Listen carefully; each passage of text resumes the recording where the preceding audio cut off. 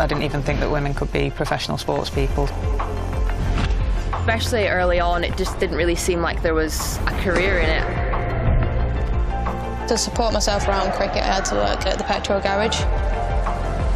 I was the only girl, so I stood out.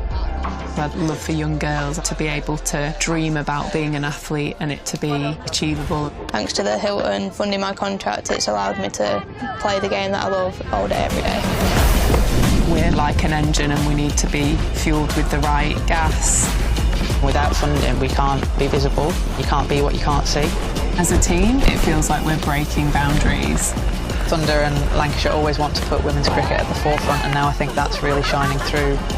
It's mad to think that without the Hilton funding, like, we wouldn't be playing cricket every day, training. Well, we could be, but we wouldn't have any money. We wouldn't, yeah, true.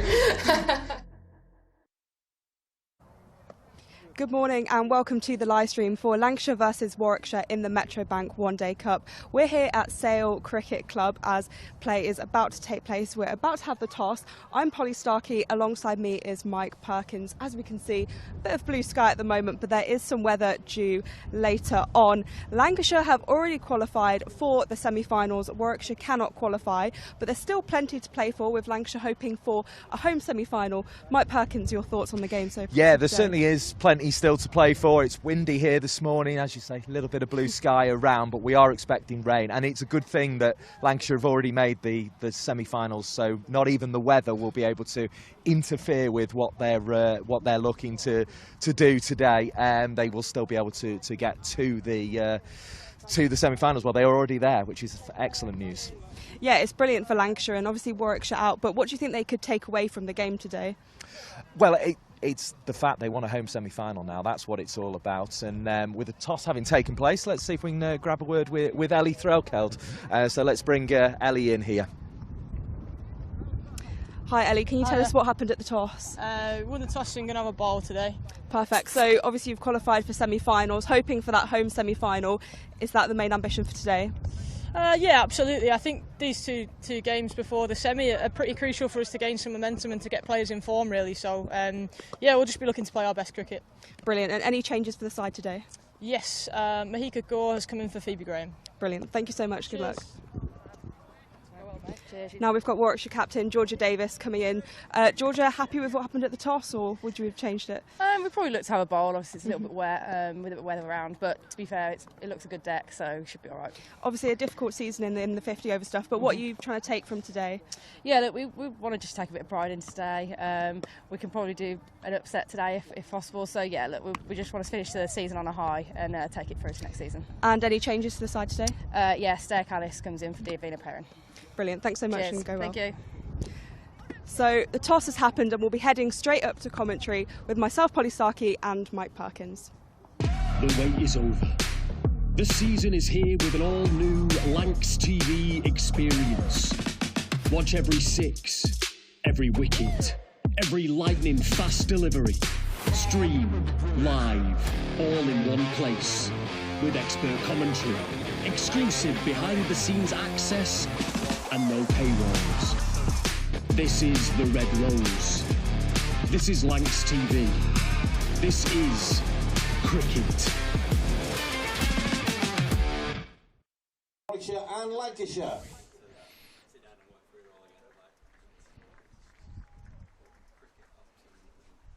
Well, thanks to Polly at the toss, who joins me now in the commentary box as the Warwickshire batters make their way to the crease. They lost the toss, and Lancashire's captain Ellie Threlkeld, as you were hearing there, has chosen to field. Let's run you through the teams in full. Change to each team from their last outing. Lancashire bring in Mahika Gore for Phoebe Graham. In full, it's Gabby Lewis, Emma Lamb, Seren Smale, Fee Morris, Ellie Threlkeld, Ailsa Lister, Danny Collins, Kate Cross, Grace Potts, Hannah Jones and Mahika Gore. As for Warwickshire, they bring in Stair Callis for Davina Perrin. Little disappointing not to see her today at Sale Cricket Club after her excellent 100, and of course she went into that competition with 100 in this competition, the One Day Cup, the 50 over a side competition. But Warwickshire's lineup in full is like this: Meg Austin, Bethan Ellis, Amo Surankumar, Stair Callis, Abby Freeborn, Nat Wraith, Izzy Wong, Hannah Hardwick, Georgia Davis, Hannah Baker and Phoebe Brett. And as you may well have just heard at home there, Mahika Gore is going to open the bowling from the Dane Road end of Sale Cricket Club. So we're all ready to get underway. Polly Starkey, we're not quite sure how much cricket we're going to get, but let's see. Let's see. In comes Mahika Gore as she runs in, bowls. It's down the leg side. Meg Austin doesn't seem to get much contact on it. It'll be a wide ball to start from Lancashire, so not exactly what they were looking for. And there are 2 runs scampered as well by Meg Austin. So 3 already for Warwickshire, and they haven't even faced a ball. They'll be happy with that. Yeah, starting very well. Warwickshire unable to qualify for the semi-finals, but Lancashire already have booked their place. What they will be looking for is that home semi-final. And the table looks so interesting, so many possibilities of what could happen, and that 4th place still up for grabs. Yes, we'll run everyone through those in just a moment, because Mahika Gore is on her way in again, and it's a much better ball. Beats the outside edge. It looks like this pitch is going to have a little bit of assistance in it. There's some patchy grass after a long dry summer starting to appear now. The rain's beginning to fall in September, and I think, much like last week when we were at Old Trafford and we got more cricket than we thought we would, I think this is going to be a difficult start for the batters, although they don't have that cloud cover and creeping damp that we had at Old Trafford last week. It is, well, there are some blue skies as Austin flashes at another outside off stump. It's through into the gloves of Threlkeld. Another dot ball, 2 in a row there for Gore after the wide to start the innings with. And at the moment, it's sort of a mixture of white, grey and blue skies up above, so it's not quite as close as it was last week, where it just felt like it was creeping in on the batters the whole time. Yeah, there was something quite ominous last week, and just sensed that something was going to happen. Here's Gore again. Bowls a ball that's defended by Austin. Same result, dot ball. It's up to mid-off. At the moment, Gore bowling to a 5-4 field with a slip in place. Mid-wicket is quite straight and close as well, which is an interesting move. That's Fee Morris who's in there, although it could just be deceptive because we're on we're lower down than we're used to being at Old Trafford, so it could just be the change of angle that makes it appear slightly different, as Gore is on her way once again, having delivered 3 dots in a row.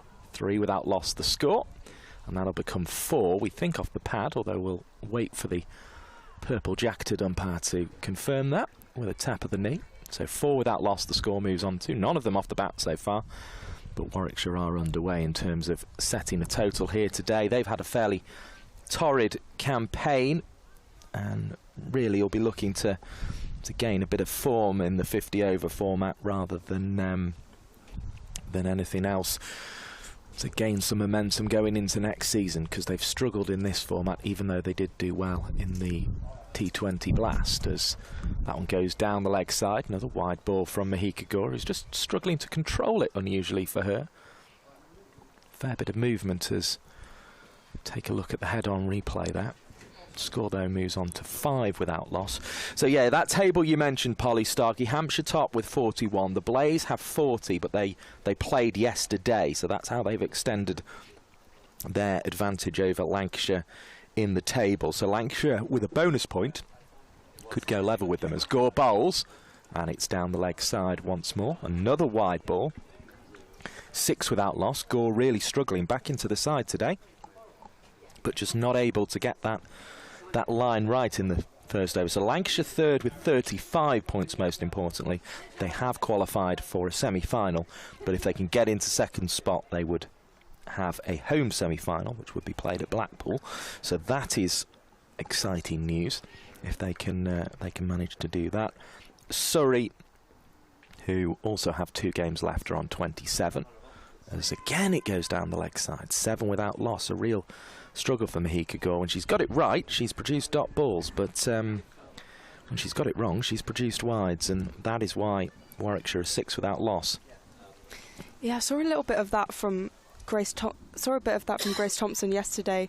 For Durham, just kind of a tall bowler struggling to find line, and there was quite a few wides. Obviously something Lancashire will be wanting to avoid, knowing they have to be quite slick going into the semi-finals. Gore again, and that's the ball she's looking for outside the off stump. Tempts Ellis into a drive, which she doesn't connect with. Although she'll be quite happy, I think, to go after balls like that, as long as she doesn't nick them. She'll generally... It's a bit of a free hit out there, because it's off the stumps. So Surrey in fourth, 27 points. Durham have 26, and Somerset have 24. So that's that close little bunch that Polly Starkey was talking about. But Durham lost yesterday, so they've played a game more, and can't add to their tally today, as that one's prodded to that short straight mid-wicket, which is Fee Morris, and that's the end of the first over. 7 without loss is the score for Warwickshire. They were all extras, which will be quite annoying from a Mahika Gore perspective, I would imagine, Polly Starkey. Yeah, Lancashire will be frustrated with that. Not the start they would have wanted, especially when none of the runs have come off the bat, but Warwickshire will take it. They'll be happy. They've got probably a weaker side than usual. Obviously, Emma Arlott is away with England duties, and she'll be heading to the World Cup soon. So she's not playing today. Austin marks her guard. From the Kingston Drive end, number 16, Kate Cross. We'll see Kate Cross ready to begin the bowling from that Kingston Drive end of Sale Cricket Club, where we're playing this, the final home game of Lancashire's season, unless they get that home semi-final, of course, as this one's prodded out into the leg side. No run on offer. It's Smale there who does the fielding. What's interesting about the table as well is Somerset still have a chance, but they're playing Hampshire today. There's a lot of weather around. Surrey are playing today, and they're playing Essex, who are bottom of the table, so you'd imagine Surrey would win, but there's a lot of weather around. And then on Saturday, Durham play Surrey. So there's so many possibilities of what can happen. Cross bowling, and Austin is happy to leave that one through outside the off stump. And it's a nice straight approach from Cross this morning. A little bit of a way shape as well for her. So yeah, lots to be excited about in terms of the table and who takes that fourth spot, even though, Hampshire qualified a while ago. 2 dots to the Cross analysis so far. As she turns once more and heads in, knees and arms pumping as she goes. That one takes an edge and will go down towards third. A little bit of work to be done, but it's done well by Hannah Jones, and there will just be the 1 run in the end off the edge of Austin. First run off the bat of the game takes Warwickshire on to 8 without loss. 2 batters at the crease who haven't had huge scores for Warwickshire this season. Beth and Ellis have spent quite a lot of time on loan at Glamorgan, and they've actually reached the final of the Tier 2 One-Day Cup. It takes place this weekend, isn't it, as Cross comes into bowl. This one's uppish off the top edge. It's a steepler. A little bit of adjustment needed, but the catch is taken comfortably in the end. It's Ailsa Lister who gets underneath it, and Warwickshire lose their first wicket on what looks like it's going to be a tricky batting pitch. Bethan Ellis is out for naught. Yeah, frustrating start. Obviously, none of those runs were coming off the bat until Austin got that single, but Bethan Ellis wasn't able to score. She'll be wanting to find a bit of form, and she found a bit of form in Tier 2 actually with Glamorgan, but when given the opportunity to be back with Warwickshire, it hasn't quite transferred. Played a very brave knock in the last game of last season for what was then the Central Sparks, as Amu Suran Kumar makes her way out to the wicket, where she'd been hit in the leg whilst bowling, and made important runs that day, Bethan Ellis, but it wasn't to be her day today. Just trying to work leg side, getting a leading edge, and it popped up in the air, and Ailsa Lister was underneath it and took the catch comfortably. So Kate Cross has her first wicket. Cross's figures 1 for 1 after 4 balls. Not heading to the World Cup. Was that a surprise for you, Polly Starkey? Obviously been in that squad for such a long time. Yeah, I didn't find it a huge surprise, just because, of Charlotte Edwards' selections over the summer. Cross bowls again. This one is just dabbed really on the defence by Suran Kumar first up in orderly fashion. Out to backward point, no run. Emma Lamb there, who is in that squad. So, yeah, it wasn't a huge shock, but I think it was still an interesting decision, and kind of when you go, oh, okay, that's interesting, especially given her experience in 50 over cricket, and you're taking a seam attack who are a lot less experienced. Cross bowls, and it beats Suren Kumar coming forward, just looking to play slightly leg side, and the ball went the other way past the off stump. The result is the same as the previous one, a dot ball. There's a grin on Suren Kumar's face because she knows that could have been so much worse. End of the second over, 8 for 1 is the score, and I think Lancashire have made the right decision this morning, Polly Starkey, to put Warwickshire into bat. Definitely an early indent with the wicket of Bethan Ellis, and they'll be aware of the weather about and also the conditions at the moment, the state of the pitch. As we say, cricket writer and broadcaster Polly Starkey, podcaster too, with the Naughty Child podcast, alongside myself, Mike Perkins, here on Lancs TV. Good to have you with us, whether you're watching on YouTube or the Geo app in India, as Mahika Gaur comes in and bowls. Full toss and hit away through the offside. Well, the line was good that time, but the length wasn't. That's going to be 4 runs, all on the floor. It was there to be hit, but Austin made sure she hit it in classy fashion along what will still be a quick outfield after a dry summer, even though it is a little damp underfoot. And that was a good shot by Austin, and it rolls away for 4 more. I'm excited about Meg Austin. She made her senior debut for then Central Sparks about a year ago, and she didn't get a big score on debut, but just looked really comfortable, and yeah, from what I've seen so far, really promising. She's only 20, just turned 21. Waits now. She can be a hard hitter of a cricket ball when she wants to be as well. Meg Austin, that one down the leg side. 1 more goes to the total. It moves from 12 for 1 to 13 for 1. I think that's also reflective of Warwickshire as a whole. Certainly from the signings they made ahead of the season, you've got Suren Kumar as well. There you've got Davina Perrin, Hannah Hardwick, Caris Pavley, Hannah Baker. It's generally quite a young team, but with so much potential, and did so well in the 20 over stuff. Gaur again in the sunshine, bowls a ball that's prodded into the leg side. It finds its way out to Fee Morris. No run on offer. The sunshine for now, I think it's fair to say. We have a pretty ominous forecast again for this game, but we did get a full game in last week, so fingers crossed it'll be something similar today. Perhaps a few heavy passing showers and a bit of sunshine in between them. Sunny spells and showers I think we'd take at this stage. The wind's getting up as well, as again down the leg side goes Mahika Gaur, really struggling here, and that is 14 for 1 now, the Warwickshire score, and just can't control that in-swing today, Mahika Gaur, which is very unusual indeed for her. Yeah, it is a bit strange. I mean, it's not completely uncommon for her to bowl wides, and you kind of expect that of players who are early on in their career, just to find that consistency. It takes a bit of time, but it is quite uncharacteristic to see this many.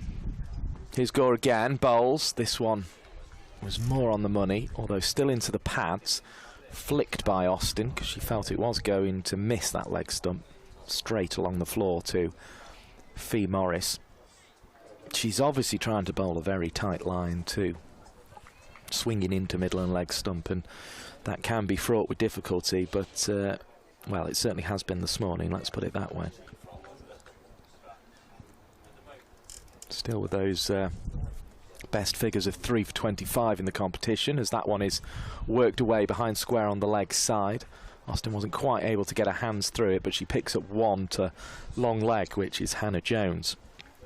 So another 1 to the total, and it's 15 for 1 as it shows on the orange figures on the black scoreboard, with sort of like a green building with little hanging baskets on it here at Sale Cricket Club. Sale CC written on it in white lettering. It's good to see there are some spectators in as well, watching on, enjoying the cricket here. Here comes Mahika Gaur to bowl, and forward comes Suren Kumar. And that's more what she'll be looking for, that orderly forward defence, rather than the one that she got beaten on by the last ball of crosses over. Organised player, Suren Kumar looking so far. Of course with Sunrisers during the regional setup. Yeah, so came through Middlesex pathway initially and then with Sunrisers making her debut. Here's Gore bowling to Suren Kumar.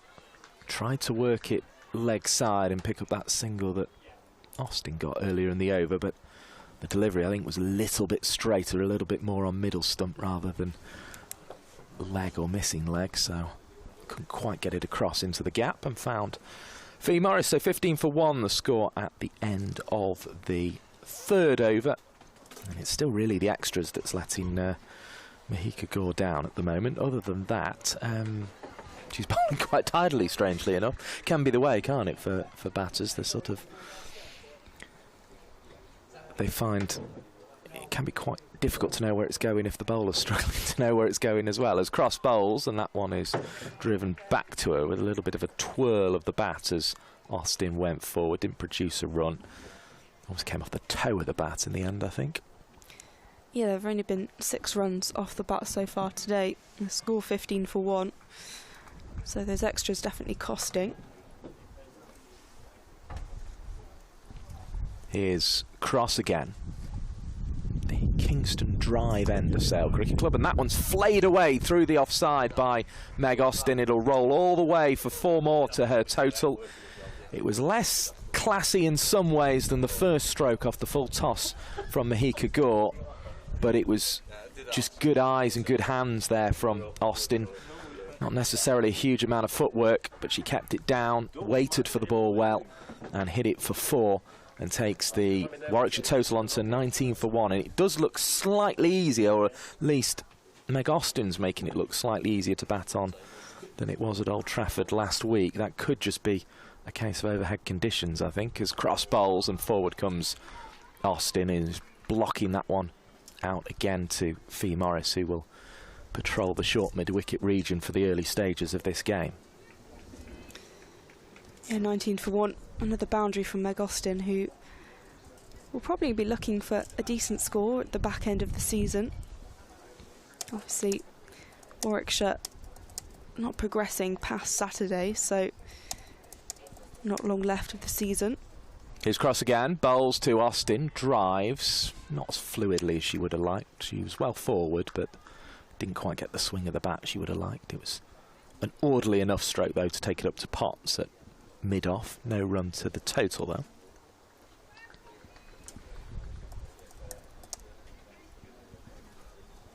As cross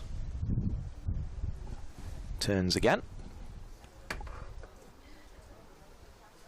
Approaches the wicket, bowls, and that's beautifully hit through the offside by Austin. There's a big gap there for her to attack, and she's hit it well. Out across the turf and popping up over the rope for 4 more. 23 for 1.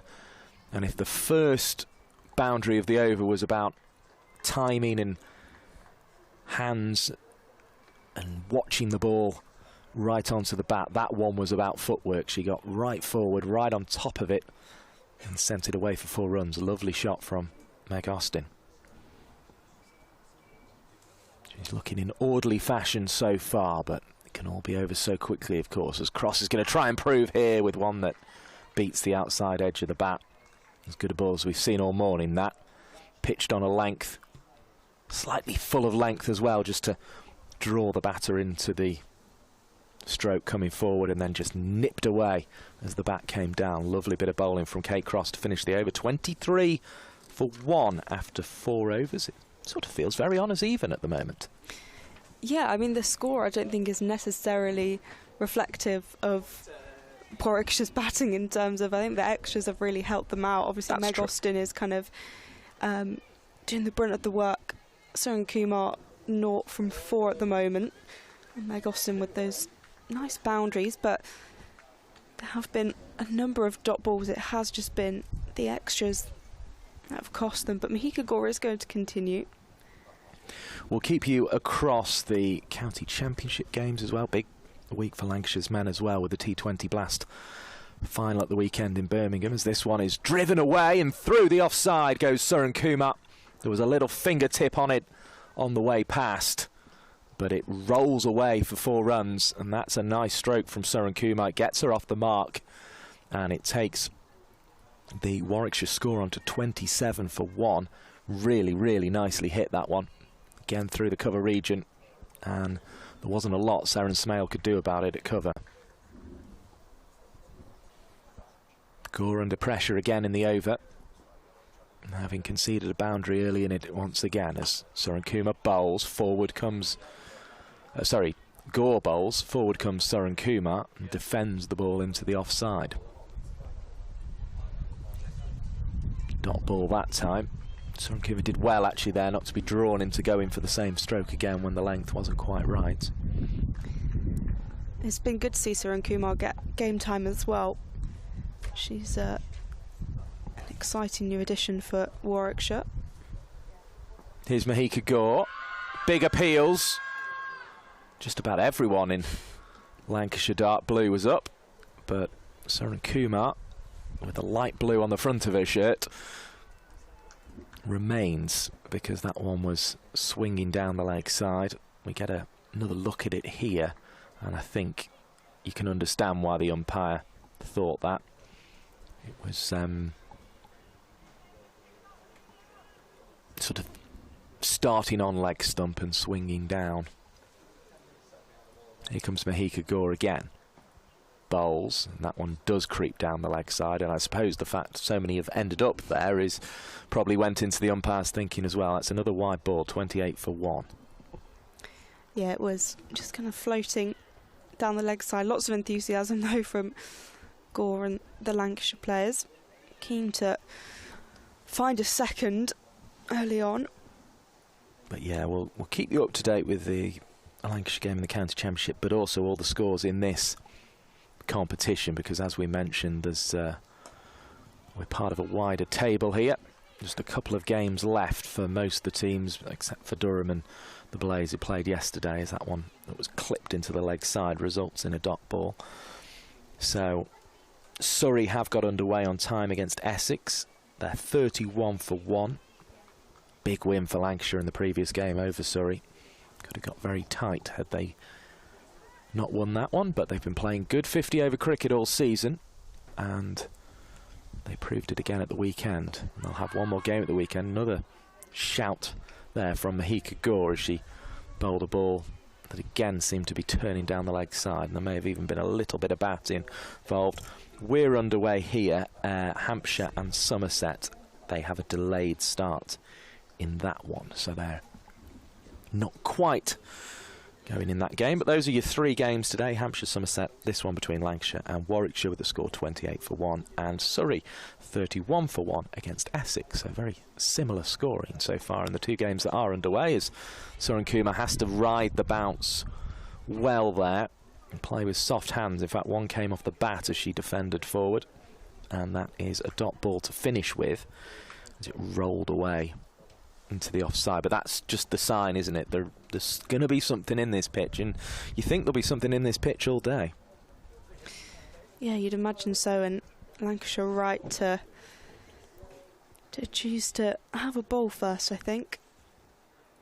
It can be a very, very good batting track here at Sale, but of course it's sort of been a very dry summer, and now with the rain the sort of grass is starting to grow again, so it might be a bit of a challenge for the batters today. Grace Potts looks like she's going to have a go here. Kingston drive end, facing Kate Cross, number 9, Grace Potts. So Cross has got the wickets, or the wicket, but Potts is going to come on and bowl from the Kingston drive end. Haven't seen tons of Grace Potts this season. Obviously made the move from Central Sparks. Yeah, she's been a bit in and out of the side, hasn't she? There's been a few little niggles there as well, I think, as in she comes again. Tall bowler, and that one didn't bounce particularly high. And for a moment it looked a fairly brave leave, but it was well wide of the stump, so Austin judging that one, I think, more on line than bounce. Through it went to Threlkeld, no run. Austin got a good look at it on the way past. Lancashire also stacked with seamers, so it makes it more difficult to get into the squad, and when you have likes of Kate Cross coming back to play so many games this season, it does make it a little bit more difficult.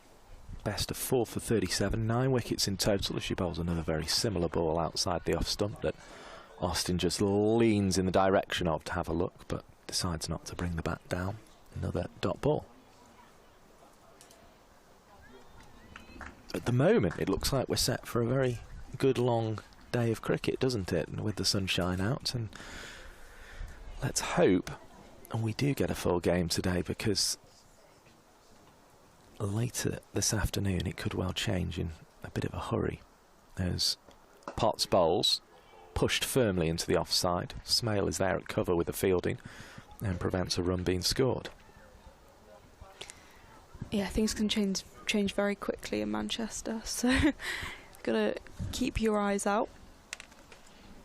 It's from around about 12 noon that chance of rain picks up quite significantly. Whether it will just be showers and there will be sunshine in between that allow us to complete the game, we will see. As this one's bowled, it's off the... It sort of slipped off the face, really, through the gully region, down to Hannah Jones for just the one run. Of course, with it being a one-day game, there is always that feeling of wanting to save runs, and that's kind of what Lancashire have done there. They've saved 3, although they've possibly passed up the chance of a catch as it flew wide of...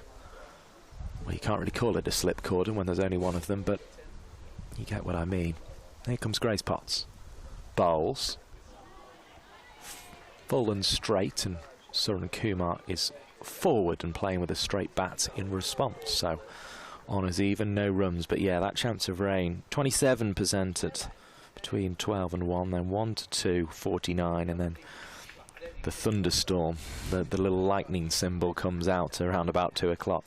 76%, 2 till 3, 3 till 4, 90%, 4 till 5, 90%, and so on. You get the picture. So it could well be a game that the weather has its say in, as Suran Kumar this time manages to deflect the ball through the offside as she comes forward defensively and picks up another one. Now I wonder, will they maybe take Gore off and bring Cross on from this end? We will see here, or will they stick with the young left armour and hope she can get a line? No, it does look like Kate Cross is going to take the cap off and hand it to the umpire. So a switch of ends for Kate Cross. I did think it was strange they were taking her off from the Kingston Drive end, given she was bowling well.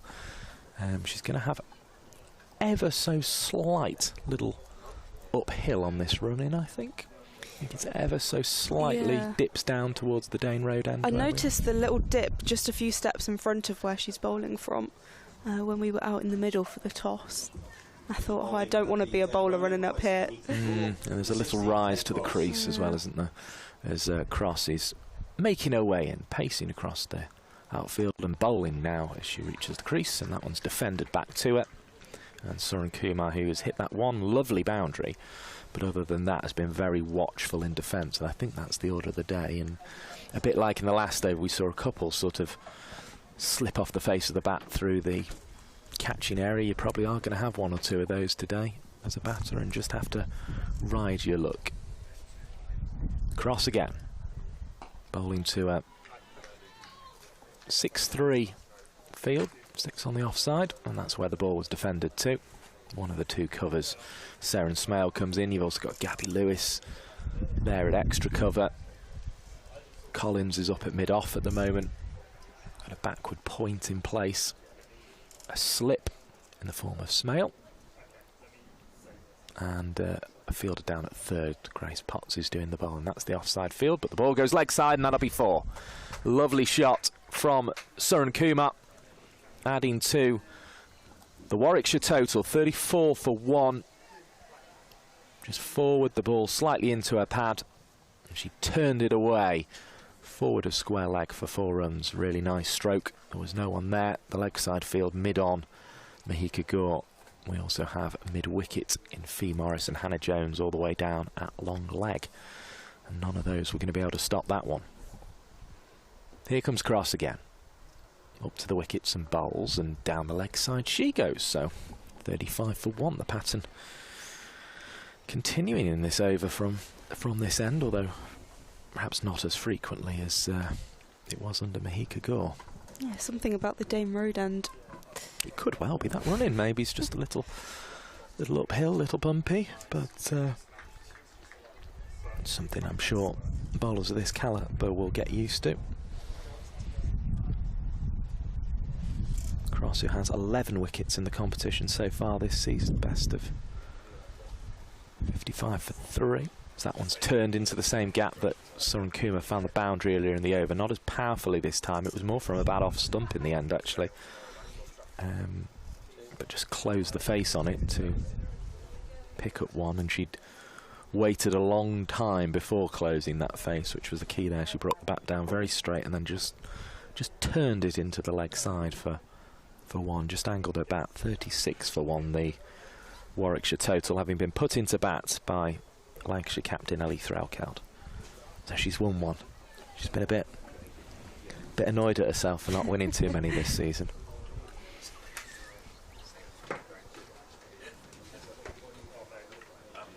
Lister with the catch off Kate Cross. The wicket so far, it was Bethan Ellis who was out for naught. Lovely shot down the ground, but Danny Collins did very, very well. They scramble a single.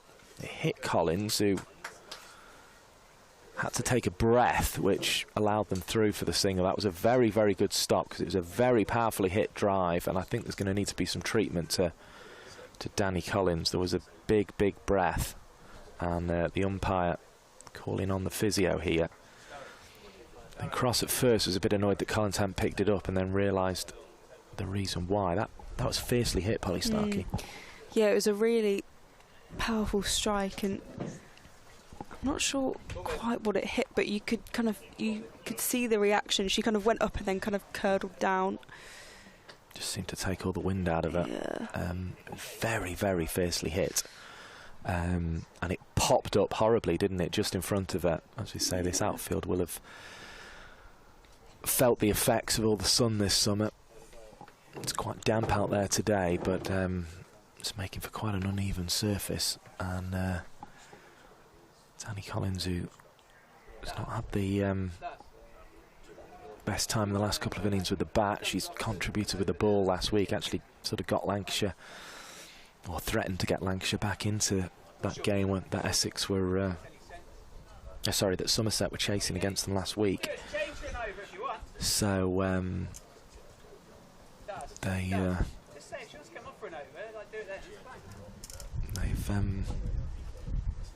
sort of not really what she wants. Such a good fielder, Collins, and was very, very brave indeed there. There was applause from the Lancashire coaching staff for that bravery, and Darcy Carter's going to come on for an over or two, just to give Collins a moment to get checked over.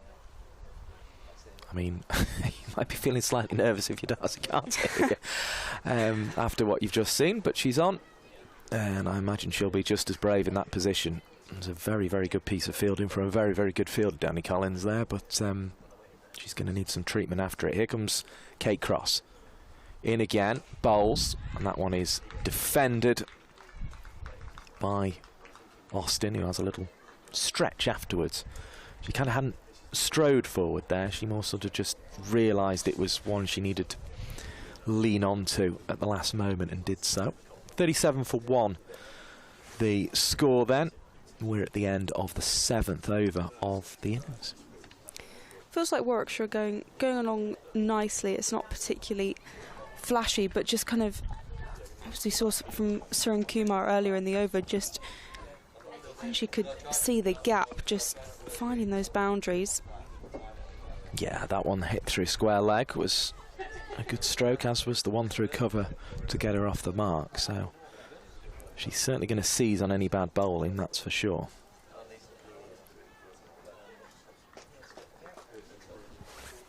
This will be Potts then to bowl to the aforementioned Surun Kumar. On away now, Kingston Drive end of Sale Cricket Club. And forward. With a big old stride there from Surun Kumar. Fairly diminutive figure at the crease, but got herself a long way forward for that one. And there's no run on offer. Fee Morris busily in to pick up.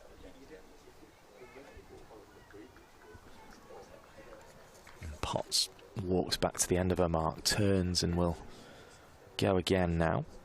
Striding across the turf and delivers to Surun Kumar, who tried to come forward again and then was forced to just pop back into a crease to allow the ball to meet the middle of the bat, but didn't send it away with any great power on that occasion, probably due to all the readjustments on the way.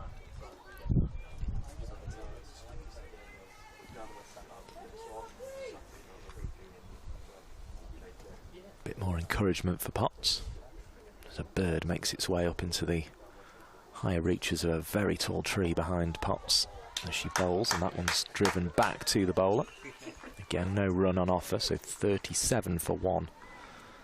The score remains, although it's gone back to 36 actually on all the scoreboards I'm looking at, so maybe got ahead of ourselves there.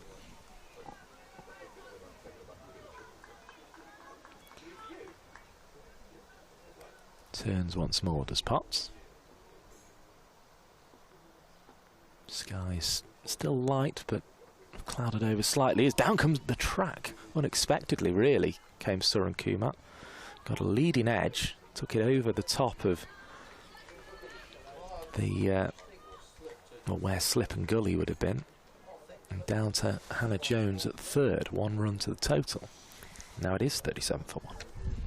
There were a couple of gasps from a number of players there. I don't think Surun Kumar anticipated quite playing that shot. It was enterprising, that's for sure. Yeah. Faced 3 dot balls and decided, I'm not facing another. Potts again. Bowls. And back goes Austin, who thought there might be something on offer and then realised no, there wasn't. Throw held quickly up, glove off, picks it up, and the Lancashire captain just assessing things, be quite happy with this start, but would probably like another wicket or two. Potts again. Bowls. Flashing effort from Austin, who hit some very, very nice shots, but can look a little wild when she does that, although the arms... In fact, I don't think the arms were outstretched in the end. It looked as if it was maybe going to be in fact, it was a wide ball.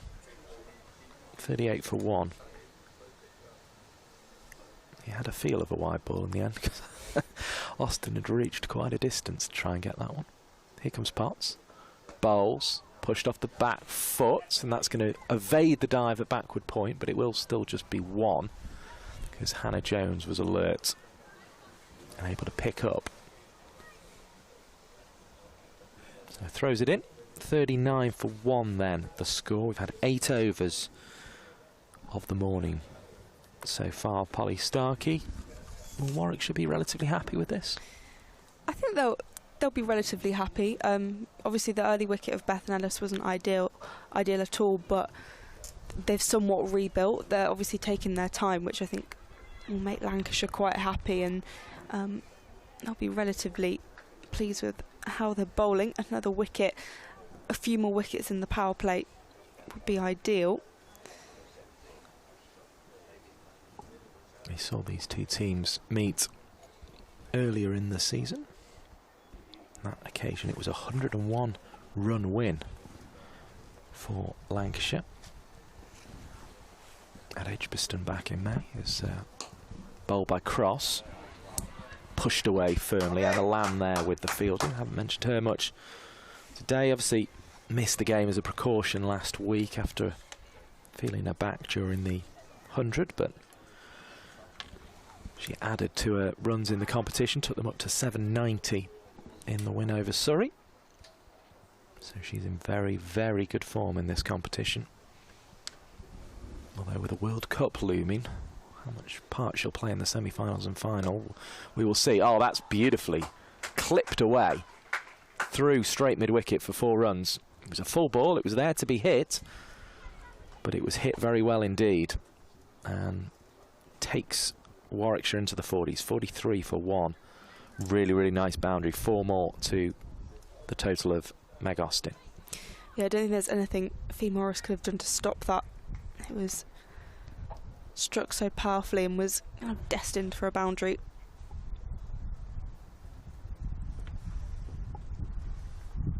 Lamb got 88 in that game earlier in the season off at just 84 balls, so she'll be a danger later on. Gabby Lewis will be partnering her, who tried to field that one at short cover after Cross delivered another full delivery.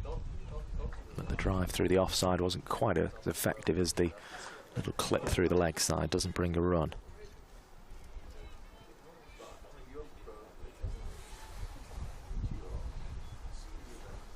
Settling again then is Austin, waiting for Cross to run in and bowl to her. It's onto the pads, flick down to long leg for 1, and the total moves on to 44. So that's another nice addition to the score from a Warwickshire point of view. They're looking fairly comfortable at the moment. Yeah, definitely. Austin does look comfortable at the crease, I think. Obviously, there have been quite a few dot balls, but I don't think that's a huge concern for Warwickshire at the moment. They've got plenty of time, and if this pair can build a partnership, that would be quite handy. Those extras will have helped as well. Just buys the batters a bit of time to face those dot balls, as that one's driven firmly to mid-on. Mahika Gore there with the fielding.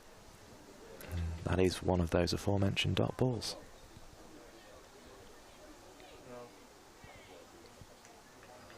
Yeah, currently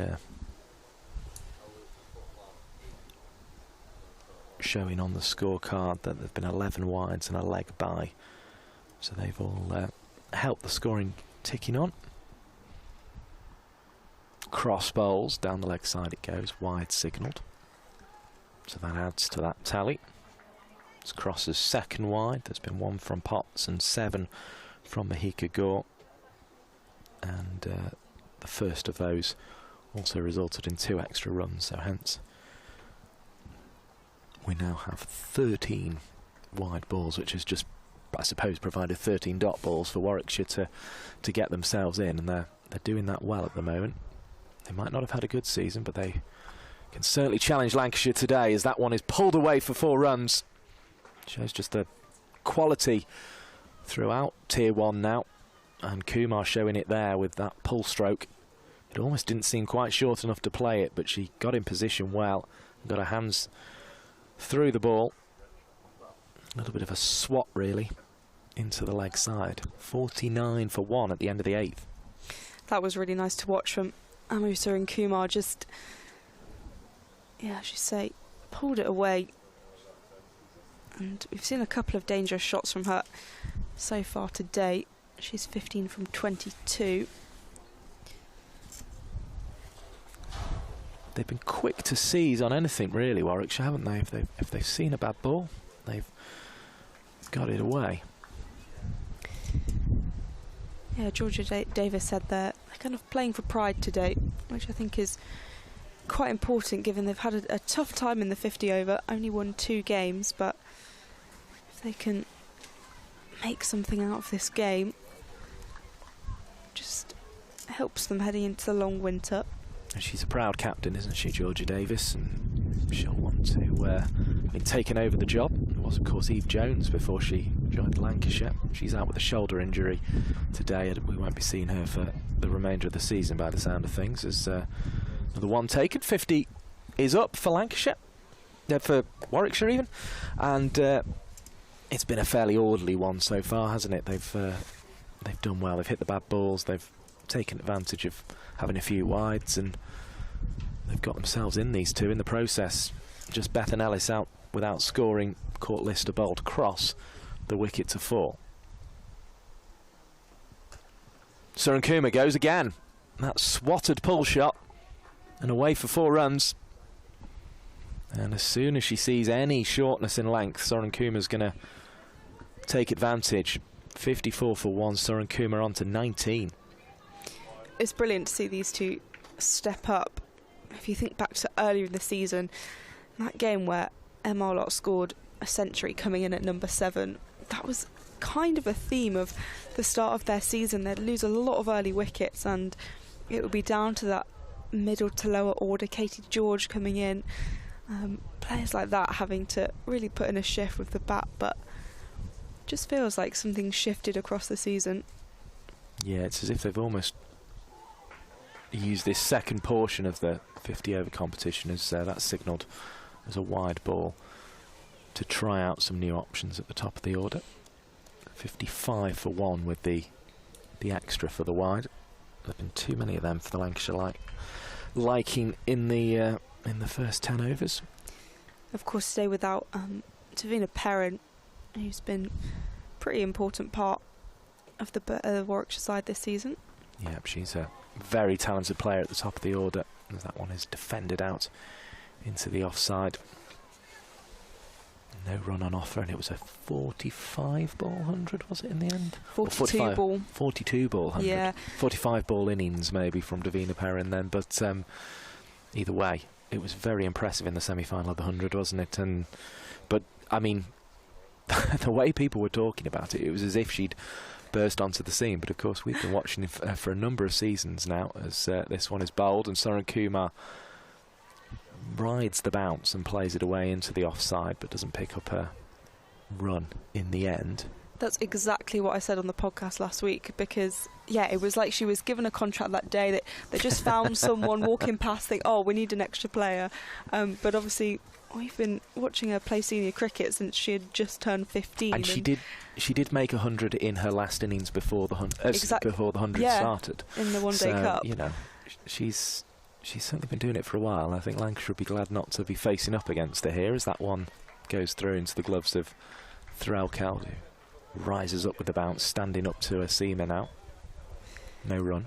Yeah, and the point I made was actually she's had to be really patient, and she hasn't just walked into every team she's come across, and particularly with the 100, she was with Birmingham Phoenix for 2 years, I think, and just didn't play a game. She was just a squad player for those 2 years, and then moved to the Superchargers, had a couple of games, but it's only this season really that she's become kind of guaranteed in that 11. As Kumar goes back and defends this one into the offside, and we won't dwell too long on somebody who isn't playing in this game, but is she an outside chance for the T20 World Cup, which is next summer? Obviously the 50 over World Cup starts in September. Yeah, I think it's such a good shout. I mean, we were even saying, even for the World Cup coming in India, just take her on the plane and use her as a fielder, like a sub-fielder. She can do a bit of everything, but definitely for the T20 World Cup, she's the sort of player you want to have on that stage, just can put in those big innings and has a lot of personality, and yeah, well, I just think give it 12 months and I don't see why not. So it'll be interesting to keep an eye on, especially with England having... They'll play some T20s against New Zealand, I believe, ahead of that competition in May. So, well, no run off the last ball of the previous over. 55 for 1 the score after 10 overs to take you through the next 10. It will be Polly Starkey. Hannah Jones is going to be the change of bowling from the Dane Road end. Starts with a dot, the left arm spinner. Angled right into the stumps, wasn't it? Good start from Jones.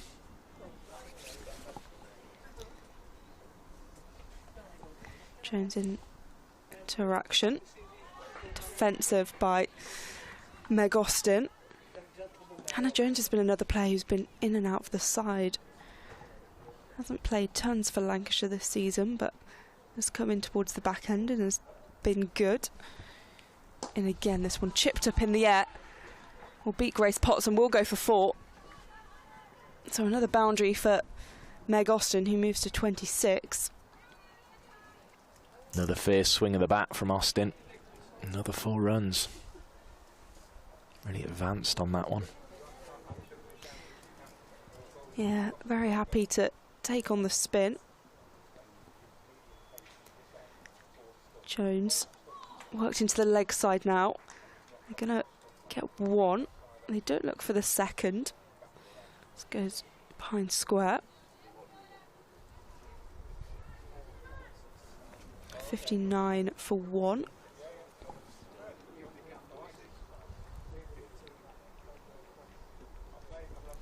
Jones with another number 7 on her shirt. And this one is straight back to her by Suren Kumar.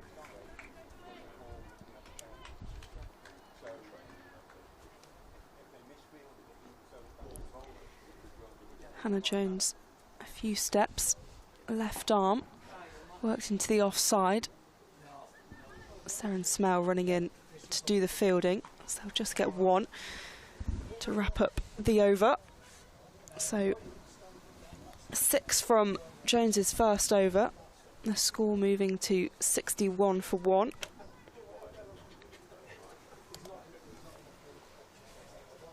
Yeah, Warwickshire will be happy with that again, won't they? It's going to be sort of a case of can they manoeuvre things around now we're outside of that power play, and another 2 fielders can go back outside the inner circle.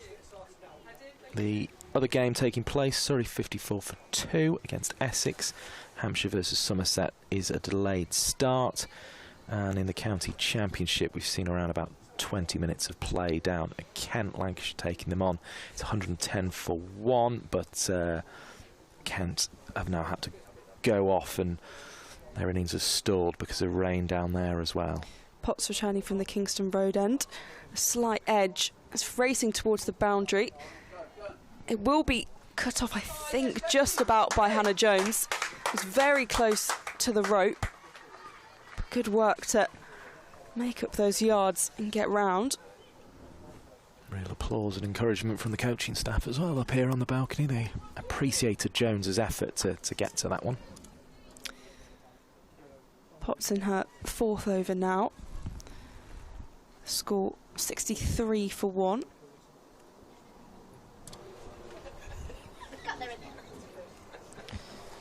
Suren Kumar on strike, 22 from 30 so far. Pops in. This one's slight edge, kind of moving out backward of square. Almost went through Suren Kumar's legs on its way down to long leg. Just 1 to the total. So 119. The Kent lead with 9 wickets remaining against Lancashire at the rain delay there. They're on day 3 of 4 in that one.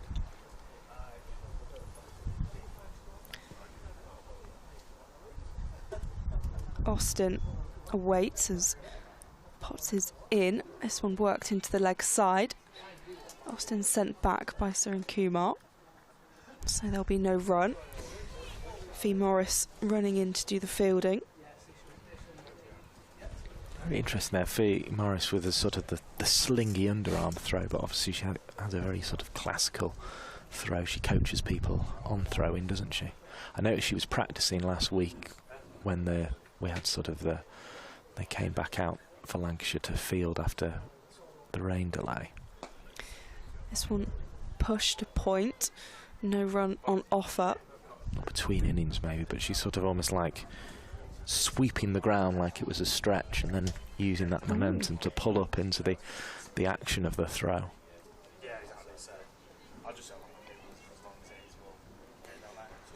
Austin 27 from 36.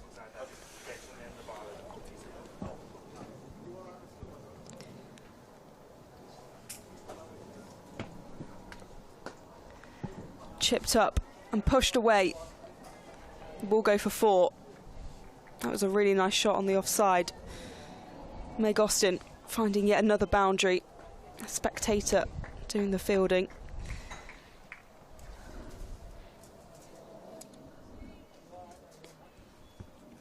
.68 for 1. Warwickshire looking quite comfortable, and Lancashire definitely hungry for a wicket.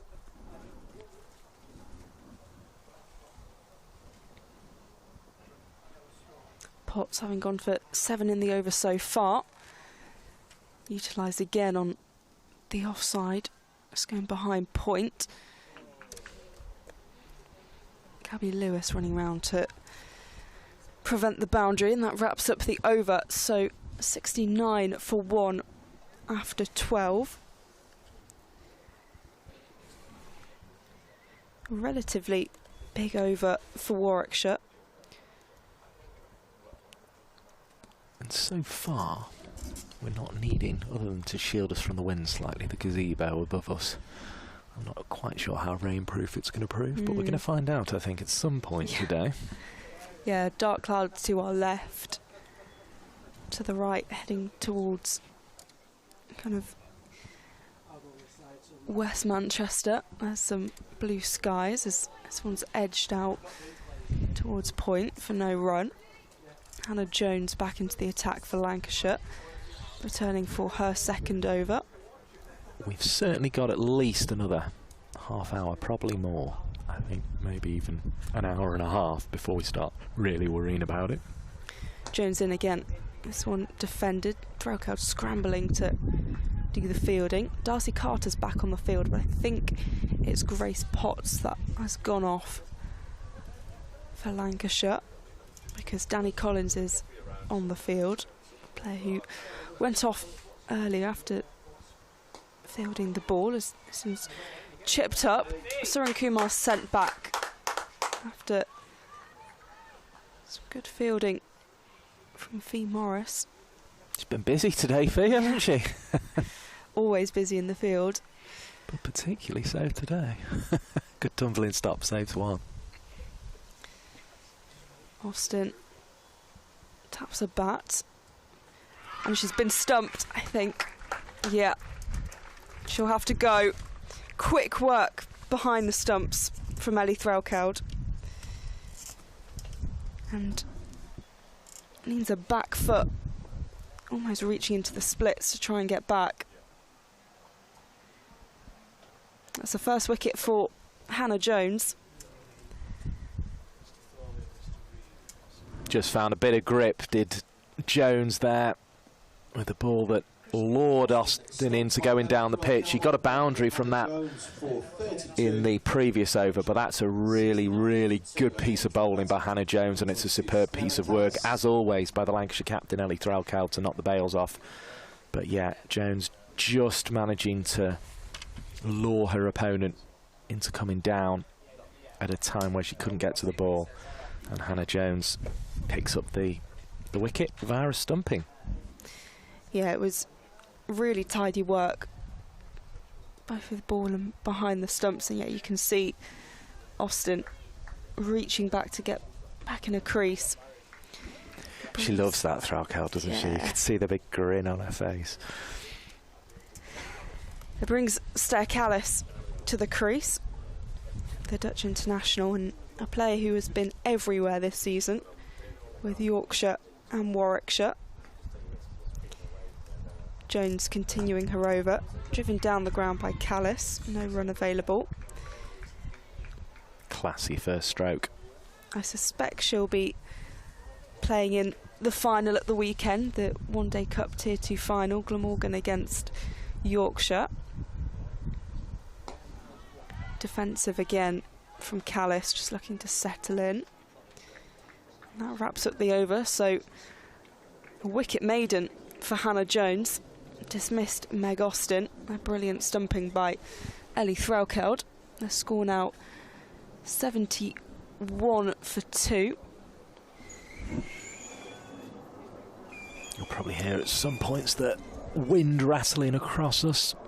It's a helicopter actually in the distance, a yellow one making its way from the darker clouds into the lighter ones and then across the light blue. A little aeroplane as well, roaring in the distance.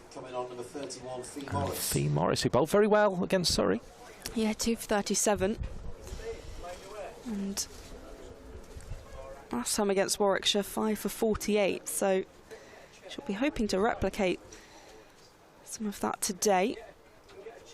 Suren Kumar facing, worked into the leg side. Take the warm run. She's kind of one of those bowlers, isn't she, Fee Morris, who kind of just bowls and is quite happy for you to take one off her, but you're going to have to take a risk if you want more than that.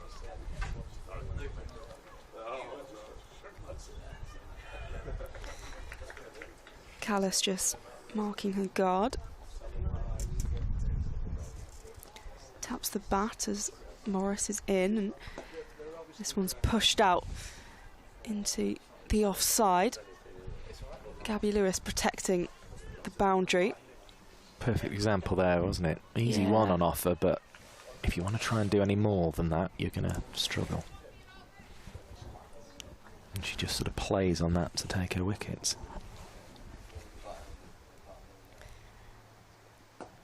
This one once again worked behind point. Gabby Lewis working really hard on that boundary, stumbles. And they'll take 2, which is a rarity. Off Fee Morris's bowling, as we mentioned. Well, that's the challenge, isn't it? To try and run hard and take those 2s and just create enough of an angle without taking the extra risk. Kumar waits here, and Kumar waiting. It's been driven down the ground. It should go for 4. Kate Cross in pursuit, but it will be a boundary.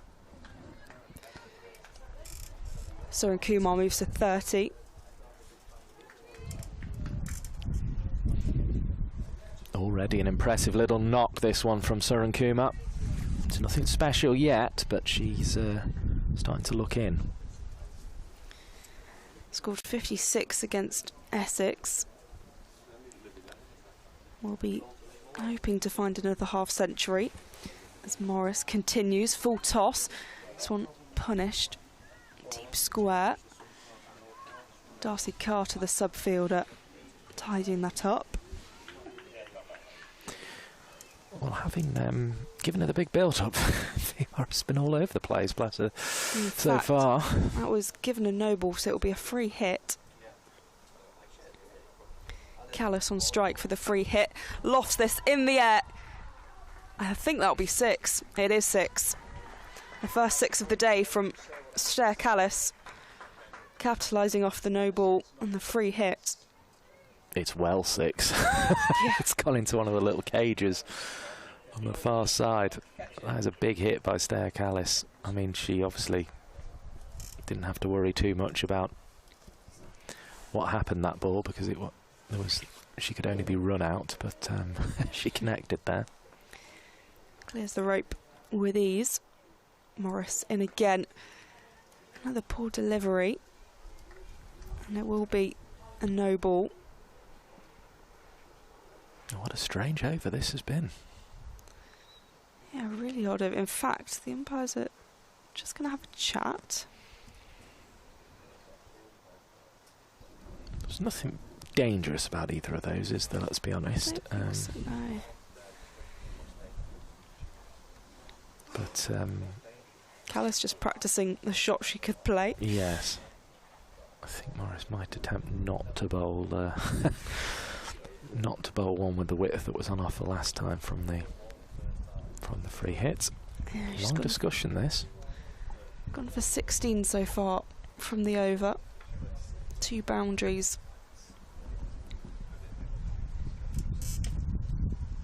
We'll see if the captain is going to be involved at this point. She did have struggles at the back end of her Western Storm career, did Fee Morris, with not being able to with the so-called yips, where she was struggling to either pitch it or it was bouncing several times. It's not looked as bad as that this over. It's just been a little bit all over the place. Here she comes again. Another free hit. Callis this time unable to get it aerial, and in fact Fee Morris throws it straight back at the stumps. Threlkeld did quite well for her there, actually, to get something on it. In fact, she took it very cleanly, she always does, but yeah, I think it was a bit of frustration there from Morris. Bit of a chat with the captain. Just hope the rest of the spell goes more like we expect from her, because as we say, she took 5 wickets, 48 for 5 last time against Warwickshire and 37 for 2 at the weekend, so she's in good form. But that last over didn't quite prove the point. 85 now for 2. In fact, 87 for 2. It's becoming a really good position here for Warwickshire. They're sailing along really nicely. Perhaps not what was hugely anticipated this morning, given the changes in their squad, as Anna Jones is in and unable to connect. Sarin Kumar attempted a swoop, just replays her own shot. The run rate, in fact, is above 1 a ball at the moment, isn't it? Sarin Kumar pushes this one into the leg side. Which means if the innings is interrupted by rain, then Warwickshire will get a pretty big total to defend later on. Chopped into the ground. No run available though. Danny Collins in the sharp fielding. As we say, it just seems that game before the 100 and these ones in September, Warwickshire just used it as a bit of a chance to experiment with the top of their order. These two are going well. Just defensive from Sarin Kumar. You would presume they're going to struggle to keep Stair Callis next season, given Yorkshire will be a Tier 1 team again. Lofted in the air, a couple of bounces and that will be 4. Lovely from Amu Sarin Kumar. Another boundary in her locker. Moves to 35. The score ticking over to 90 for 2. Really well placed that. Used the width that was on offer from Jones outside the off stump to send it through straight mid-wicket.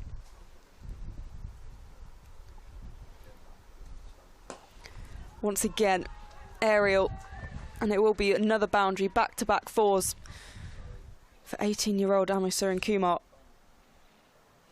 Broad applause from a woman sitting just to the right of the sight screen there, watching on. Really appreciated those 2 strokes from Sarin Kumar, and it keeps that run rate climbing. Yeah, that run rate is really good from a Warwickshire perspective. And a massive concern from a Lancashire one, I think. Definitely. Lancashire will need to put the squeeze on and also find a few wickets. In terms of bowling options, they've got Danny Collins in the side again today, so she bowled very well a week ago. Lamb I don't think we will see today. So it'd be a lot of overs to ask of Collins, you would think, at this point, but she was certainly getting through her action well in the warm-up. Fee Morris is going to continue. Morris went for 17 from her first over. A better delivery this time. Worked into the offside. Gabby Lewis, as always, occupied. Sarin Kumar was noticeably keener for 2 than Stair Callis there, who's played a lot of cricket this summer, and it was maybe the reason she thought, on this occasion, I might not push for 2 on this one. Sarin Kumar waiting. Works into the leg side for no run. Although she completes half a rounder there. Sarin Kumar this time, the one sending her partner back. Pushed into the offside. Lewis coming off the boundary to field. They're just happy to take the singles at the moment. A much better start from Fee Morris, recovering from her first over. The Union Jack on the top of the scoreboard is fluttering with quite some gusto at the moment. Edge from Callis, and it's just guided nicely to Gabby Lewis. But once again, comfortable with the single. Gabby Lewis, who's joined for September, 24-year-old from Dublin, has 2 T20 international centuries and a best of 96 in ODI cricket. Worked into the leg side. Saren Smell running round to field. But once again, just taking one. As I'm sure you possibly learnt last week, because it's the same note. 164 appearances for a country in total, 59 ODI and 105 T20 internationals. So some real experience added for Lancashire. Tossed up by Morris, and this one driven straight down the ground. The pair jogging 3 for 1. Really keeping it moving well, Warwickshire here, aren't they? Their innings is going exactly as they want. We said that Sale can be a high-scoring ground, certainly when it's used in club cricket and that kind of thing. It is a high-scoring ground, and though it looks a bit grassy and a bit patchy today after a long summer, Warwickshire seem to be enjoying batting on it at the moment. Yeah, I'm a little bit surprised the outfield did feel a bit wet, and I didn't think the ball would kind of run as fast in the outfield as it has. Hannah Jones back from the Dane Road end. So defended straight back to her by Stair Callis. So far 1 for 14 from her 3 overs, including a wicket maiden. Callis sending this one behind. It's racing towards the boundary, and it will be 4. Warwickshire keeping the score moving nicely. That run rate above 6, and that will be the 100 up for Warwickshire. 103 for 2 now. They're off in the game between Surrey against Essex, 74 for 2 at the rain delay in that one. Jones in. This one defended by Callis. Very watchful. Yeah, I actually had a look at the weather in Beckenham today, and it is supposed to pretty much pour down all day. So not ideal for Surrey. That might be what's on its way up the country towards us, or at least the corner of it. Jones pushed away by Callis. Jogging 3 for 1. 104 for 2. Callis moves to 15 from 13. Suren Kumar 41 from 44. Somerset will be keen to get their game on against Hampshire, which is yet to start as well. They, if they won, could go above. Emma Lamb. Yeah, we haven't actually mentioned much today, but sorts the fielding out at backward point. Keeps it to a dot ball. So yeah, so Somerset could go 29, potentially ahead of Durham and Surrey today with a win, but Suren Kumar as appeal from Jones and Threlkeld. You can see why they were up. Yeah. But I think maybe just drifting down lag in the end. But yeah, but that would rely on Surrey not winning their game, which they've started but not been able to get too far into. They're up against Essex today, and if Lancashire can win this one, if they could even win it with a bonus point, they'd get up to 40 level with the Blaze, and they'd have a better run rate, so they'd move back into second, for which is the spot for a home semi-final. So plenty going on, but at the moment Warwickshire right down there at the bottom on 13 points are causing problems. Morris back into the attack. This one pushed into the offside. Elsa Lister in her fluorescent kind of pinky coloured trainers. Yeah, the brighter spikes on the circuit. Defensive from Callis. Morris, he's conceded 22 from her 2 overs so far. Yeah, you definitely see her coming in the dark, as the old dad joke goes. Can't lose her. Callis waiting. Chopped into the ground on the offside. And it'll just be 1. I got a new pair this year that were alarmingly orange. Oh. They were, yes. More orange than I'd necessarily have liked. And are you playing in whites or? Yeah. Oh, okay. Big orange soles.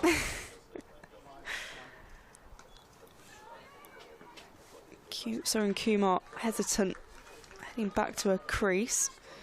Lancashire preventing the run. They were cheap though, so that was their main attribute. Soren Kumar on 41. As Morris is in again. Slight edge and will be stopped inside the ring by Hannah Jones. Just well with kind of the bobble of the ball. I bought them off somebody in sale, actually.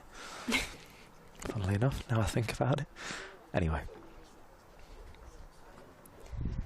Stair Callis on 16. Drives this one nicely. It's heading towards the boundary. Gabby Lewis should cut it off and does. So they'll just get the one in the end. And that wraps up the over, so much better from Fee Morris, conceding just 3.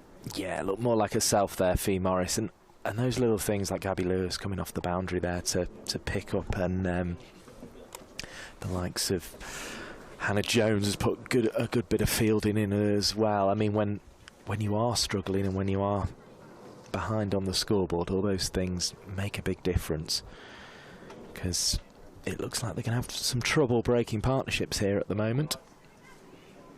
Mahika Gore then back into the attack. She stayed at the Dane Road end.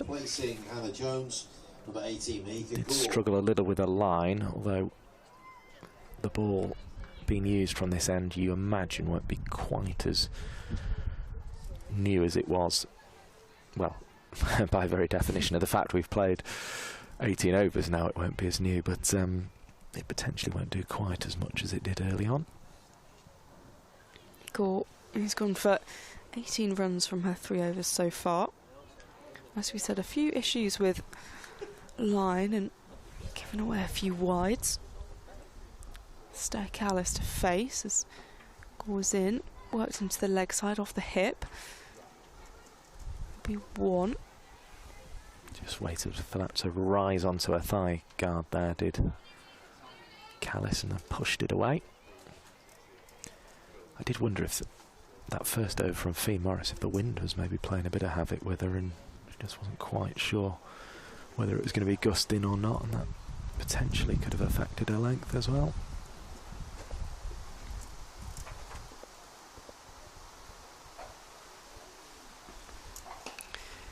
Lofted in the air. It will bounce a few times. It's going to plug in the field, so Kate Cross will be able to prevent the 4. Thought she was going to cut the angle for a second, didn't she? Another hefty shot though from Anu Soren Kumar, who moves on to 44.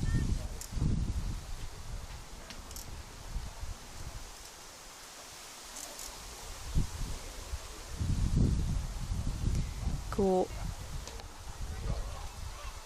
Lovely shot from Soren Kumar. She will find the boundary this time along the ground. And that's some of the class we've seen from Soren Kumar today. Moves her to 48. Very, very impressive innings, this one, from Soren Kumar. Particularly important when they've lost a batter in Perrin today as well. And Soren Kumar stepping into that gap, and she's going along very smoothly indeed. Took her time at the start, but obviously because there was a few extras about, she had a few balls to play herself in, and now she's up to around 1 a ball, and the run rate's above that. Callis has come in and scored at that rate as well. 114 for 2. Gore continuing her over.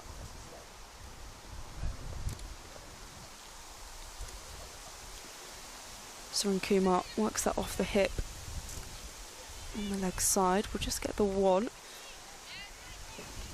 Again, the line's not been just quite right, has it? It's just all been around that front pad.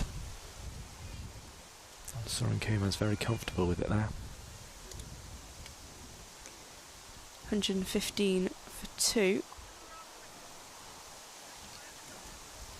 Score going for 1, 2, 4 and 1 in the over so far.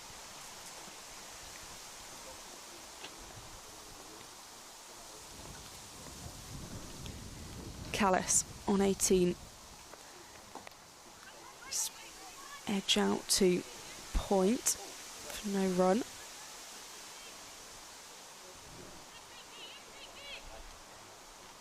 Again, though, it's just guided there. Plenty of control. I tell you what, the press gazebo over there looks like it's struggling a little with the wind, doesn't it? Is it? It's gone down, I think. Yes. A tiny, really small edge from Callis and is put down by Threlkeld, which is rare. I don't think I've ever seen it. Very, very rare. Certainly not standing back. But yeah, you could just hear that little clip from Callis. We'll have to write that down as... We will. Lifeline on 18. opportunity. Very, very rare indeed to see Ellie Threlkeld not hold on to one. Obviously Mahika Gore, one of the quicker bowlers in the side, and it was a swift edge. V Morris back into the attack, starts with a dot ball. Textbook defence from Amu Surin Kumar. She's found her area there, V Morris.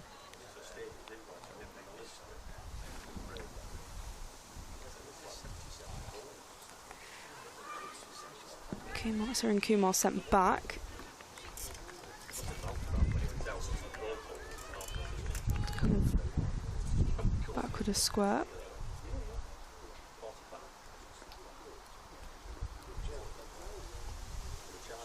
Surin Kumar waits. There's a shout and it's given out.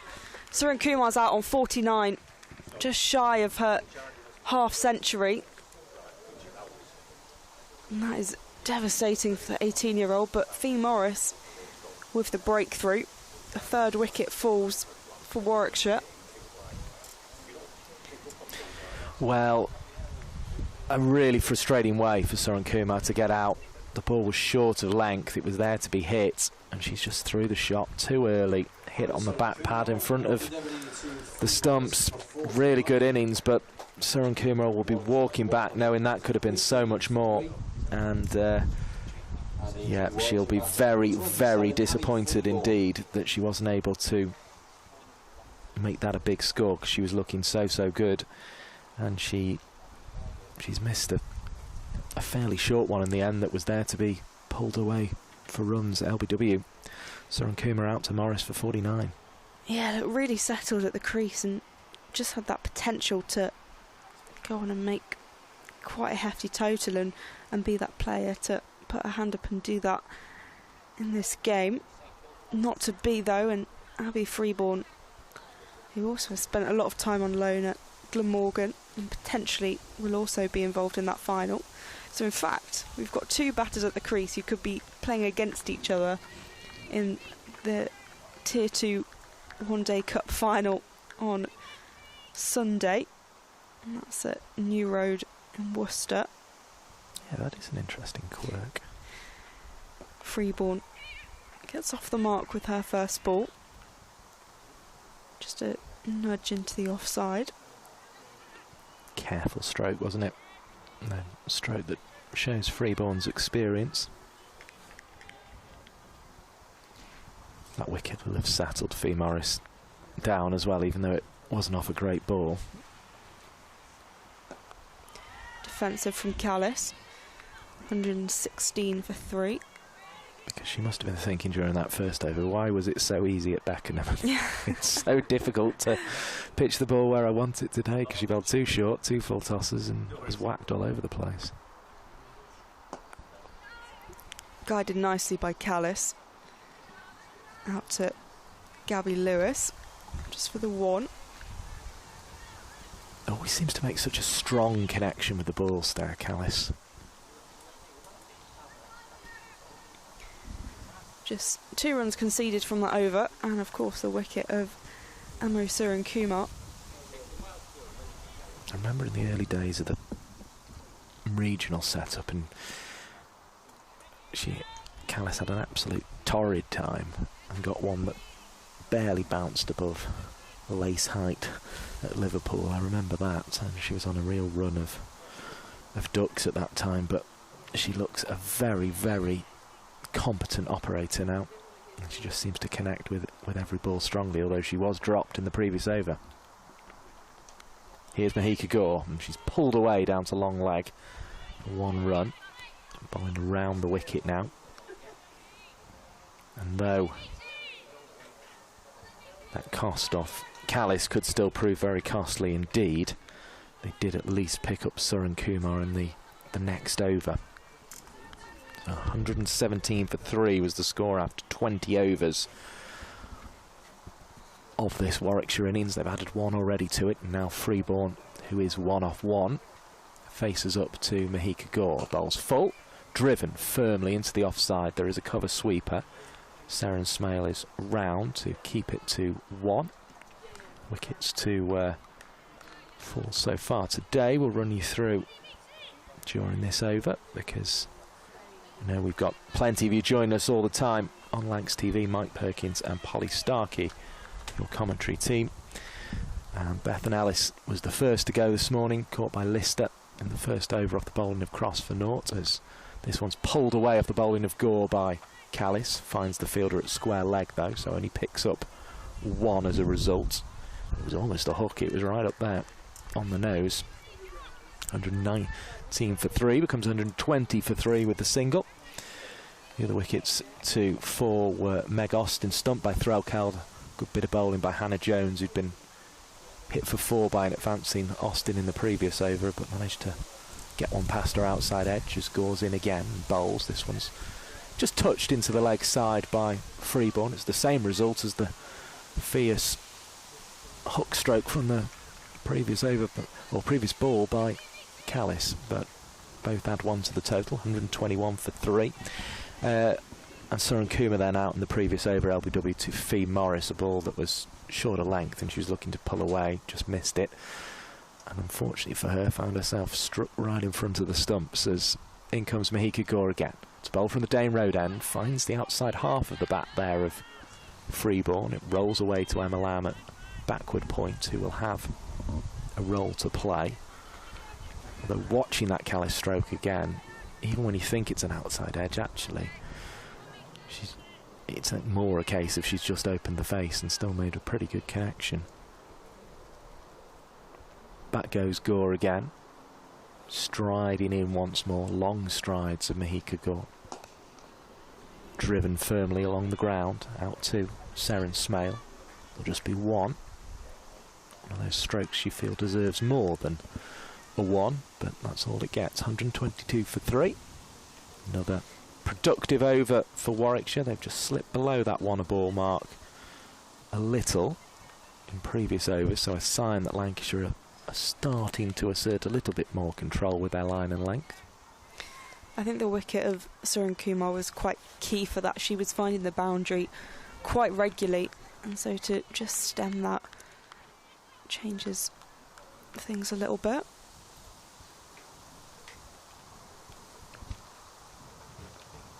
Callis taps her bat and waits for Fee Morris to bowl a ball that's good of length, so Callis is defending it into the offside.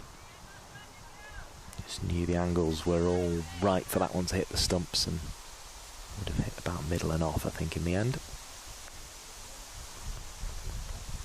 Callis waits again, back into a crease, cutting firmly out towards the cover boundary, picks up 1. 123 now for 3. I have to say the hanging baskets on the Sale scoreboard are looking in very good late season form over there.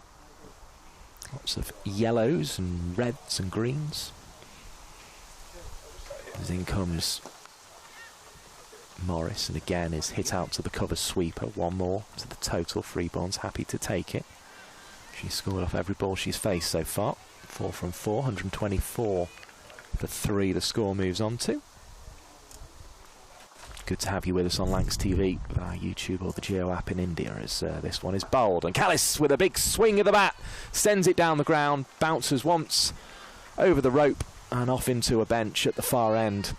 Lovely, lovely shot from Stair Callis. She was forward on that, lined it up, and that will lead to Kate Cross having to go all the way back to the boundary. 4 more to the total. This is proving quite a difficult innings for Lancashire, having put Warwickshire into bat, as the flight slightly deceives Callis this time, and she dabs it behind square on the offside, but doesn't pick up a run. 128 for 3 it remains.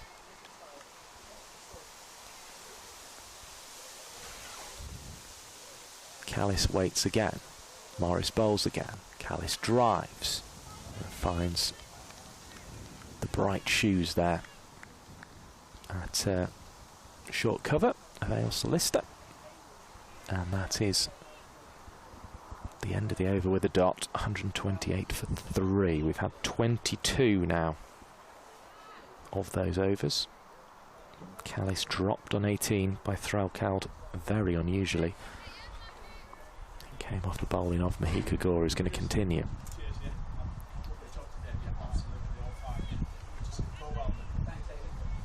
The treetops being ruffled by the wind here at Sale, as Gore awaits her latest over to start. She's on her way now, past the umpire and bowls, and then just defended by Freeborn. First ball she doesn't score off. She definitely picked the right one to get in behind. Good to see Freeborn back in the side. She's sort of had a bit of a struggle this year, having been a very prolific run scorer indeed in the regional era. Yeah, she was a staple of Central Sparks in the regional era, and obviously just so much more competition for places coming into this season.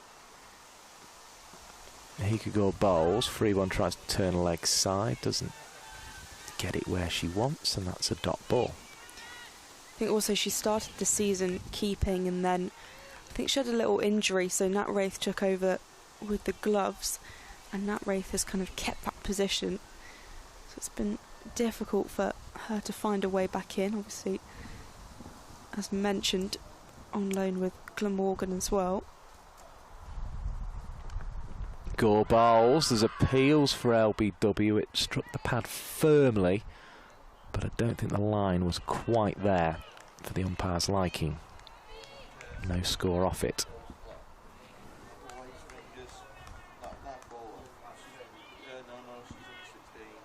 Freeborn again.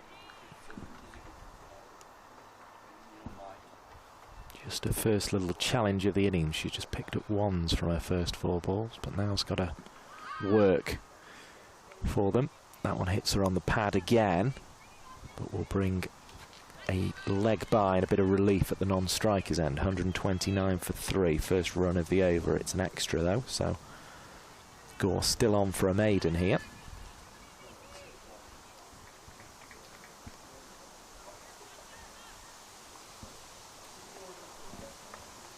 Here comes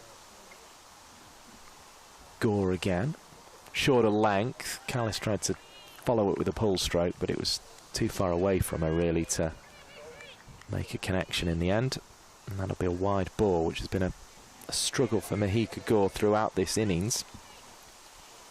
And that's another one against her analysis. I make that 8 now.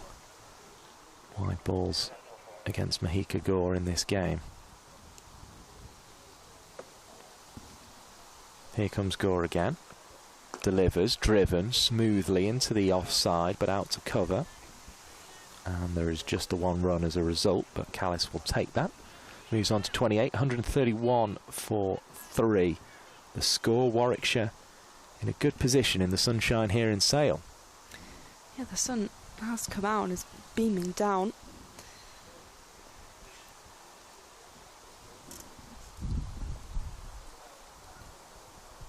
Here's Gore again to Freeborn, who had a best of 93 last season.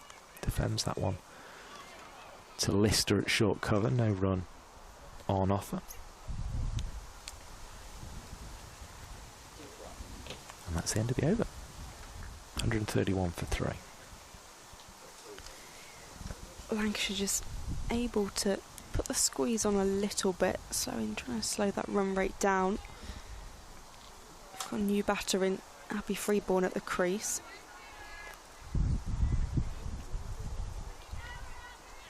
Yeah, Freeborn's had as we've been saying, a slightly different season this season. Struggled a bit more than she's used to with the bat, as that one's turned away. It's going to go all the way for 4. Good shot from Stair Callis to start the over off with a boundary. There were 2 back there. Looked as if they were going to have a chance, but Callis has dissected them well. Yeah, Callis as well, just knowing she's kind of the in-batter in this situation.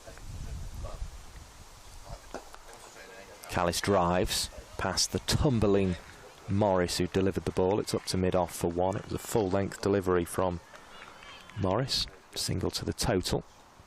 Added to the 4 gives us 136 for 3. So 5 off the over already as Freeborn comes back onto strike. Waits again. Dabs straight to mid-wicket, no run.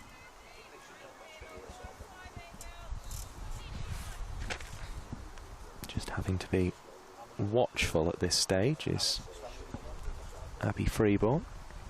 Looks to cut. Only finds the gloves of Threlkeld though. Slightly shorter of length by Morris. Kind of almost drifted away, that one, it felt. Here's Morris again. Up to the wickets, bowls. Freeborn drives, fuller of length, only finds Lister. In at the short extra cover position with the fluorescent boots now.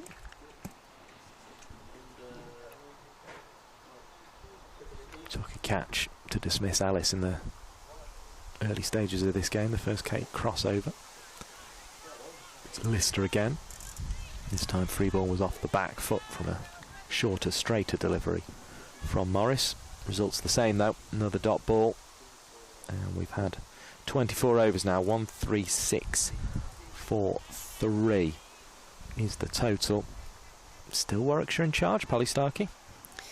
Yeah, you'd say so. I think Lancashire in need of a few more wickets just to change the flow of the game. You've got Stair Callis, who is looking at ease and is finding the boundary.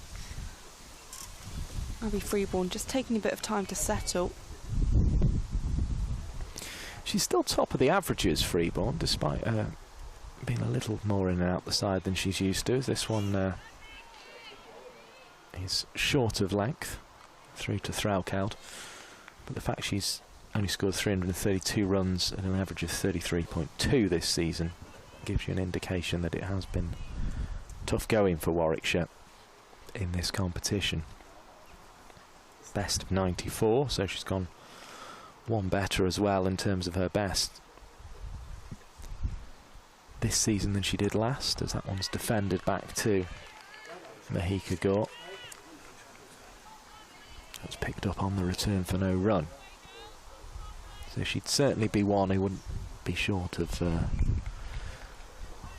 options, Abby Freeborn. But I think Warwickshire will be keen to get her back to her best, because we know what she can do with the bat. She's done very, very well for Central Sparks during that regional era, as that one pops through to Threlkeld, who got a horrible little bounce in front of her.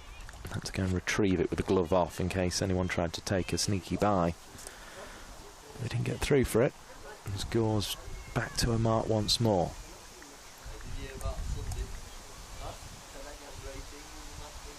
Just wipes the brow and sweeps a bit of hair behind her ear in these windy but sunny conditions here in Sale. Gore's up to the wicket, left arm around, dabbed into the leg side. Callis takes 1, thinks about 2, but it's not going to get back for it. 137 for 3.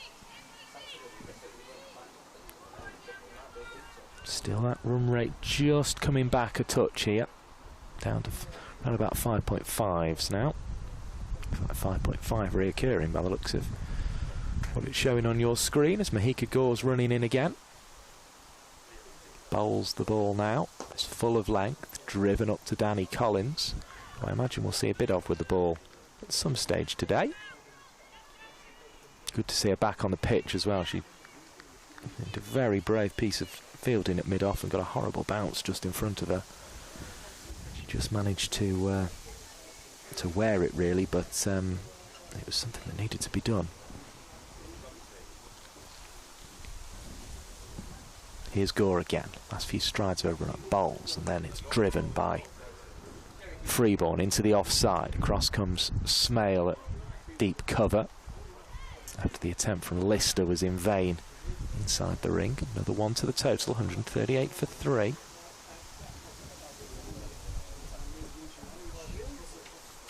was in 2023 that Freeborn scored a century for Central Sparks. She'll have eyes on a big score today as we reach drinks, Polly Starkey. Chance for us to go through scores and that kind of thing, but also a chance for us to get your thoughts on how Lancashire are looking. They're guaranteed a semi-final, but I suppose they'll be feeling they have to play a bit better than this if they're going to go all the way this season. Yeah, definitely. They're playing against a side who have only won 2 games in this competition, and they're looking like they're struggling a little bit, so it's a little bit concerning for Lancashire, because of course as you get to these latter stages there's so much more on the line, it's so much more competitive then, and they'll be coming up against the best sides in this competition. But from a Warwickshire perspective, it's a huge positive, of course, not being able to show what they can do throughout the whole of the season, but at the end of the season putting in a good shift with a weaker team than what they've been playing with on a number of occasions. So yeah, it's a slightly different equation than we perhaps first imagined. Hampshire the team to beat again this season. They're out there at the top of the table. The Blaze have looked strong throughout the season as well, having done so for several seasons. Lancashire seem to have got it right this season, having tried various formulas for a large amount of time. I suppose Eve Jones not being available now, we wouldn't imagine with that shoulder injury that's probably going to keep her out for the remainder of the season, so that's something that they've built their season around, haven't they? That partnership at the top of Lamb and Jones, that sort of weakens Lancashire slightly. We're not quite sure who's going to get in there. How do you sort of see those semi-final stages? We know 3 of the teams, Hampshire, the Blaze and Lancashire. I do think it's actually quite difficult in terms of the England player availability, and obviously Lancashire really haven't been helped by the injury of Eve Jones, because Emma Lamb and Eve Jones I just think have been instrumental at the top of the order. They've kind of made the season what it is for Lancashire in some ways, and they've been so important. And you look at the amount of runs that Emma Lamb scored, she's topping that table by a mile. So 790 in the competition this year. So missing her will be really difficult. But you know, other teams will be experiencing the same thing when England players go away. It's been great that we've had the England players playing so much domestic cricket, but the chances are they probably won't be available for those latter stages as the World Cup approaches. So yeah, a bit of a spanner in the works. And the thing is with the knockout stages, though, is anything can happen, and yes. You get a good start in a semi-final and suddenly you find yourself in the final. Interesting, the final though is at the Utilita Bowl, Hampshire's home, so whether there's a bit of home advantage for Hampshire, who will also have a home semi-final. So it will be an interesting conclusion to what has been a fantastic season. Yes, I think Lancashire obviously too far back now, you're right, to Hampshire. Well, I suppose they could get past, couldn't they? Lancashire 35, they could finish 45, so if Hampshire got rained off today, say, and didn't win their last game, something like that, then Lancashire maybe could get past them. But they've got a lot of work to do in this game. I think it's probably the priority at 138 for 3 at drinks as the players start to make their way back. Scores elsewhere: Surrey are back out 111 for 2 against Essex. Hampshire yet to start against Somerset, so it looks like on the south coast they might be unlikely to see any cricket, but who knows. And as you may have heard during the interval, Kent are back out on the third day of the County Championship game down at Canterbury against Lancashire. That is 130 for 2. A reminder, of course, Lancashire's men have the T20 Blast finals at the weekend as well. So Kate Cross back into the attack from the Kingston Drive end of Sale Cricket Club. There's an engine revs in the distance, and Kate Cross revs up and comes into bowl, and it's defended, but with a little push into the leg side by Freeborn on the front foot. Full delivery to start with, finds Fee Morris, who Cross has replaced in the bowling attack. Mind Potts and Gore as well, providing other options for the Lancashire captain Threlkeld, who's crouched behind the stump, stood up to Kate Cross, and that one's dabbed into the offside. They're off quickly and they're through quickly. It's a tight single, but Callis was always going to get that and made it with a little bit of time to spare in the end because the throw was slightly astray. 139 for 3. As we're going to do some unplugging, so I just want to make absolutely sure I get the right socket. If you can still hear me, it means I have.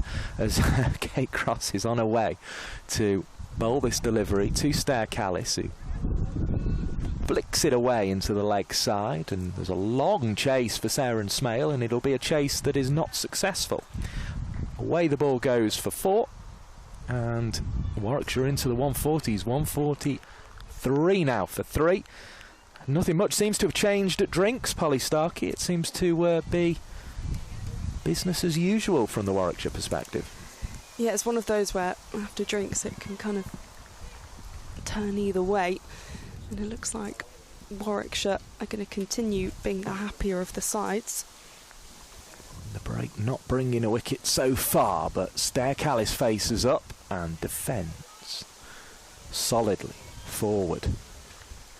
With some style as well, it has to be said. Dot ball the result. Lancashire, though, still seeming good spirits out there. They're working hard. They know they've got a semi-final to come now. They know they've got a real opportunity to get a second piece of silverware this season, having won the knockout competition, the T20 County Cup. As back went Callis, and again just couldn't find an angle to direct that one out. Something a bit different. Just sort of swished at the air really as much as anything. The flag continues to flutter in a gusty breeze on top of the score box. In comes Cross again. You can probably hear that breeze rattling across our microphones every now and again as this one's driven hard up to mid-off, but no run available.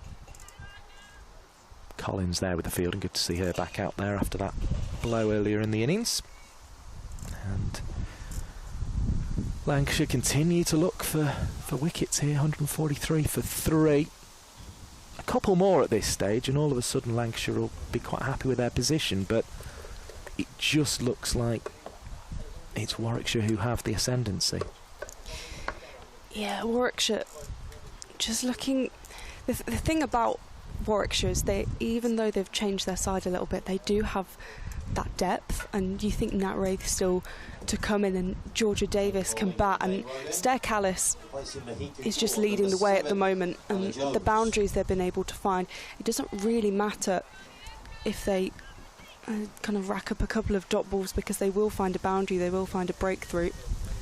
Arguably the best bit of bowling of the day came from Hannah Jones, who's back into the attack from the Dane Road end. She's short to start with, and this one is lifted into the leg side, and Freeborn's going to come back for 2, and she gets back for 2.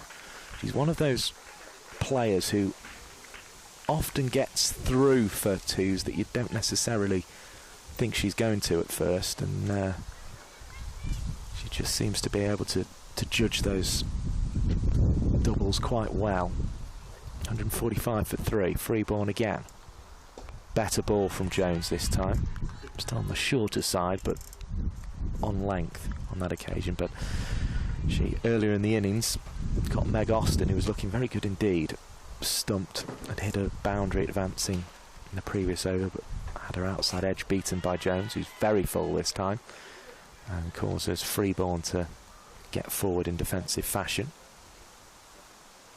Threlcal was quick with the bails, although will be ruining the drop of Stair Callis, who's added 22 since that point, as this one is pushed into the offside. Potts is there to pick up and fire across, and then another brave bit of fielding from Lister. Clearly something that was discussed, I think, pre-match by Lancashire, that bodies are going to have to be put on the line, as the saying goes, and it was Lister's turn there, backing up to do just that.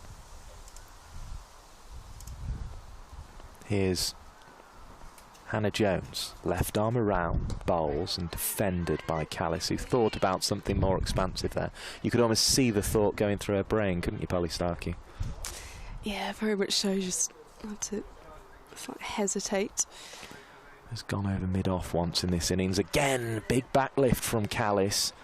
Looks as if she's thinking about mid-on to Hannah Jones, but it wasn't there. She just flicked it out to Emma Lamb in the offside instead. Another dot ball. 146 for 3. We've had 26 overs of the innings so far. Warwickshire in a good position to put a competitive score on the board here and get themselves what would be a morale boosting win. Central Sparks, which was the previous side based in the Midlands at Edgbaston and also played at New Road, they did have a pretty good record against Lancashire, it had to be said, in that regional setup. Beating them in a T20 game to advance to finals, as Kay Cross bowls pushed into the leg side. Fee Morris is there to pick up. It's taken more or less off middle stump, that one. And yeah, they regularly seemed, even if they weren't having a particularly good season, to be able to get the better of Lancashire. I don't know what it is, sometimes just matchups. Teams are able to beat other teams, and they just seem to have a way of doing it. That was a short ball from Cross, and it's been slapped away by Freeborn. She's right up on top of it, almost had to jump to get that one away to the mid-wicket boundary. It's the 150 up as well, I think, with that shot, as Freeborn just settles again into her work. The 150 indeed is up for Warwickshire with that boundary. 4 more to the total. 150 for 3. Cross comes in, bowls. Freeborn dabs away. It's Lamb's turn to be brave with the fielding. Popped up just in front of her. She did well to prevent the ball going past her for runs, because there was no one there covering her, really. There was cover and there was third, but it was spearing through backward point, that one.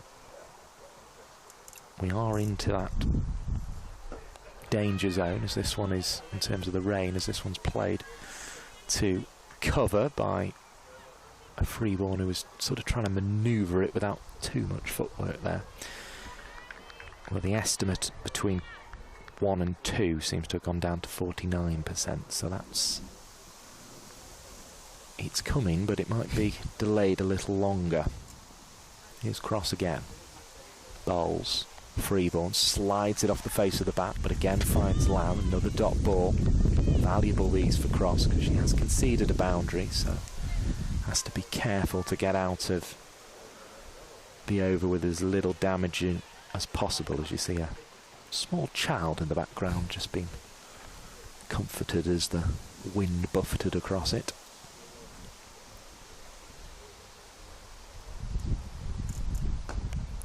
Another swing of the bat from Freeborn, but another connection that she won't be entirely happy with. Just drives it back to Cross.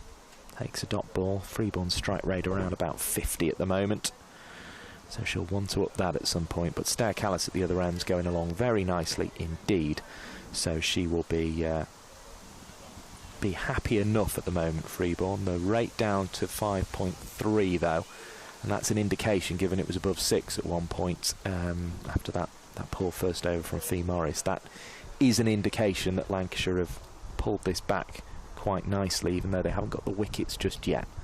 Jones bowls, driven off the back foot into the offside. Forward comes Smale off the rope. 1 to the total, 151 for 3 is the score. As we embark on the 29th over of the innings, the 150 coming up in the 28th. Jones into the pitch, Freeborn again, can't find a single. She's very good at that early in her innings, but has struggled a little bit more to do so since. It was to mid-wicket she went this time and didn't manage to find a scoring shot. She does now, comes down the track and lofts it over long on. We saw Callis trying to line that up from the crease last over. Well, Freeborn's connected with one, and I think that was a stroke of frustration as much as anything, but she's connected well. 17 Freeborn moves on to, and the total is up to 155. 4 important runs. Freeborn again faces up to Jones. Drives down to long on, who's gone back now to protect that boundary.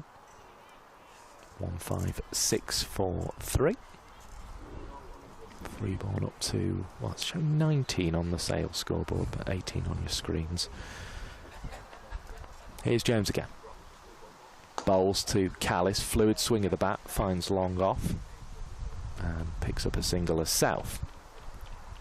So that shot over the top from Freeborn just seems to release things a little bit in this over, Polly Starkey. Yeah, Freeborn was kind of the slower of the two batters, but was looking to take on the game. Faces up now, but can't dab away. Only finds Emma Lamb at cover. She was looking for something a bit finer there because there is no one behind square on the offside. But it was a good gap to leave from the Threlkeld point of view. The Lancashire captain, who's taken a stumping off Jones in this innings. First out was Ellis. She was caught in the first Kate crossover by Lister. Didn't score. Then it was a fluent innings from Meg Austin, 32, before she was stumped by Threlkeld off Jones. Faced 42 balls in 55 minutes with 6 fours. Then Amu Suran Kumar, who has been the pick of the batters so far, an excellent 49 of 54 balls in 73 minutes, hit 8 fours before being LBW to Fee Morris, and I think would be a little disappointed with that LBW because it was a shorter length ball that was there to be hit, but she missed it. And as can so often happen, that causes you a problem. Forward defence from Callis doesn't bring her a run. Cross will be happy with that as a first ball for the over. Full straight, bringing the defensive. Cross in a 7th over now. You imagine this might be a last one because she'll want to keep a few back for the tail end of this innings when Warwickshire start to swing the bat. And if they've got wickets in hand, they'll have a good opportunity to do that. A big swing there from Callis, but the ball was quickly upon her because it was full of length, so she only gets 1 for it out to cover. Got it all the way to the boundary though. Gabby Lewis out there. Got in a relatively distant figure from where we are on the balcony here at the pavilion at Sale Cricket Club. That was a wind rattling across our position. Oh, the netting has gone back up. It must have come down for a bit. Pre-match it wasn't up. It's back up a bit. Anyway, defended by Freeborn into the offside. Kate Cross. Yeah, we were a bit concerned for people's lovely windows if there were some big sixes into the gardens, but we've got netting in place now. I've never seen it not up. I've seen it cleared. I've seen Bess Heath stick one over there when the scores were level and she wanted to win the game with a big 6, and she did. As in comes Kate Cross, bowls, Freeborn cuts, down on the ball, and it's going to look for 2, but it's not really on. Callis was almost pleading with her partner to come through for it, but Freeborn, who's a good judge of a run, decided not to run on the slight fumble from Lewis. 1 more to the total, 159 for 3. It's one of those ones, if he'd known she was going to fumble, he probably could have got back for 2, but he would have been taking a gamble. And as we've been saying this over, wickets in hand, important for Warwickshire for the back end of the innings. Now that's glided down to third, but Hannah Jones is there. The alarm in my voice was because I didn't think there was anyone down there. I thought it was going to be a very clever 4, but Jones was there to stop it. So just 160 for 3. Another 10 added to the total since that 150 came up in the 28th. So Warwickshire still progressing nicely. Here comes Cross, giving her a run full effort as she always does. Onto the cut stroke this time though of Freeborn. Picks up 1 for it. 161 for 3 then. That's the score at the 30 over mark. Polly Starkey and Warwickshire have just slowed a little, as often happens in the middle of an innings, but they're still well placed. Yeah, just slowed a little bit, nothing too concerning. Still kind of in charge of the game, I'd argue. And Lancashire struggling to find a breakthrough. Breaking this partnership between Callis and Freeborn will be pretty key. At this stage, having not seen both teams bat on it, it does look like the pitch is slightly better than maybe it appeared in terms of the sort of cosmetics of it today. It's late in the season, of course.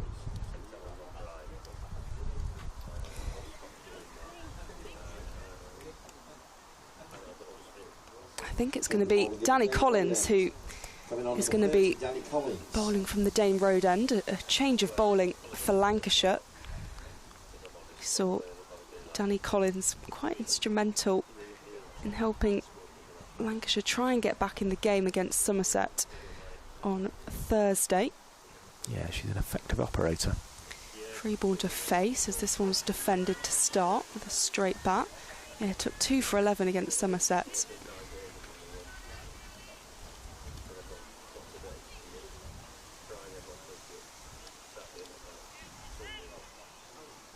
Defended well though by Freeborn to start with. She'll have to be in watchful form. Collins again. Freeborn has a big swipe at that and it's going to go for 4. Well connected. Just slightly leans back and full face of the bat on the ball. Another 4 for Abby Freeborn. It's been noticeable with the cut and pull strokes so far today that batters have almost had to seem to kind of guide the ball a little bit. They've swung firmly and then just almost kind of straighten their wrists on the ball to guide it away, just keeping control of it.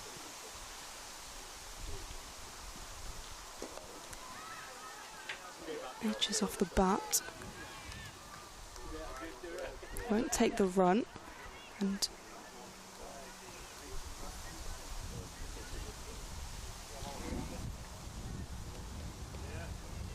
recovery from Danny Collins.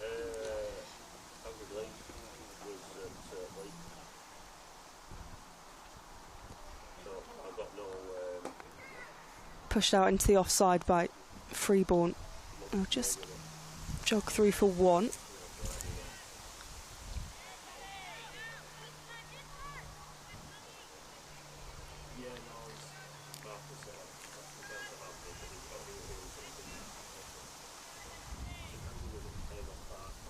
These two going well.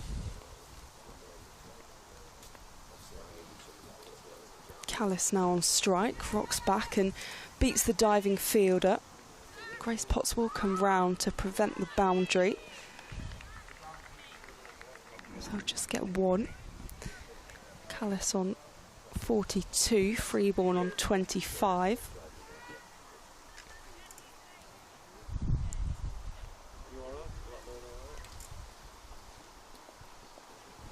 Still steady progress for Warwickshire as Collins comes in again. Freeborn wrapped on the pads and a couple of shouts, maybe a bit of bat involved. And umpire not interested either way. Must have been a bit of bat because that looked good otherwise. It made a solid sound on the pad. Yeah. Which would have brought the excitement. Freeborn's a long way across her stumps at the moment. Oh, and it looked a good shout, this one. Yeah, I think that was a bit of bad. But just a bit of something. 167 for 3 after 31. Clearly a firmer connection with the pad than the bat, though.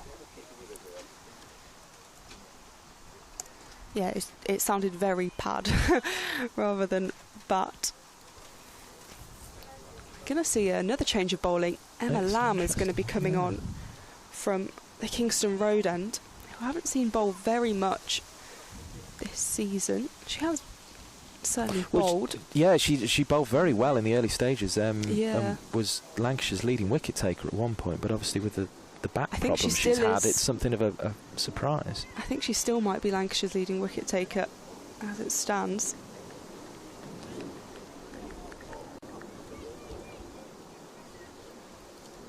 Yeah, she's starting front with 12. Here she comes. Callis waiting and has a swipe at it. We'll start with a dot ball. At the Kingston Drive end, coming on number 6, Emma Lamb. It's a good option just to switch things up. Yeah. It's off spin, and that's bowled at the right decision to switch things up. And Stair Callis has to go for 43. It's been a really important innings from her. We've seen some fine cricket shots, but Emma Lamb, the change of bowling, just dislodges the stumps. The concern will be for Warwickshire. Austin 32, Sarankuma 49, and now Callis 43. 3 very good innings, but innings that have not gone on. Callis was just kind of trying to turn that one, really, into an angle that wasn't there. In fact, Emma Lamb has damaged the stump. She's damaged the off stump, and part of it has come off. Yeah, just split. So the umpire's just signalling, I think, to try and get a spare stump. I wonder how many spare stumps you have to carry. Well, this is what I thought, because surely you just bring the set, but I guess you never know who could snap one in half, and the spin bowling of Emma Lamb has caused some damage. Here come the ground staff. I suppose each ground will keep a certain number, won't they? Yeah. But anyway, we have a new Metro Bank One Day Cup blue stump coming out, so there we go. But more importantly, Lancashire, though they haven't had the best day in the field, they have at least managed to pick up wickets on a regular basis. And Emma Lamb into the attack. I hope her back's feeling good, because she's picked up Stair Callis bowled. And I tell you who will be particularly relieved about that is Ellie Threlkeld, who dropped Callis on 18. Very rare indeed to see Ellie Threlkeld drop a catch. In fact, I don't think I've seen her drop one standing back ever, and I've seen her keep a lot. So there you go. Anyway, that's done, and Lamb moves up to 13 wickets for the season. Yeah, Nat Wraith, the new batter in for Warwickshire.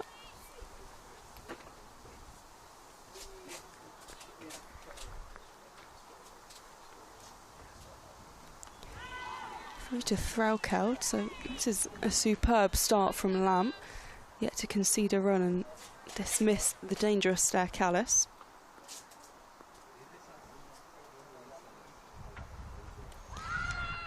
A couple of shouts and gasps. Elsa Lister's got her hands over her mouth. This is lovely tight bowling from Lamb. Just an opening maybe for Lancashire here.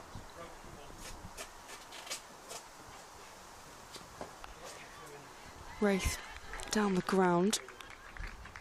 So Emma Lamb wraps up with a wicket maiden to start. A superb decision to bring her into the attack. Just a chance here for Lancashire to be chasing nearer 200 than 300, if that makes sense. I'll probably end up with something around 250 at least, but if they can get it right here, you never know. Yeah, I think with the start that Warwickshire have had, they will be wanting to push above 250, but Lancashire I imagine very, very keen to keep it lower. Danny Collins back into the attack from the Dame Road end. Starts with a defensive shot from Abby Freeborn.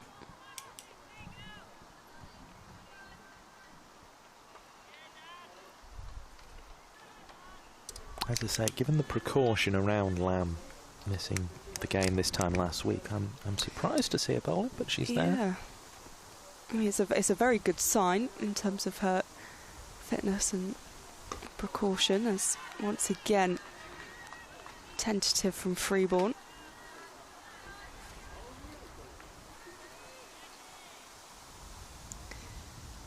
Nat Wraith, who scored 47 against Surrey, has had a couple of good innings in a Warwickshire shirt this season. Collins in, and this one pushed into the offside. I'll just take one. I maybe shouldn't be so surprised, because at the weekend she did bowl 4 overs 24 without loss, but I suppose a fairly unremarkable spell. That one rather passed me by. Yeah, she didn't bowl a wicket maiden on that occasion. Collins in again, lofted in the air, and it will be for Gabby Lewis, unable to cut that off. Just a lovely hoik on the leg side. Again, there's sort of almost like a straight arm jab in the end to keep control of that shot. All the sort of pulls and cuts today have been of that sort.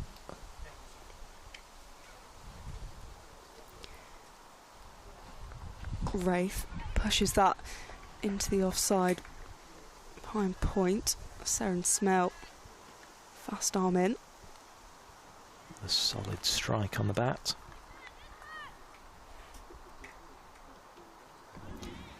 .173 for 4, Wraith 5 from 6, Freeborn 26 from 42.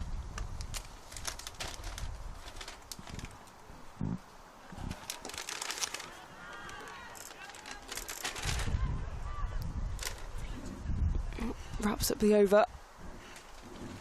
173 for 4, finishing with a dot. So just 6 from Collins is over.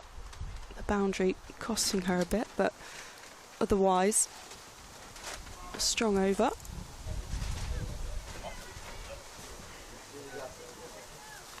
Yeah, it's an interesting period, this one. It does feel like there's a little bit of a lull, right? Not massively, but Emma Lamb's back into the attack, who was important in her first over. Will concede a run. It just feels since Callis has gone, things have quietened down a little bit.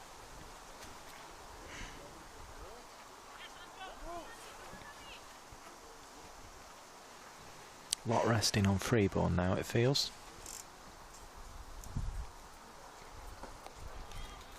Defensive from Freeborn, who's faced a lot of dot balls, but has been able to find the boundary on occasion.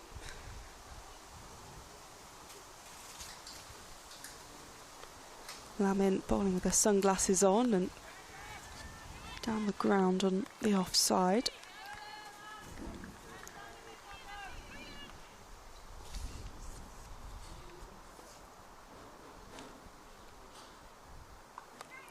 Worked into the leg side off the hip. We'll take one.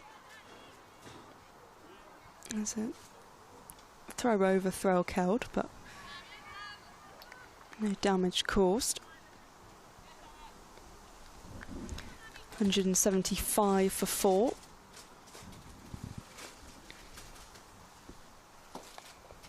Push into the offside, Elsa Lister.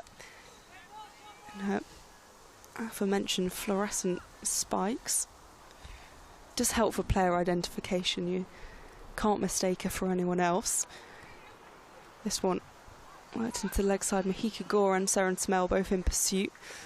Smell fielding it in the end, backward of square. Wraith really pushes between the wickets and is back comfortably in the end for 2. 177 for 4 after 33, 34 even.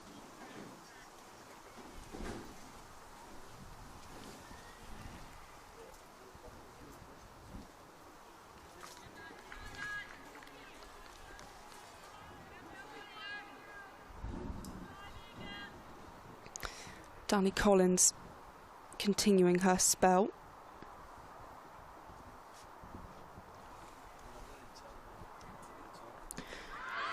Wrap on the pads. Umpire's not interested, but it was very clearly pad. There's been a couple of those for Freeborn throughout today.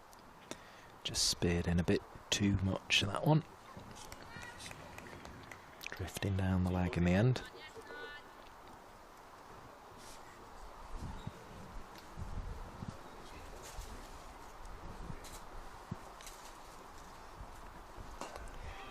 Worked into the leg side by Freeborn. Rapid pick-up by Fee Morris, who has a shot at the stumps. But kind of the way she was flying through the air as she threw it, and it was a bit wayward. So no real threat in the end. But good intent in the field. Adding a bit of pressure. This one's been chipped up. And we'll go behind Threlkeld, who has to drop a glove and chase it. 178 for 4. Wraith on to 8. Freeborn on to 28.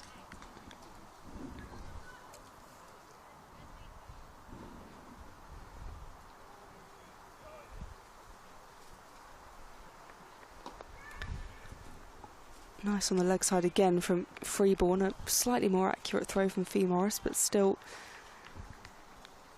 not on the stumps. Better pressure in the field from a Lancashire perspective though. Just trying to slow that run rate, which is on 5.25. Yeah, Lancashire keeping some sort of control. Collins with 30 on her shirt. This one off the hit, behind the umpire at square. It's what, though, Warwickshire could do with those 6 wickets in hand that will be the worry. Yeah, you think about a scenario where Izzy Wong could come in and have a bit of a cameo. That could definitely do some destruction at the death. Likewise, Georgia Davis. A wrap on the pads again, but slightly more muted appeals than previously.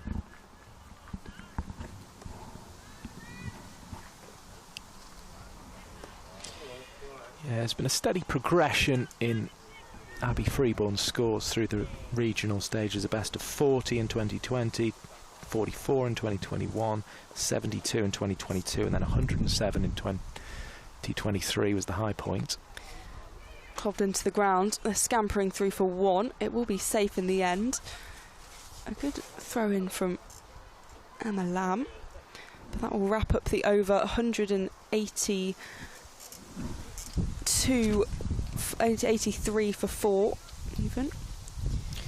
And then a best of 93 last year and a best of 94 not out so far in the competition this year, which is now in its closing stages. This the penultimate game for Warwickshire. And in terms of her runs in the competition, 167 in 2020, 105 in 2021, 227 in 2022. Obviously there's been an increase of games, of course, is the other thing to bear in mind. 401 in that 2023 season where she made the 107 before 370 last year. 183 for 4. Emma Lamb back into the attack. 1 for 4 so far from her 2 overs. Took the wicket of Callis, causing damage to the stumps, which is why we've got a light blue covered off stump and 2 branded dark blues. If this been sent round the corner, just a slight tap of the bat.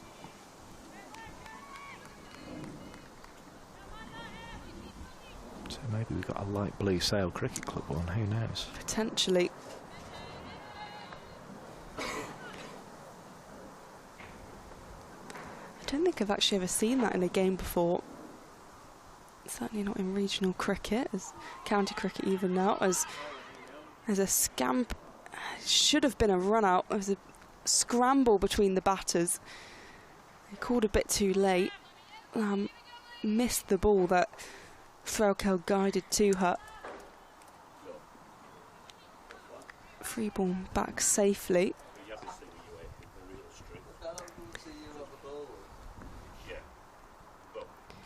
Lamb again. Wraith coming down the track. Again, there's just a bit more pressure in the field now. Grace Potts threw the ball straight to Lamb at the bowler's end, who whipped off the bails, albeit Wraith was back safely. They're comfortably staying around fives, aren't they? So with a Yeah. late burst, they could get it up around 300 and maybe more and make Lancashire's life very difficult. Crossbody by Abby Freeborn. There's an amazing diving stop. Fee Morris, as usual, an exceptional fielder with a great throw. Back to Emma Lamb. But that was heading straight towards the boundary. It was fast, but really well cut off. Definitely too safe from Fee Morris there.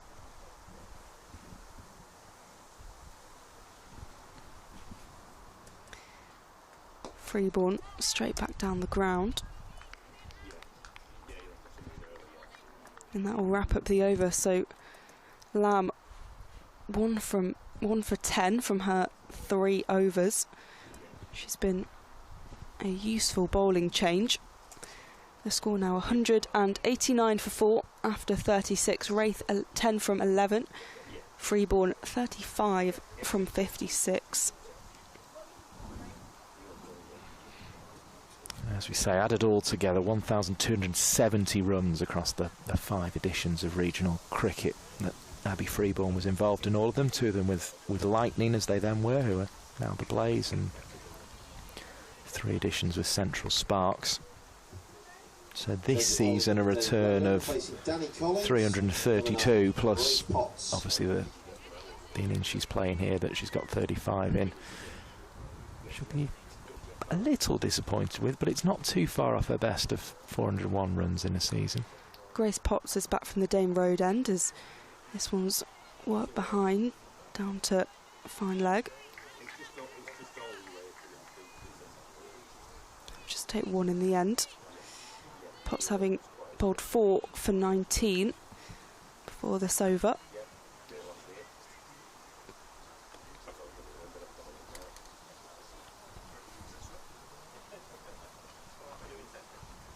Yes, they've just kept a bit of cross back, haven't they, for the back end?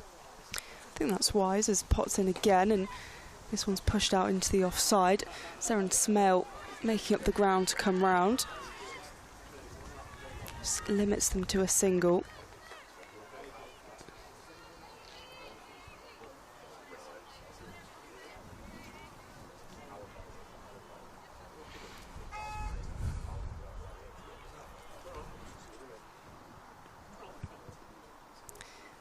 Potts with a number 9 shirt.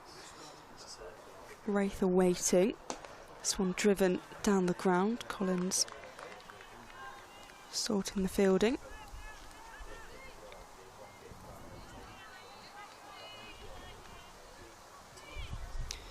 $191 for 4.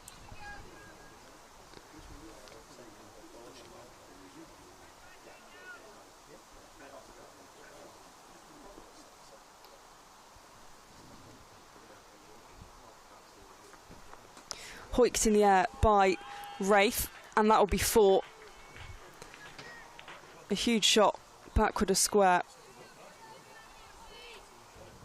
Probably wasn't intending to take it that far behind square, but just ended up having to adjust, and that actually helped her find a gap in the end. Just whisked it away. Yeah, it felt like she kind of turned with the ball and just prevented Gabby Lewis from getting anywhere near it.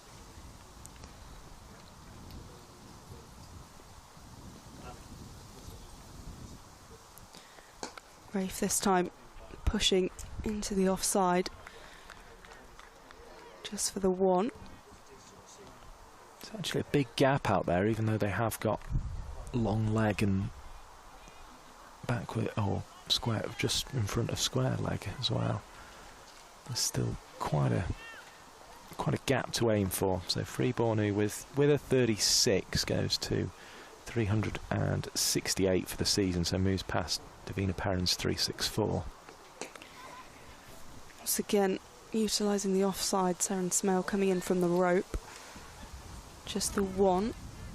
And that will conclude Potts' over, so 8 from the over.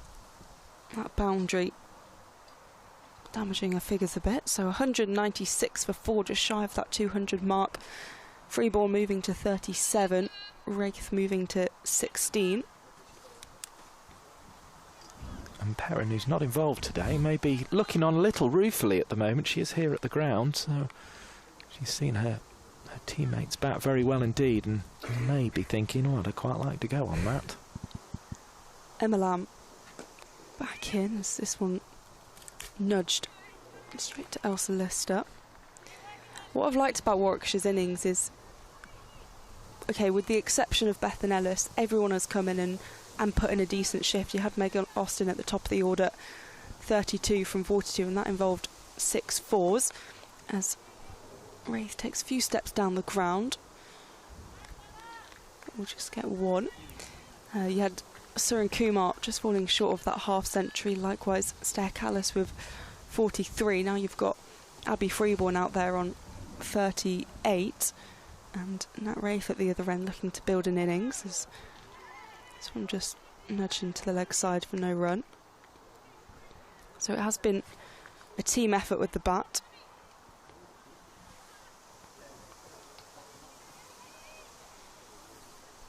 Yeah, Warwickshire still with the more favourable position, but it's not done yet. That beats the diving fielder. It won't be too costly, as they'll just get a single. Danny Collins lying on the ground. Certainly not in terms of getting to the score that they're looking for. The 200 up for Warwickshire, 200 for 4. This one guided nicely by Wraith, beats the diving Elsa Lister. Lewis tidying up. Lewis has got a big job today, hasn't she? She's come in, had a couple of innings now. This will be the one to go big on. Works square by Freeborn. It's a great opportunity for Gabby Lewis as the over concludes, 202 for 4 after 38. I just think coming in as the overseas, obviously these overseas spots are quite prized, and Lancashire have had the likes of Alana King, we've had Georgia Voll in previous years, and Deandra Dotton was here, of course. So it's one of those where it's difficult to get a place, so if you can put in a good performance when you're with a team, they might say, actually, we'll have you back. And of course, well, Katie Mack found that last year, didn't she? She's been as good as anyone here at Lancashire. And you're competing with top internationals in the world to get those spots, as Potts is back from the Dame Road end. Good stop by Emma Lamb at point. Really good work. Just prevents the option to run. Yeah, we've also got Ola Prendergast, who's playing for the Blaze at the moment, another Irish international. They've had Nadine de Klerk, of course, in previous years, who's performed very well indeed. Chipped up in the air by Freeborn, will fall safely. They also had Maddie Green for a bit, I think this season, or even the season before. She did a little stint at Central Sparks, which is effectively what Warwickshire have become in the Tier 1 setup. Abby Freeborn waiting. Slaps that out into the offside. Backward of point. Seren Smell will cut it off. But they push through for 2. Good running from Warwickshire. Moves the score to 204 for 4. Yeah, 8 in the first game for Gabby Lewis and 39 in the second, so you feel she'll have had a bit of a look at how this standard is looking in the competition this season and perhaps see this as the opportunity.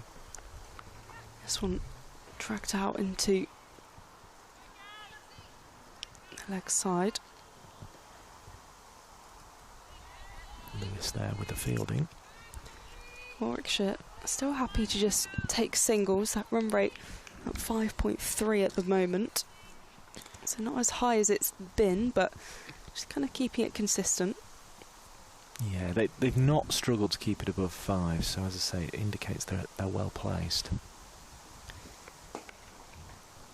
Driven by Nat Wraith, just for the 1 run. 206 for 4. And it just indicates that this is a pitch that, as I say, up close it might have a few little tufts of grass and things like that you wouldn't want to see as a batter, but actually it's playing pretty true and pretty well. Defended by Freeborn. And that will be the end of the over. So 39 overs gone, 206 for 4. Abby Freeborn 43 from 67 and Nat Wraith 19 from 18. And it's been one of those summers where the grass hasn't really grown, so it's probably worth letting it come through a little bit, and it will lead to a little bit of zip and a bit of carry, which I know cricketers in this competition always talk about liking having a bit of zip and a little bit of carry through to the slips.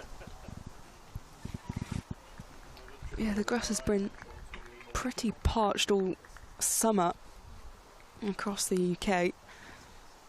I see as you get further south, the lawns get more raggedy from the heat. Kate Cross is back into the attack for Lancashire. Bells are whipped off, and Ellie Threlkeld standing up to the stumps. Interesting ploy to go back to Cross for her 3 overs here, isn't it? We thought maybe they'd save him for the back end, but no. I think in my opinion, I think I would have saved her for the death, and that's what kind of we expected, but it's actually not a bad idea necessarily to deploy now. If she can get a few wickets, it would change the balance a bit, as driven straight back to her by Nat Wraith. And yeah, if they can make those inroads now, actually they don't need to worry about the death as much. Yeah, it would certainly take the momentum out of the last 10 overs for Warwickshire. It would be curious where they decide to go here with 6 wickets in hand. Will it be 10? Will it be 8? They certainly haven't gone from 12 as some teams might with wickets in hand. Wraith going aerial. 1 bounce, 2 bounce, and it will be 4 in the end. Just plugs a bit in the ground, but Wraith finding a boundary. Rolled away comfortably enough in the end from Mahika Gore, who's in pursuit. And that's a little bit of intent from Nat Wraith. Maybe just testing the water, so to speak, before expanding, widening those shoulders.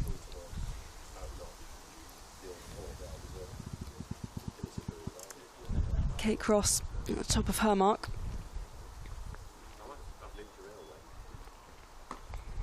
Wraith slapping this into the ground.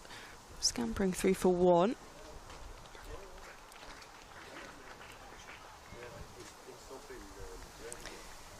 $210 for 4. They've got Gore and Potts from a seam perspective, haven't they? Gore's still got 3. Potts has got 4. Danny Collins also has 7. Fee Morris 4. Emma Lamb still has 6. Hannah Jones also still has 4. So there are plenty of options left. But yeah, if you're looking at seam, still got quite a few. It's been played across the body. Will be cut off by Fee Morris. They do push back for 2. Another of those straight arm jabs away from Abby Freeborn. Sort of shovelled there, really, wasn't it? Yeah. 213 for 4. Freeborn now on 45.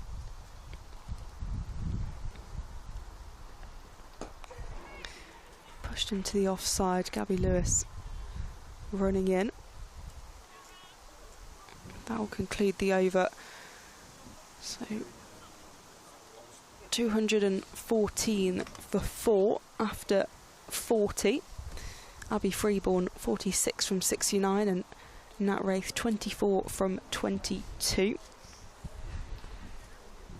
So productive again from Warwickshire during that 10 overs there, adding 53. So as we say, they're comfortably staying above 5s, but have struggled to stay at 6s where they were at one stage. Around about, I think it was around about the 15th over. Coming back, number 18, Mahika Gore. But they are well placed heading into these last 10 overs, and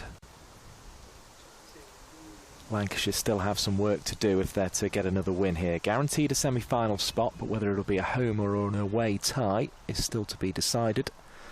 The 4th county to make it as well is still to be decided, and we'll have a little check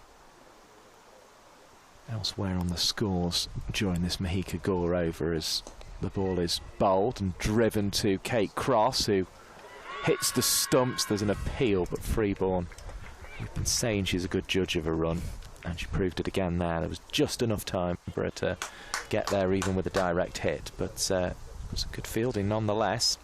The other game that has managed to get underway today is Surrey versus Essex. Surrey 140 for 2 of 24.3 overs. They still have their full allocation of 50 remaining as well, despite the delay. Hampshire, Somerset yet to start because of the rain, as this one's driven up to Danny Collins, who comes in and picks up no run. And yesterday the Blaze beating Durham, which makes Durham's task of getting to the final stages all the more difficult. In fact, if Surrey can win today, they will be out of sight of their opponents. High in the air, can Cross get there? It's a difficult catch and it's just out of reach in the end. She tried to get something on it and it was just too far over her head in the end. Another 2 to the total. Looks like Wraith is going to attack that route. I like this approach from Warwickshire. I've been really impressed to date because they've struggled this season, but as Georgia Davis said, very much playing for pride to date. 217 for 4, that double took the score onto, and they're going to look for another double here as it's played away in front of Gabby Lewis coming off the boundary at square leg. She returns the ball towards Gore, but they do get back for 2 more, so 5 so far of this 41st over. We've still got 2 more balls to come in it. 219 for 4. This is going to be the order of play, I think, for Warwickshire. Every time they don't lose a wicket in an over, they'll have a chance to go even harder in the next. There's the option, I suppose, with would you want Cross a bit deeper, and that's, I think, what they're considering. No, they're going back at mid-wicket instead. Just felt with that catch, Cross maybe would have had more chance coming towards it, but then it only just got out the ring, I suppose, in the end, so she'd have had ground to make up that way. As this one's bowled, it's off the outside edge, having just put 3rd inside the circle. There was a chance that was going to escape past Grace Potts, but she did well to get across with a couple of chasses to her left.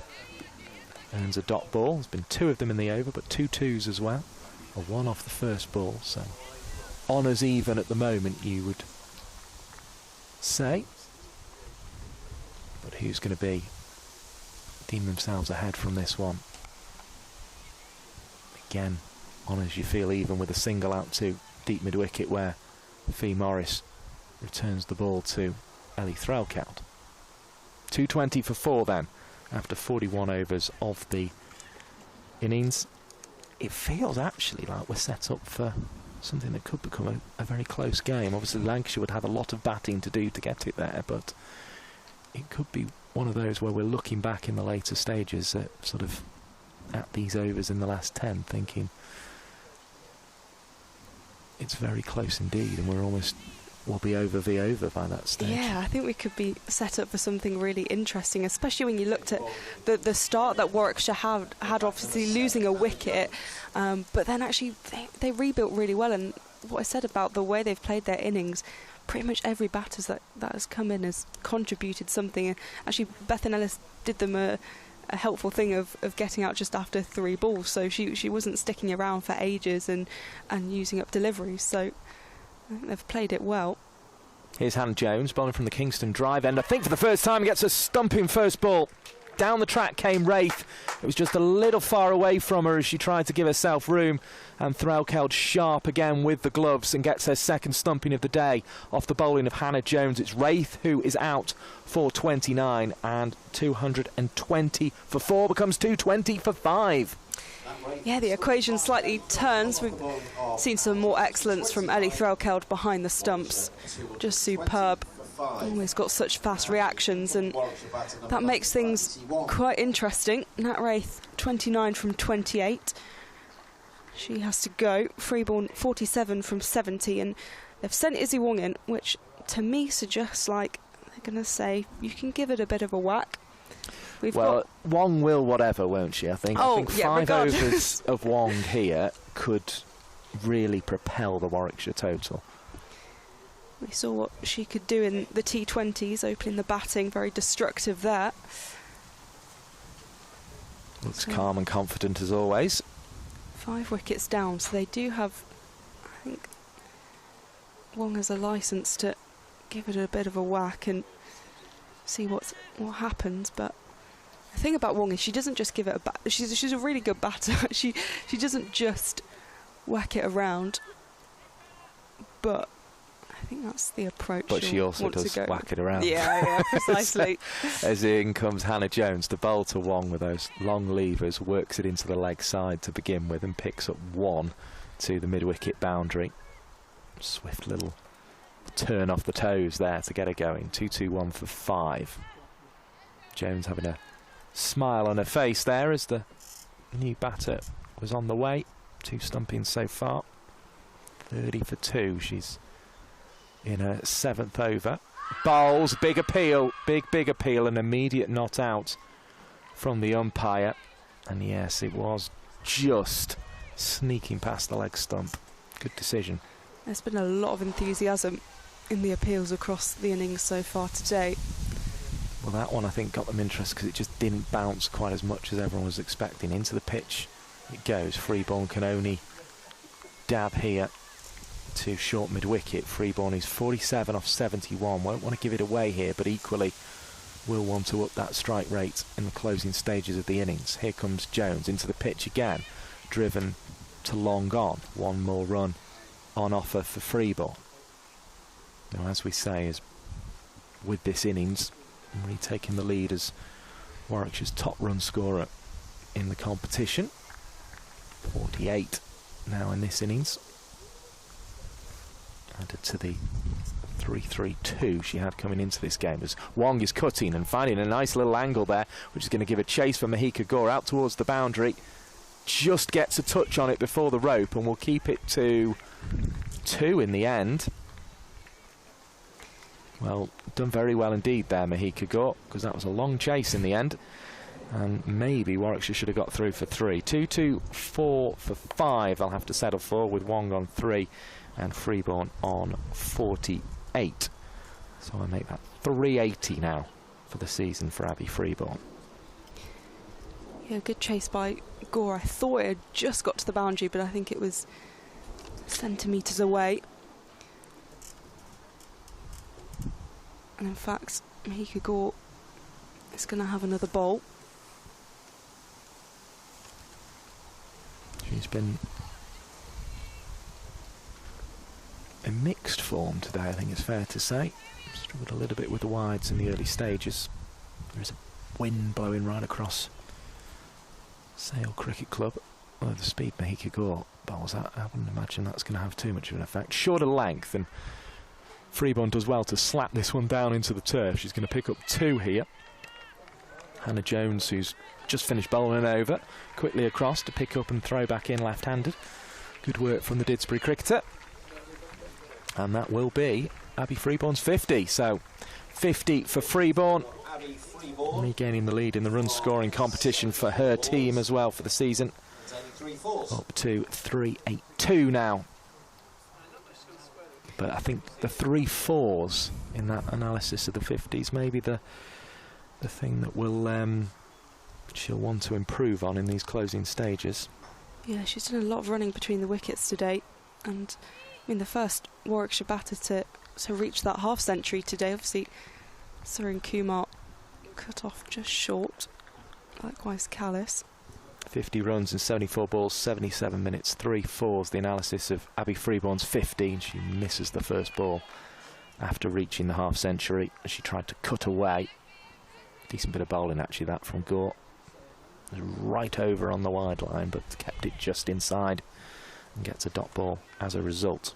You have Mike Perkins, Polly Starkey watching Lancs TV via YouTube or the Geo app in India. Here comes Mahika Gore, who got that best of 3 for 25 at Sedbergh School earlier in the season. Driven up to Danny Collins. Another precious dot ball at this stage, another one that will frustrate Freeborn. 76 balls now for her 50. Needs to find a boundary. We saw her go over the top earlier in the innings when she had a frustrating spell of dots. What will she do here against the pace of Mahika Gore? Short, she goes back into a sort of power position, but there are 2 fielders out there and she finds one of them in Lewis coming off the square leg boundary for 1. Gives Izzy Wong the strike for the last 2 balls, so you imagine Wong is going to put her hands through these. There's not a lot to lose by not doing so. Long ons back, mid-wickets back and square legs back, Polly Starkey. We've seen some nice cricket shots though from Izzy Wong so far, from the 2 balls she's faced. Not just whacking it round. A clip off the toes and a cut, and then she plays a forward defensive there. Could have probably just about got through for 1, but Mahika Gore was looking like she might pick it up as well, so they decided against it. 227 for 5. So Wong just having a look there. Gore again on the back of her run, pacing in around the wicket, left arm, delivers slower. Wong's watchful, gets good contact though, picks up 1, and that will be the end of the over. A good one from Mahika Gore, just 4 from it. Takes the score up to 228. So Warwickshire needing to take advantage of these last 7 overs, you think, to get up to the sort of total that will win them this game. I think perhaps the message to Wong when she came out was, you know, maybe just settle, keep going at the rate that Warwickshire were going at the moment. They're still they're 5.3, so around that area. Here's Hannah Jones bowling. Wong forward driving will pick up 1 to long off. 229 for 5. Good solid stroke again. Certainly if they were to get 300 that'd be too much for Lancashire, you think, on this wicket, but that also feels as if it could be out of reach at this stage. They'd need 10s from here, which we've not really seen at any stage of the game so far. Here comes Freeborn looking to find the boundary, claps it away into the leg side, will pick up 1. Wong's back for 2 as well. So a good strike there, but good fielding again from Fee Morris on the deep mid-wicket boundary. She's run from one mid-wicket boundary to the other, which is quite some achievement at Sale Cricket Club. Yeah, Fee Morris has been excellent. Another good example of her fielding. Just cut it off when it was powerful and mightily struck. 2-3-1 for 5. Jones bowls again, and Freeborn goes offside this time, but the score will remain where it is. Only found mid-off. Still just not striking as cleanly as she'd like, Freeborn. It's strange because She came to the innings, first 4 balls, got 4 singles, looked as if she was going to rotate the strike, no problem, but got a little stuck since then. Comes down the track to Jones, who bowls flat and prevents Freeborn getting any more than a 2 wide of long on. So more useful runs, but again, not the boundary they were looking for. Cross a bit frustrated she didn't pick that one up clean and test Izzy Wong's hamstrings a little more. 2-3-3 for 5. Jones on her way. Freeborn waits. Sweeps hard. This time finds Smale at backward square leg. So she's picked out all 3 of the fielders on the leg side boundary this over. Only gets a single this time. 2-3-4 for 5. Wong is 5 off 5, having had a little bit of a look at the bowling here. Waits now with a couple of taps. Here comes Jones. Bowls to Wong. Clips away again into the leg side. Thinking about 2, but don't get it. So Wong will keep the strike. She's 6 off 6. And the score is 2-3-5 for 5 at the end of the 44th over of the innings at a windy Sale Cricket Club that, with skies darkening slightly, we did have the sunshine earlier. But we'll keep an eye on those clouds, but they're staying away at the moment, which is good news, Polly Starkey, because we're seeing a good game of cricket again. We didn't expect to see much last week, and we were a bit worried about the forecast this week as well, but so far we're seeing a good game of cricket. Exactly, it doesn't rain in Manchester. I keep saying this, and we are seeing an excellent game of cricket. Warwickshire doing well, looking to surpass 250, and should do that with ease. It's just how much beyond that they can get, I think, is what's going to decide this game. As Mahika Gore bowls, flicked away into the leg side.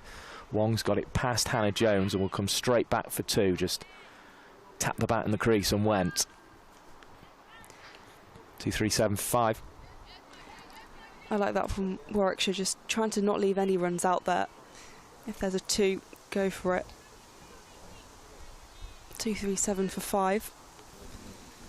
Freeborn now on 56, Wong on 8 from 7.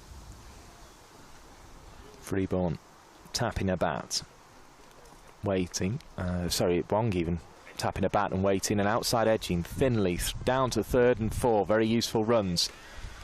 Was beaten really by the bounce. Not where she intended it at all, but at this stage of the innings, those are the sort of boundaries you can pick up due to the field being spread and the boundaries being protected, being the ones in front of the wicket. 2-4-1 for 5 with the 4 runs. Wong waits once more. Gore bowls to her. Slower, flicked in the air, straight to Hannah Jones at short fine leg. Right on the 45 there, and caught it well. They're never easy at that angle because you see the little flick round the corner fairly late, but Jones was alert to it and caught it well. And Wong's little cameo comes to an end. 12 off 8 balls, just flicking round the corner, looking to go fine again, and not quite getting it where she wanted. She's a bit frustrated that she's picked out the fielder, because either side, that was 4 more to her. But it's well caught by Hannah Jones. Did well, looked calm, and another Warwickshire batter departs. 2-4-1 for 6. Yeah, as you say, good from Hannah Jones, just that awareness as it went round the corner. And for Izzy Wong, perhaps hasn't done the job that Georgia Davis expected of her when she headed in, but it's the captain herself who will be coming to the crease to see out the rest of this innings.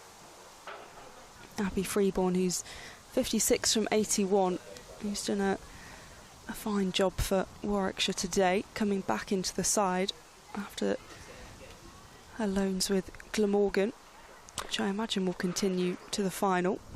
Yeah, she's held the sort of last 30 overs or so of the innings together well, as Abby Freeborn so far, and probably needs to continue to do so for a couple more overs here, having lost Wong. Captain Davis to the wicket then, and Mahika Gore to bowl to her. Wong out, Davis faces up, shorter length, takes top edge over the keeper Threlkeld, may skip on towards the boundary. And it has got past Hannah Jones, who's just taken an excellent catch, but will be disappointed with her effort there. Just looked a bit stiff going down in the 45th over of this innings.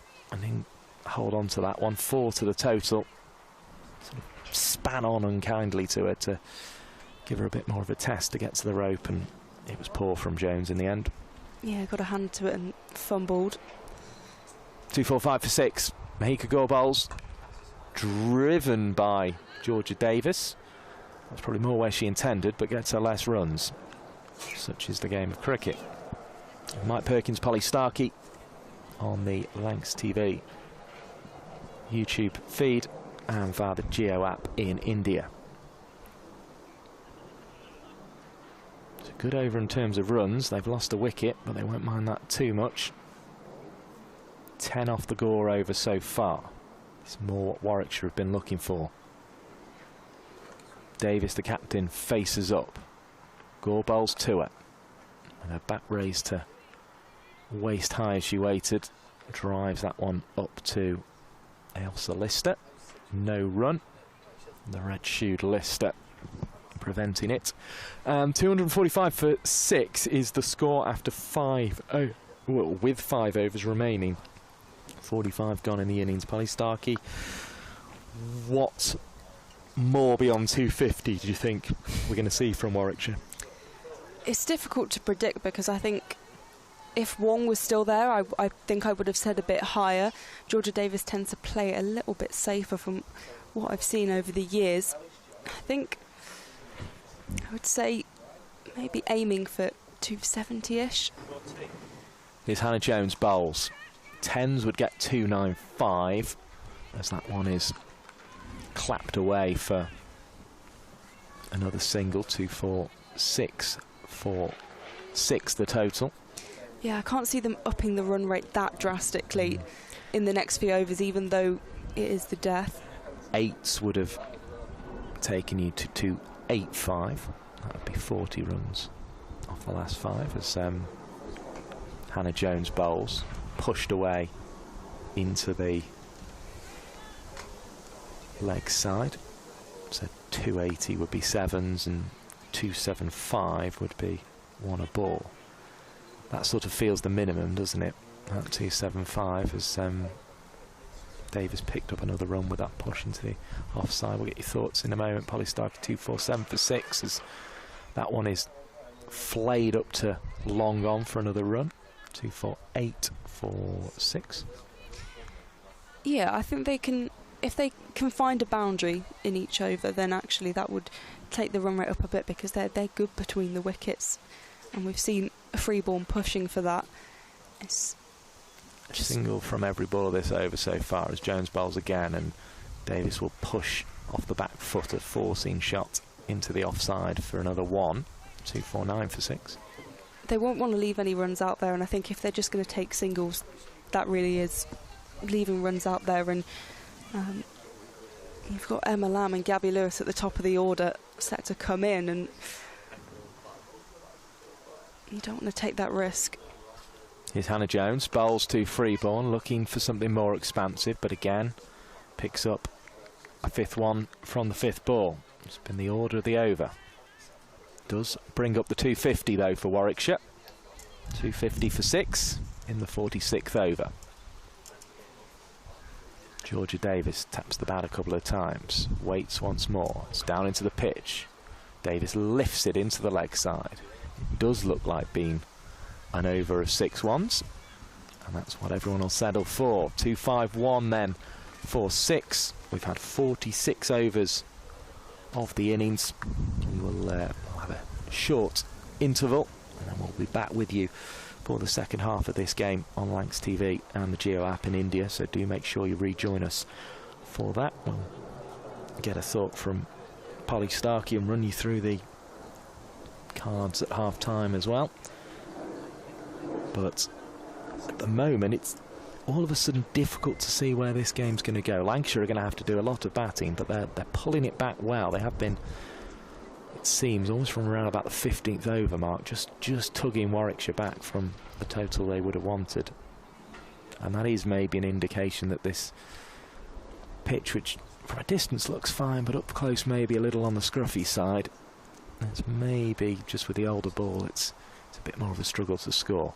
Davis lifts a ball into the offside of the face of the bat, just backward of her crease, and no run on offer for the first ball. The Potts over. She has 4 left, so can bowl right through here.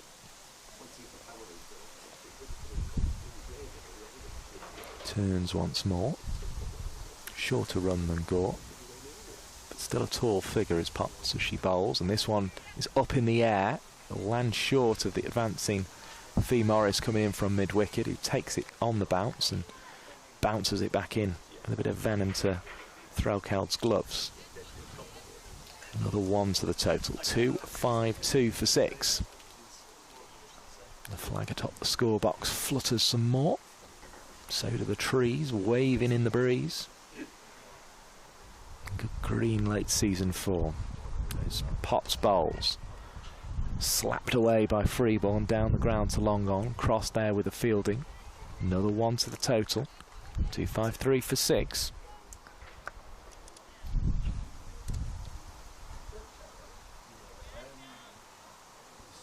Two off the first 3 balls of the over. Boundaries hard to come by, it seems, in the closing stages for Warwickshire.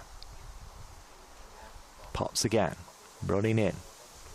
Bowls a ball that's off the edge of the bat from Davis. Freeborn was backing it well, so it's through for the single. 2-5-4 for 6. It looks like the limit of the ambitions might be this 2-7-5 here. Yeah, they just can't find a boundary. Those singles are okay, but I don't know if they're going to cut it. Here's Potts again. Bowls, and it's kept low and beaten the swinging bats of Freeborn, who tried to switch her hips and flay it away for runs into the leg side. Didn't connect, and she's out. 2-5-4 for 7. And that's a good bit of bowling by Grace Potts. Lancashire continuing to peg Warwickshire back. They've been made to work very, very hard out there today, and they're starting to get their rewards in the closing stages and may well get themselves a total they feel they can go after in the second part of this game, as Hannah Hardwick comes to the crease with Abby Freeborn out. It felt like a really important innings for Abby Freeborn personally, but also for the team. Top scoring, but also coming back into the side with a bit of a point to prove. She's done really well on loan at Glamorgan, so to come back and top score and just look so confident, I think it was quite crucial. Into the tail now with Hannah Hardwick coming out to bat. So Freeborn then with that 60, taking us total for the season up to 392. I make it with 332 at the start of the day. And her 60 today, coming off 86 balls, 96 minutes with 3 fours, and that was the issue she had, just not being able to find more fours. But given the quality of Freeborn, that indicates it has become quite difficult to find the boundary later in the innings, as Hardwick gets off the mark with a forcing shot that slipped off the face. I don't think Hardwick initially thought she'd got a run, but Georgia Davis was keen on it. And that brings the over to a close. 2-5-5 for 7. We've had 47 of them, just 4 off that over, and a wicket, Polly Starkey. Very good from Grace Potts. Really good from Grace Potts with that breakthrough to take the wicket of Abby Freeborn, who was leading the way with 60. And although she wasn't finding the boundary, she was the instigator of a lot of running between the wickets and just gently adding those runs. I think Hannah Hardwick is wearing navy batting gloves, which I don't think I've ever seen before. Yeah, there's a few of them about these days. It's sort of it's part of the T20 era, I think. Yeah. Coloured batting gloves. I prefer white ones. Yeah, I understand coloured pads, but gloves. Here's Cross, bowling to Hardwick, who drives away into the offside, slips away behind square in the end as Lewis comes round, and thrown in on the angle to Threlkeld for the loss of a couple of runs from a Lancashire point of view and from a Kate Cross bowling analysis point of view. Yeah, proper scampering between the wickets. Good from Hardwick and Davis. Potts, of course, was with Central Sparks, who effectively became Warwickshire when we moved back to counties, as Tier 1 status was given to 8. Full Yorker lengths ball blocked there by Hardwick.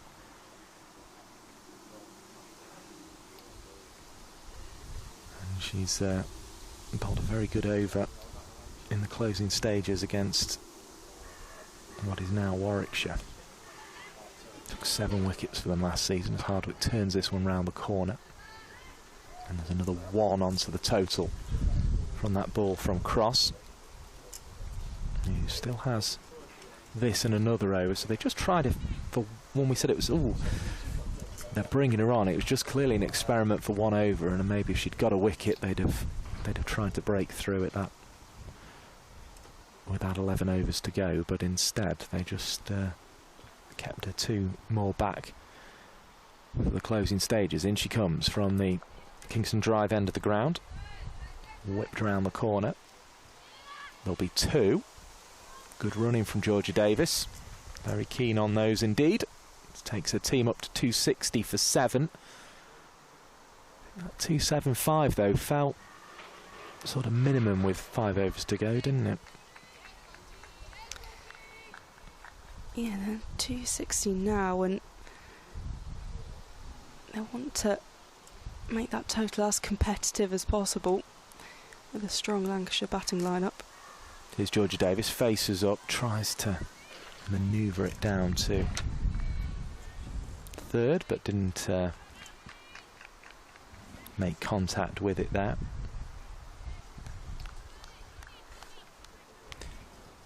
And Cross walks back to a mark. Turns again, delivers and hit down the ground. There'll be another 1 for Davis, but that's all Warwickshire seem to be able to get at the moment. Lancashire keeping their discipline really well. And they'll have learned from what Hampshire did to them earlier in the season at Southport, where Lancashire batted very, very well on a very hot day. And Hampshire, it seemed, had lost almost 45 overs in that game and of the first innings of it, and then won the last 5 and chased the runs down. That's what Lancashire will be thinking they can try and do today. 261 for 7, the score, with 12 balls of the innings remaining. Grace Potts to bowl the penultimate over. 7 games and 7 wickets last season for Central Sparks before her move to Lancashire. Now up against Warwickshire as this one's turned into the leg side. Davis picks up 1.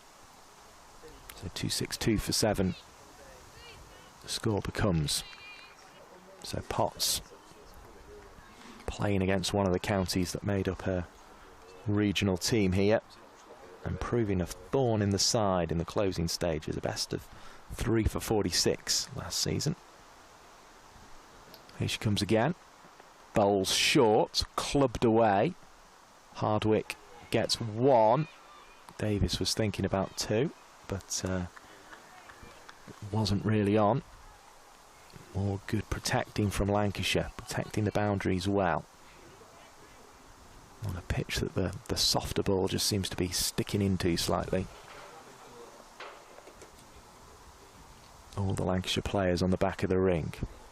Tense times because boundaries here would accelerate the total. It's gone high into the leg side. Kate Cross has done brilliantly because that bounced unkindly for her, and she grabbed it with one hand and returned it on the throw. And it's 2 more to the total. And she shows she's still got that international class at times, Kate Cross, doesn't she? And she plucked that one out the air. That was a superb bit of fielding. Just reached for it and took it as if it had just been sat there for a while. Potts with 9 balls of this innings remaining. Bowls, and it's flicked away on the cut. Neatly placed in the end. Mahika Gore's going to chase it all the way, but it will pop up off the black rope that's run all the way around the boundary here at Sale, and 4 more to the total. 269 for 7, and that is the boundary they've been looking for, and it ends up coming between short third and backward point. Yeah, so that 270, it's very much in sight, just 1 run away. Maybe looking to push 275, 280. His pots with 2 balls of the over remaining, and this time it will be clapped away on the opposite side of the wicket, the leg side, for 4 runs to backward square leg.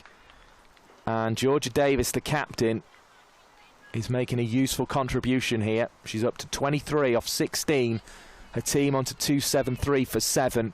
We wonder, could they get beyond that 275 mark? Well, it looks like they're well placed, and after a brilliant over against a county who made up her regional team in the previous over, Potts under a little bit more pressure now. Delivers. Davis pushes into the offside, happy to take the 1 and keep the strike. On to 24, 274 for 7 then, with 6 balls of the innings remaining, Polly Starkey. It's been a good effort, this one, from Warwickshire. They at one stage looked in real control of the game. Lancashire have pegged them back. It's been a good game of cricket. It hasn't. Just that previous over, Georgia Davis letting loose a bit and finding those boundaries, so useful. Those crucial runs at the death that could make all the difference if this does go down to be an absolute thriller. Potts, who's improved on her best figures of the season compared to last season, where it was 3 for... She got a 4 for 37 this time round, as Davis gets a 1 off the first ball of the cross over, but today she won't be able to improve on that mark, but she has bowled some useful overs there in that 8 overs, 48 for 1. Hardwick on to strike now. 3 wickets in hand, so she's got to look for a boundary here.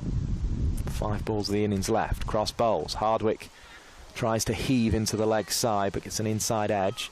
Takes most of the pace off the ball. Smale fumbled, but the Warwickshire batters didn't manage to take advantage. Just the 1. 276 for 7. So how much more can they add from the final 4 balls here, Warwickshire?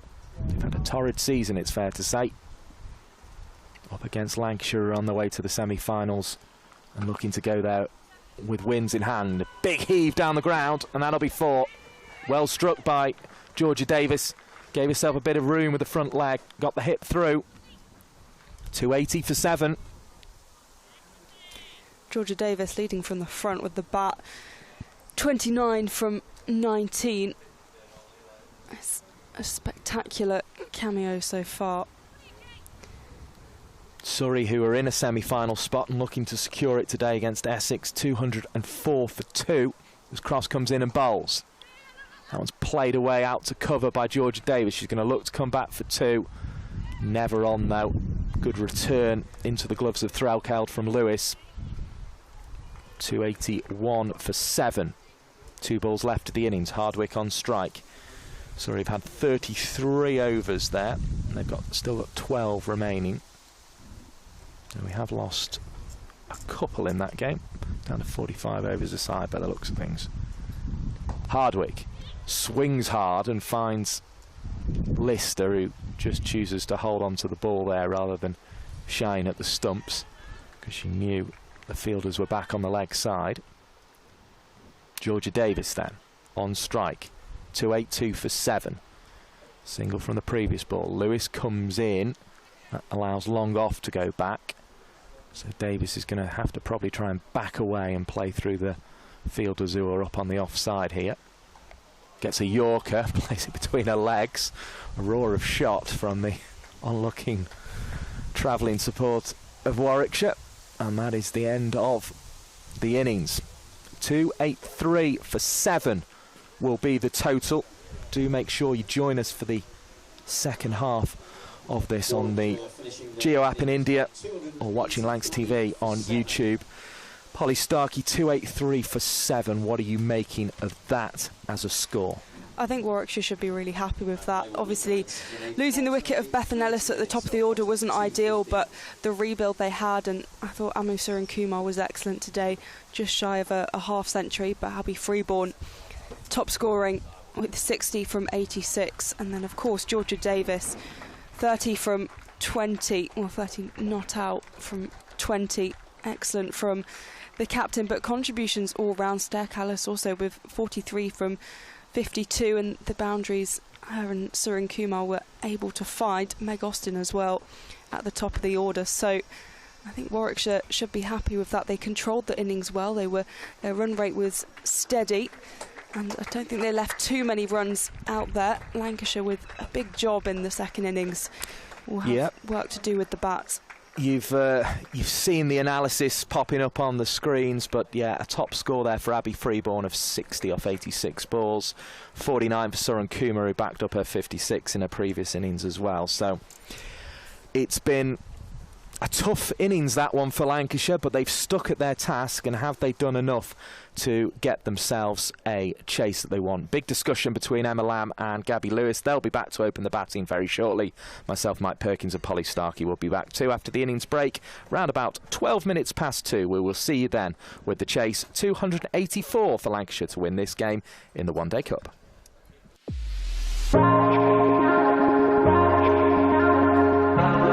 Two names rich in history. Barton's, our family-run business with over 100 years of experience in drinks distribution, and Lancashire Cricket, a club drenched in tradition, heritage and globally recognised moments. Since 1917, Barton's has been supplying the finest wines, soft drinks and premium beverages across the UK, partnering with world-class brands to bring unforgettable experiences to every occasion. Now, we're excited to announce we will be bringing that same passion to cricket fans at Emirates Old Trafford. As the official wine, spirits and soft drinks partner of Lancashire Cricket, we're elevating matchday experiences, hospitality and celebrations across the next 3 years. From the first ball to the final cheers, Barton's is here to make every moment one to savour. Keep an eye out for some familiar brands such as Guinness, Celavino, VK Hooch and Britvic. Barton's and Lancashire Cricket, partnership built on passion, unforgettable moments and history.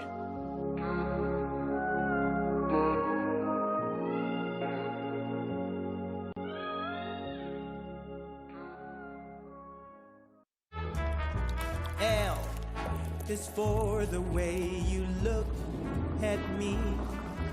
O is for the only one I see. V is very, very extraordinary. Welcome to the opening day. Oh, that is a wonderful shot.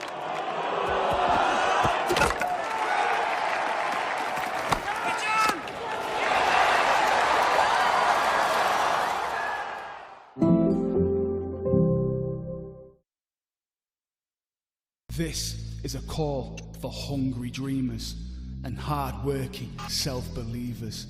Success is down to more than just luck and talent. It's striving to be the best, breaking the boundaries and never giving up.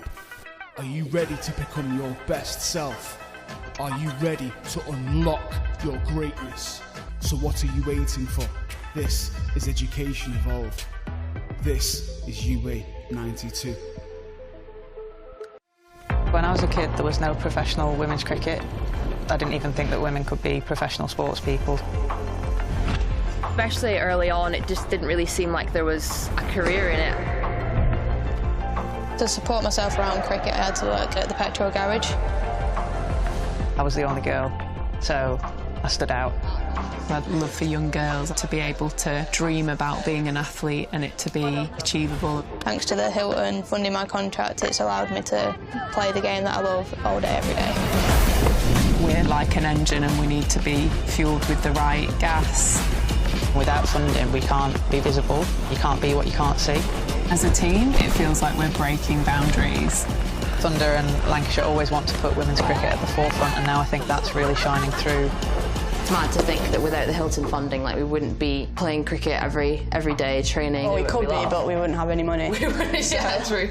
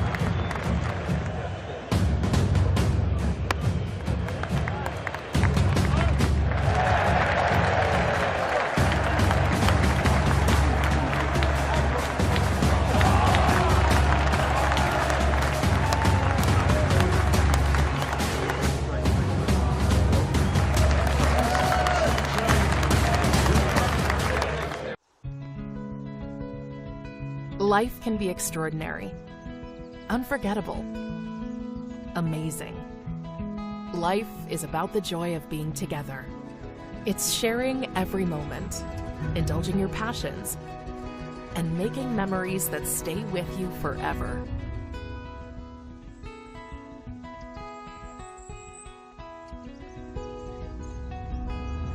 Life is live. The thrill of the game, the buzz of a network, the enrichment and fascination of a cultural soiree. And we feel every sensation because we're right there with you. Always on, always fully engaged to help provide that extra spark, heighten emotions, and make every occasion simply unforgettable. Because the best live events don't just happen to us, they become a part of us, forever associating your brand with life itself. Live can be extraordinary, and we're ready to help you make the most of every inspired, delicious moment. Welcome to Sodexo Live.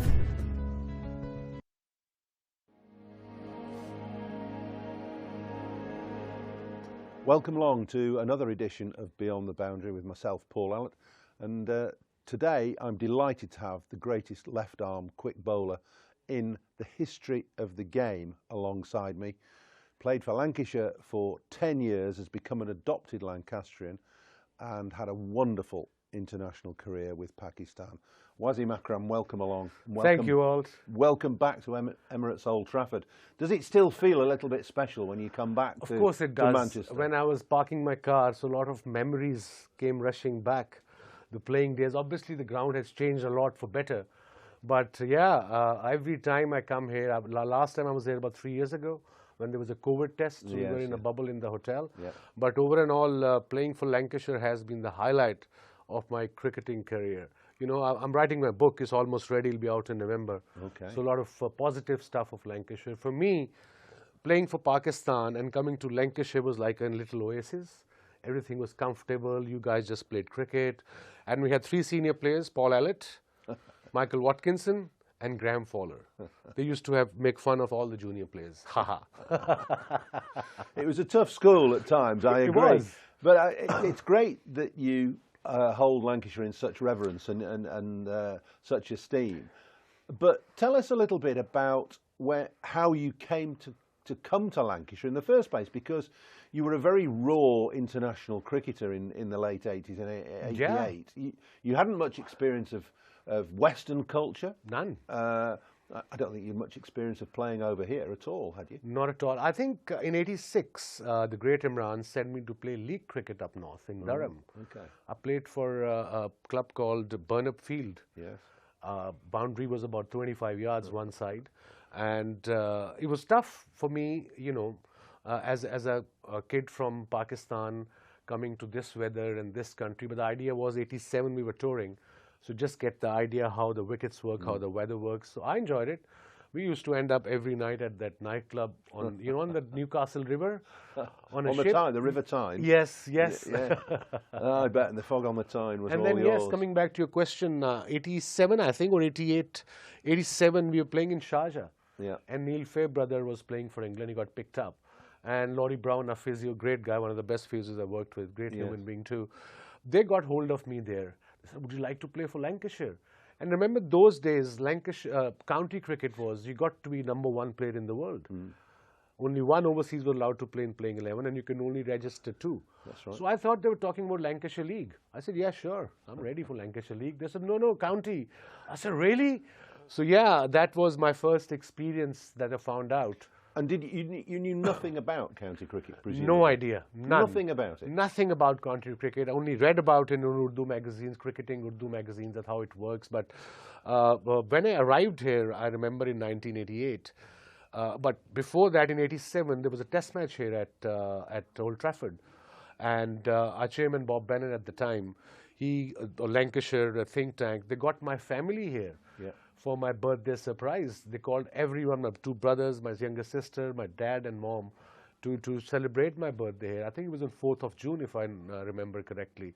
But that was the first experience of me of, Lancastrian hospitality. So the club embraced you right from the word go, and you in turn embraced the club. It was actually David Hughes and Alan Ormrod who were running the cricket department at the time, and they must have been the 2 that instigated your first appearances for Yes, for probably. And I remember both of them, David Hughes, Yoza and Alan, has been a great influence early on as a 20-year-old kid coming from a different culture altogether and mixing up with Western culture, and they really helped me a lot. Remember the first time we met, we was a Forte Post House in Nottingham, that hotel on the 1st floor. Yes. And Alan told me to come to team meeting at 6 o'clock in the evening, day before the game.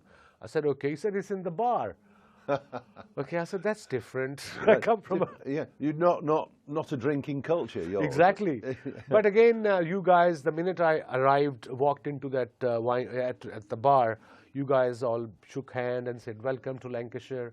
So that gave me a bit of confidence. And remember, the next day there was a game against Nottingham, and I was sitting in the corner right somewhere, because huge seniors, I don't know if it still happens or not, the senior players, they have their certain spots in each dressing room, and they go and sit there. So you as a junior, you have to wait that everybody is comfortable, then you pick up your spot, if you get a spot. I remember wandering into a dressing room, and somebody, it probably wasn't you, was sitting in where I normally change. I said, listen, I've been changing for 15 years. I think it was me. Well, I would let you off. But that's a good culture, though. Yeah, I suppose it is in a way, although it might be a bit outmoded now. Yeah, no, probably. Now then, your rise and appearance in cricket was quite extraordinary, because you played very little first-class cricket, if any, in Pakistan. None. And you turned up and bowled at the nets. It was a camp. Of a Pakistan camp. It was a camp for 100 kids, young kids, and I did, well for my club, Ludhiana Gymkhana in Pakistan. So they, said this guy is good. So my name was in that in particular camp. And I remember first 4 days, there were 100 kids, and including Ramesh Raja, who played a test cricket then, 1 test, and Mohsin Kamal, another test cricketer, and top first-class performers were there as well. So nobody gave me the cricket ball to bowl, so I got a bit down, depressed. So I went back to my captain in the club, Sadiq Khan. I said, look, there's no point in me going. I've been standing there for 4 days. He said, no, you go tomorrow. I'll have a word with the camp commander, and he'll give you the ball. So the next day, 3 or 4 batters to go, he gave me the old ball. I impressed him for some odd reason. Agha Saadat Ali, another late test cricketer. And then the next day, he gave me the new cherry. And you see, I used to bowl big in-swingers then, and I troubled almost everyone. In-swingers to the right-hander? To the right-hander. Good ball from a left arm quick. Good ball. Yeah, so, I impressed everyone there. And then Javed Miandad was the captain of Pakistan squad, so he came to practice. So Gaddafi Stadium is a huge ground. So one side was our camp, and his net was the other side. So he wanted some bowlers. So the camp commander said, you want to bowl at Javed Miandad? I said, what? Javed Miandad? I had a poster of him in my room. I would love to. Well, one of the best Pakistan batsmen ever. Ever. And one of the best in the world. In the world. So I went to bowl at him for a couple of days, and he got impressed by me. And then New Zealand was touring Pakistan. And suddenly my name came in to play against New Zealand team. First 3-day game, President 11 versus the New Zealand side in Rawalpindi. I was over the moon, so was my family. Javed Miandad, Sarfaraz Nawaz, Tahir Nakash, all these test, Ramiz Raja, Salim Malik, all these guys were in the squad. And Javed dropped, I think, Tahir Nakash or Sarfaraz to have me in playing 11. That was my first-class game. How on earth did you feel playing international cricket from straight out of club cricket? How on earth? Because that would well, it would cause issues for an awful lot of guys when you were 17, 18? I was 17. 17. Yeah, 18. So how did you feel? I think probably too young to I even was bother too about young it. to even bother about. Absolutely spot on. It was blessing in disguise. I didn't know probably half the team of New Zealand. I knew Martin Crowe, Jeff Crowe, Jeff Harwood, John Reid, Jeremy Conning, the big names there, cricketing. And they were a good team. Great team at the time. Yeah. So I got 7 for 50 in first innings. I don't know how. And second inning 2 for 50. I was just running in and ball, and I didn't know at the reverse swing at the time, but it was just happening. I know how. How? Because you're a good bowler. But I mean, were you quick? And presumably you were raw then, as you say. Raw. You say I don't know how, but you did swing the ball. You swung the new ball, and you had this very, very quick arm. Pindi wicket was like a road. You know how Pakistani flat, no bounce, no grass, no bounce.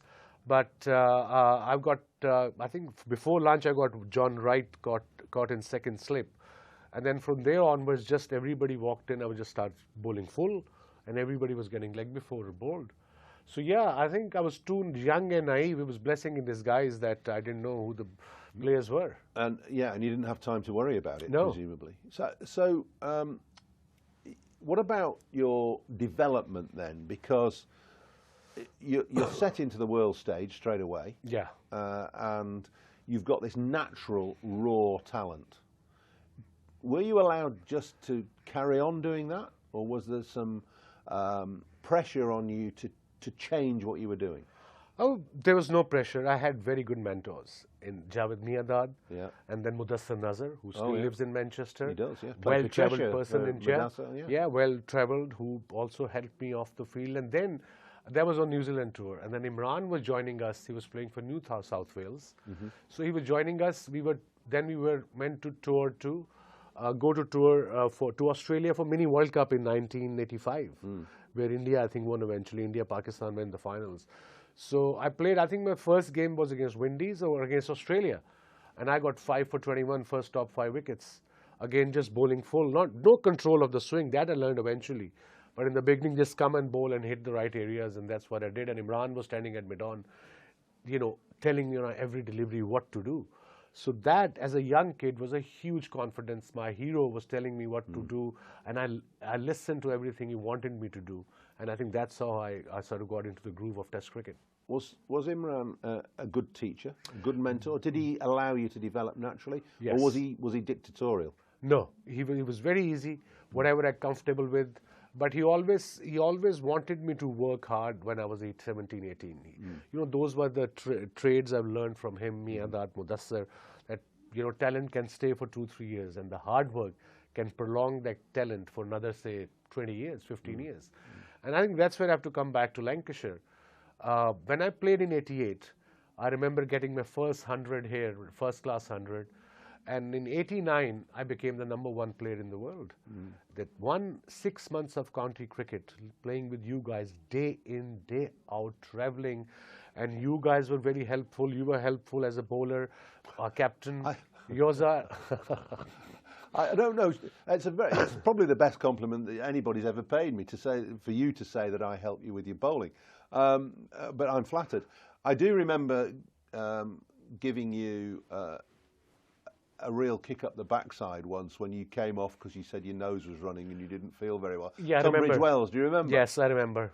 I remember that game as well, Tunbridge Wells. Don't want to play there anymore. No. I never liked it there. So I said, come on, this is hard work. Bowling is hard work. Yeah, I remember. So you have to bowl even though you might not be feeling great, you might not be bowling great. So that might have been a lesson. Probably. I think tough love sometimes works. Yeah. And I'm glad you did that. It helped me. And you see, the whole team was behind me, the captain, the club. Yeah. I remember they would put me in this hotel. It's still there or not? Trafford Hotel? Down the road. Yeah. Down the road. Well, Bob Bennett the chairman used to stay there. Yeah, didn't so he? they gave me a room I don't there. think it's still there now. Nah. But it was all right at the time. It was okay. So we went to play away games.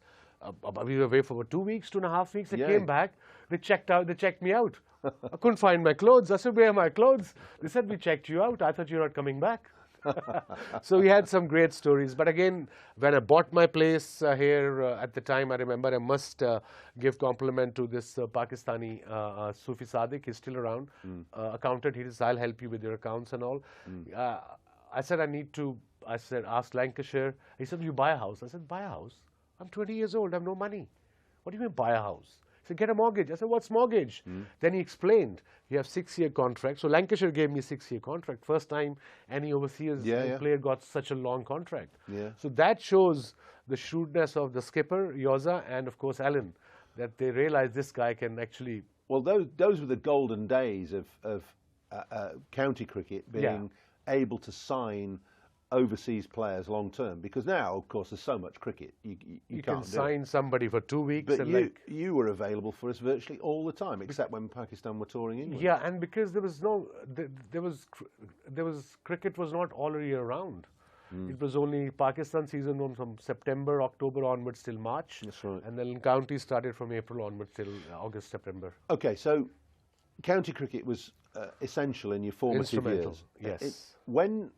Because you're such a pioneer, and because you are one of the best bowlers there's ever been, with the record, you've got over 900 international wickets across one-day internationals and test matches, over 400 in test matches, over 500 in one-day internationals. It wasn't all about just running in and bowling fast. You pioneered the ability to reverse swing the ball, which is now.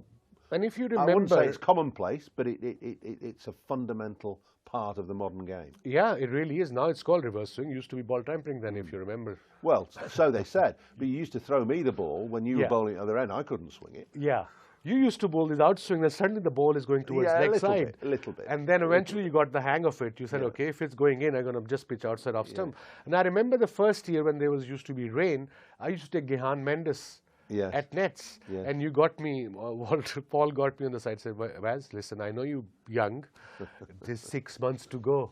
So just take it easy. Because you used to roar in, didn't you? In the nets. Nobody wanted to face you in the nets because you were unplayable. But I think nowadays, obviously, mindset has changed.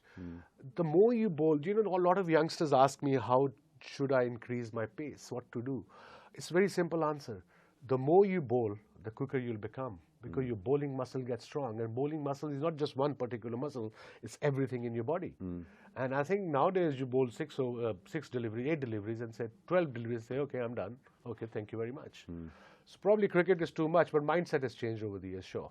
But reverse swing didn't just happen.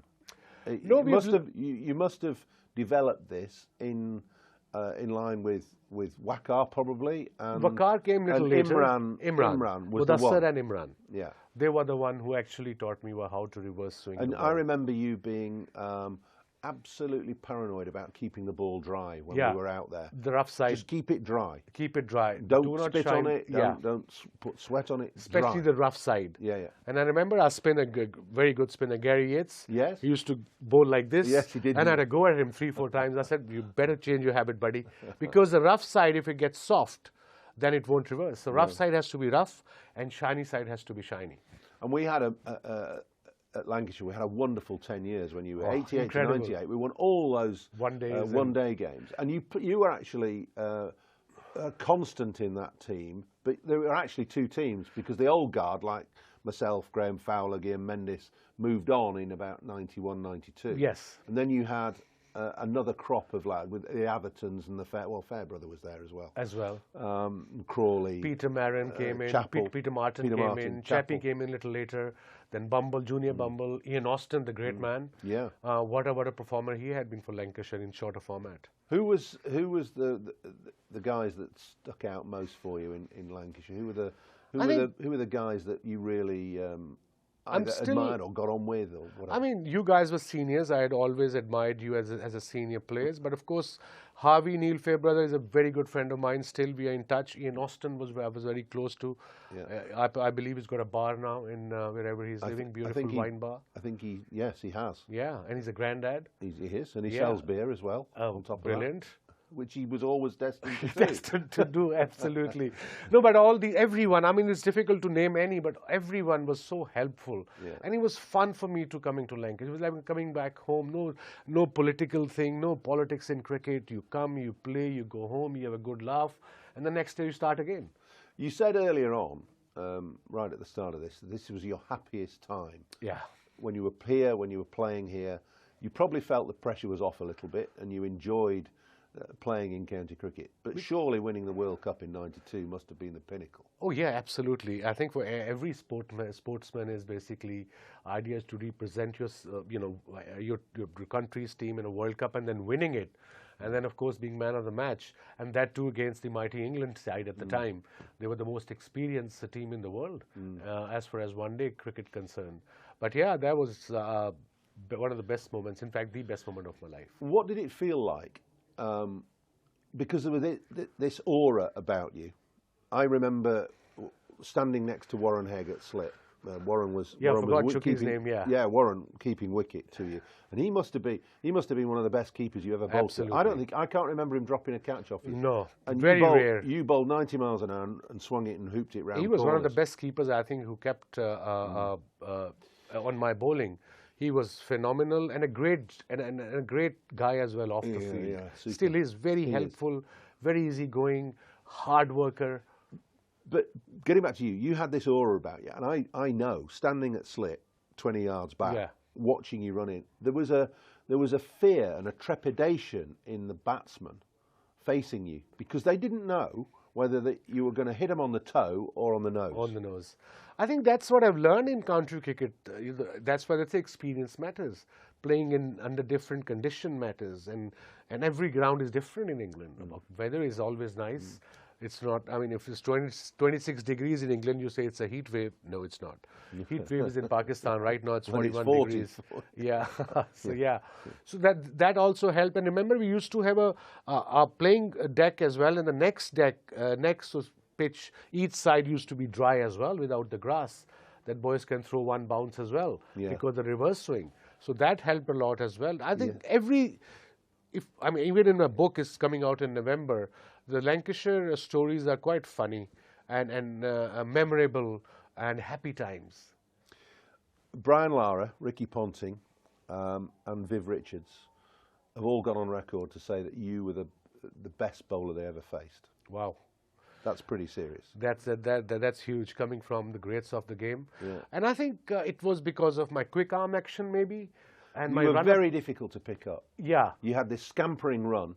And I learned, quick run. And I learned things as well. I was the only left-hander who went around the wicket, if you remember. Well, you started this. Yeah, I started this trend. You did. And I used to run. From behind the umpire. I said, why not? And then leap out. Yeah, nowadays I see bowlers, even T20 format, they're getting hammered every ball. They don't change anything. No. So as a bowler, what's my job is to create a doubt in batsman's mind. If things are not going well, just have your run of diagonal. Just bowl the same delivery you want to, but do something different. But you were capable of bowling round the wicket and swinging the ball away from the right hand. Yeah. Very difficult thing to do as a left-arm bowler. I think both of these guys.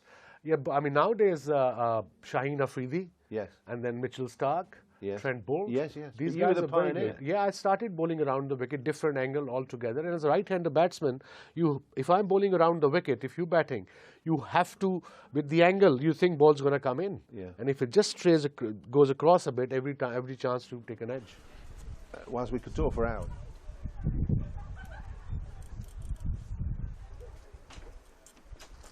Hello everybody, welcome back, where the covers are about to come on and the rain is about to start, I'm afraid. We are expecting Lancashire to try and chase 284 for victory, but we are also expecting a not very good forecast. The Warwickshire players have got, I would say, 10-15 yards onto the pitch there. They're obviously very keen to get on and get at least 10 overs in to try and constitute a game here because they've battered very well. Lancashire will be keen to chase it because they've done the hard bit and they've fielded and bowled the overs, but the umpires you can see on the screen are just turning on their heel and walking off because it has started to rain. It's coming in from sort of the left-hand side of that view you're seeing on your screen and where we're sat in the commentary position up on the balcony, and we're hoping that the roof of this gazebo, Polly Starkey, is going to be thick enough here because it looks like that rain that was anticipated is going to come down here, and when we will be back will be hard to say. Yeah, if this is a waterproof gazebo, I think someone needs a refund because there are some drops of rain on the desk here. But yeah, unfortunate Warwickshire were very keen to get out there, but as we say, the cover's being wheeled on now by the ground staff, and the weather is not meant to improve over the next 4 hours or so, so that's not looking positive in terms of constituting a game. But so far what we've seen has been really positive, so really kind of dampening the mood. Yes, we will keep across this. The tarps are being deployed, so to speak, and we will aim to bring you any more cricket here from Sale that we get. But at the moment, the rain has begun and the forecast is not good. So we keep an eye on scorecards and all the usual sorts of things for whether we will be back. But with a chase of 284, Warwickshire making 283 for 7 from their 50 overs, we are unable at the moment to start the second innings, and we will see what the rest of the afternoon holds. As I say, keep your eye out, and if we do see any play, make sure you rejoin us for it on Lancs TV via YouTube and the Geo app in India. But as I say, we are unsure whether we'll be back at this stage. The clock starts counting here. We get half an hour before we lose any overs, but then from that point onwards we will lose overs. So as the covers are coming on here at Sale Cricket Club, we will leave you for now, and we hope to see you at some point later this afternoon.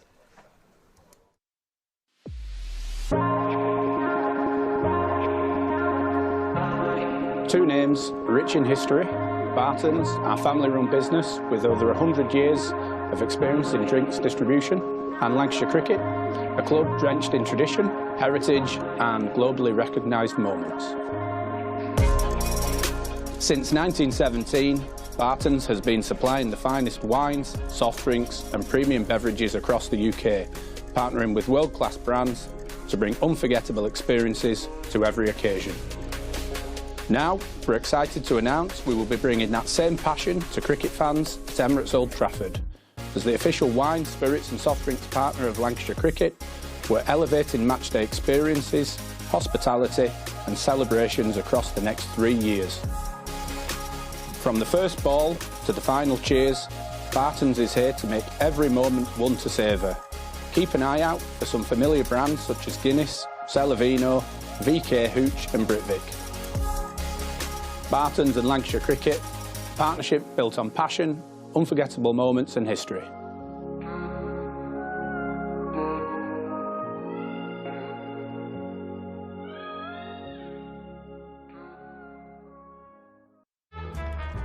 L is for the way you look at me. O is for the only one I see. V is very, very extraordinary. Welcome to the opening day. Oh, that is a wonderful shot.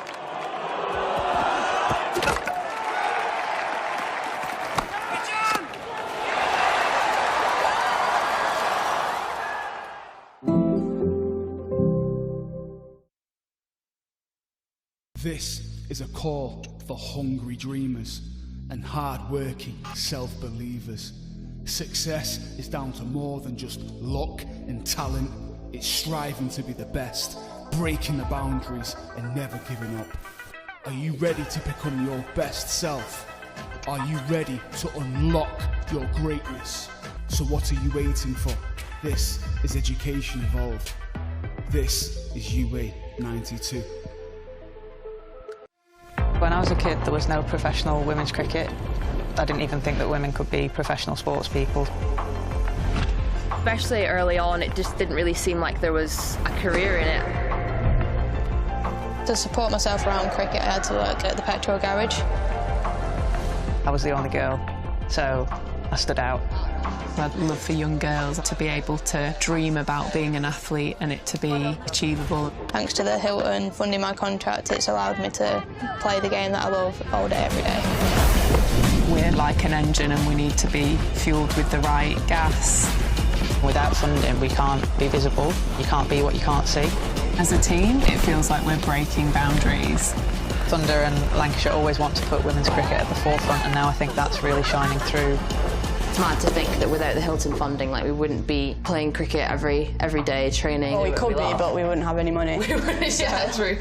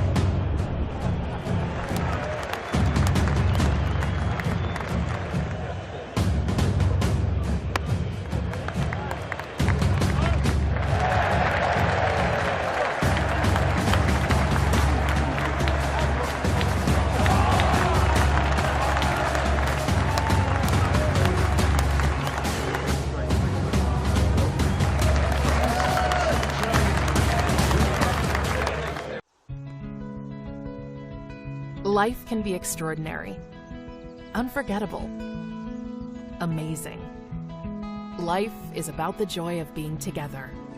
It's sharing every moment, indulging your passions, and making memories that stay with you forever.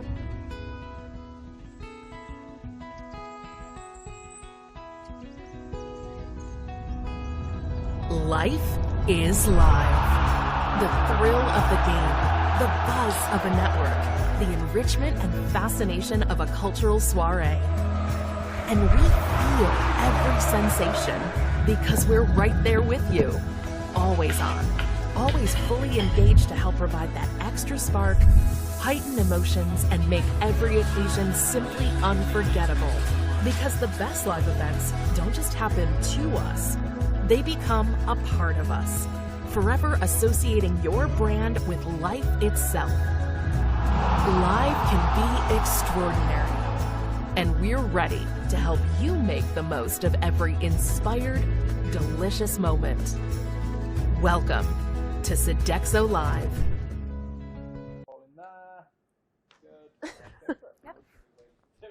I know, yeah. Let's not wait too long. Hi. Hello. How are you? How are I'm fine. How are you? I'm good. You just got back from holiday, haven't you? I've been training camp that was turning into a rehab camp. Oh, okay. Yeah, 12 weeks now since I. But they're talking. I don't know. I can't interrupt them while they're talking. Come on, you can come in the middle. Well, you've interrupted Hi, I'm here. Who was writing here?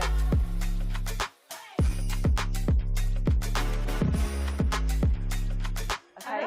Hello, Kate Cross. How are you both? Yeah, 2 rehabs. How are we? 2 rehabs, yeah. It's age, isn't it? I know. Have I? I've tried to avoid that word, but it is. No. I have more. I have more of that than you do. You have years ahead of you. Okay, girls. So I've been taking some questions from Lancashire cricket, and are we good to chat about it? Ask you some. Okay. So first question for the both of you: what's the moment in both your careers where you went, "I've fully achieved my goals"? Don't know. Because I think that's the point before you decide you're not going to go anymore. I was going to say, I don't think I've got there yet. I'm not sure I've decided I've got there yet. Yeah. I think that's all part of what I've got to find out. Yeah. Hopefully, well, I don't know if it's hopefully soon, because that means like, oh yeah, I've done everything now. I'm going to kick back and not do anything else. So no, I think, and I've spoken to other athletes, I don't know about you, they say you're a long time retired, and knowing that you could still do more or achieve more or be better in yourself. Personal best performance is always the thing that you focus on, or certainly I have. Being better than you were yesterday as an athlete and achieving your own personal best. being the best version of yourself. So yeah, when you find that out, maybe that's the time you start thinking about the end. I feel like there's definitely things I've wanted to achieve that I have achieved. Like mini goals? Yeah. Would you say like you have mini goals as an athlete? Yeah, I think you have to, because otherwise the picture's too big. I think you have to break things down. And especially I think for me, having a bit of a split career, like kind of with Lancashire and then also with England, then there's things that I still want to achieve with England. There's still things I want to achieve with Lancashire. So I think that motivation is what keeps you going as an athlete, and probably what makes it really difficult to retire, because there's always something around the corner. There's always something that you want to or think you can achieve. So yeah, I definitely wouldn't say that I've achieved probably half the things I want to, though. That's exciting though. The dial can always keep on moving for the both of you. Yeah, I think there's things I've achieved and never anticipated. Like I never imagined I'd ever be a cyclist when I was a little girl. So I think you go into different parts of your career and new opportunities, and you take them with, you know, two hands, or in my case one, and just try and do the very best that you can. What the other things in cycling, that every cycle race, every road race is on a different course. So knowing what the course is going to be, for example, like last year at the Worlds, it was a really hilly, it was the hilliest course we'd had, with the longest climb in the road race. It was the longest time trial we'd had. And that was the sort of race I'd always waited for and was living for. And it makes you think, oh, well, if they're going to give us that sort of course, what might they do next time? And it makes you excited to see what the opportunities might be. So yeah, there's loads of things that I've achieved that I never anticipated or never dreamed of. I feel really fortunate for those. And then there are other things you're waiting to see. Oh, but where might we race next time? It's like a loads of time left. Hopefully. Oh, yeah. Yeah. I love that the first question you've asked, we've both gone, I don't know. That's a good start. That's all right. That's fine. But We've I got a lot also of time. think a lot of people think that athletes have got it all worked out, Yeah. that they know exactly what they're doing. And we know what we're doing day to day. We know the foundations that you need to be a strong athlete, to look after yourself as best you can, or you have mishaps, as we've both had in the last winter. But you have a kind of a way of working, kind of a operational principles, if you like, of being the best athlete you can be, of getting enough sleep, eating the right things, planning your logistics around recovery training from travel days, and all the different things that you have to do. We have certain things worked out, but we don't have everything worked out, and I think that's okay. What are the biggest changes that you've both found since being in women's sport? Well, for me, it's definitely going from an analog age into a digital age. My first international call-up was in 1992, so were you born? Just, yeah. Just. I was 91. I was like, hang on a minute, I've got to do the maths here. I wasn't there yet, but that's okay. No, come back. Only by a year. Only by a year. And so, learning how to promote yourself twice, if you like, because when you were trying to promote yourself, get sponsorship, you know, move up in the world outside of your sporting achievements, you had to write letters, like snail mail letters. The internet hadn't been invented. You had to put pen to paper. Not everyone had a computer at home. Not everyone had a printer at home. That might sound daft. You couldn't print something directly from your phone. There was no such thing as wireless. Everything was cabled. So having to learn how to promote yourself twice, and then learning how to utilize the digital age as an older athlete, those have been the biggest changes for me, apart from the sort of sporting things. But you have to be able to get that to be able to settle on the sports field, I think. So do you feel like you've had to promote yourself? You really feel like you have to promote yourself twice? Well, you've had to learn how to promote, learn how to do that, learn how to move forward with a career. Because in sport, you never know how long your career is going to last. So knowing that you've got something to fall back on is always really important. Doing something alongside your sporting career, I think Kate and I both do that and always have, so that you aren't just reliant on one thing. Because if it gets taken away from you because you're injured or ill or something happens, you need to be able to continue to live and work. So for me, that's been the biggest difference, apart from obviously the crowds and the way that you can watch sport, obviously streaming platforms and those sorts of things. But as personally, having to, obviously very grateful that things like Facebook weren't around when I was at uni. But equally, you've kind of like gone through that learning process twice. I think on that, I think women's sport in particular in the last 10 years, or I've certainly been told that a lot of it is on us to promote ourselves, to have a following on social media so that we can promote games. I mean, this isn't now, obviously, this is where it has changed now, but certainly when I was early 20s, I was being told to make sure I had an Instagram page so that people could follow women's cricket, because the big bodies weren't necessarily doing it for us. So I feel like it, from a female athlete point of view, is kind of on us to be the voice. And that's something that's changed massively now. The visibility is huge, and in my opinion, rightly so, because you see day to day what female athletes are going through and working hard at, and you want to put that on a stage so that people can watch it. But from my point of view, it's the professionalisation. Like when I was a kid, you couldn't be a professional female cricketer. It wasn't an option. I would watch the Olympics and see women on the telly, and that would be the only time I'd see really women doing sport, other than maybe Wimbledon for 2 weeks of the year. So yeah, the professionalisation and the visibility of it has been what's changed drastically from my point of view. Even starting my career here a long time ago now. I actually debuted when I was 13, which is frightening. It was 20 years ago. Oh my gosh. But that was a amateur sport then, and I didn't know that I could have this as my job, and it changed whilst I was still having cricket as a hobby. So it all sort of shifted whilst I was in it, like on the journey, if you understand what I mean. So but yeah, they're probably the two things that have changed the most in my time. Okay, so it's kind of similar, if you kind of rolling off that question. So England are coming to Emirates Old Trafford for the first time in 13 years? Yeah, 13 years, okay. So we've just been speaking about this, but where were you in your career at that time? I suppose 13 years Trying to ago. do some maths. Well, we're approaching the home games for me. Yeah. Right. London 2012. So that was just a huge moment, I think, for Olympic and Paralympic sport. And it started that opportunity for parasport to be better promoted. Sure. Still not a professional sport. I think tennis. So probably tennis was first, like it was for women. Tennis is the only professional sport you can do if you're a para-athlete. And so I feel really fortunate that home games gave me that chance to work in women's cycling as well, as part of the team pursuit squad. That helped me to sort of springboard, the qualification for the games helped me springboard my professional cycling career on the road. So yeah, London was just huge, and it's insane to think how much has happened in that time, and that we haven't had a women's international here, because I have an 11-year-old daughter who was born the year after that, and so yeah, it's mad. I'm so excited to see what comes, and the crowds, and that partisan crowd is what you live for as an athlete. So England are going to be goosebumps here, and that's similar to how we felt in London in 2012. I'm excited. Kate Cross, what was I doing? So it was around 2012. So I made my debut in 2013, the winter of 2013. So I would have been aspiring to be in that team. And I remember I was really close friends with Sarah Taylor when she was in the squad, and she was up in Manchester. So I came and met her for a coffee before they played the game the next day. And I remember thinking how cool it was that the England girls got to play at Old Trafford, because at that point I'd not even represented Lancashire at Old Trafford. So this was like the holy grail. I'd not even not been out on the grass. It was like a bit forbidden.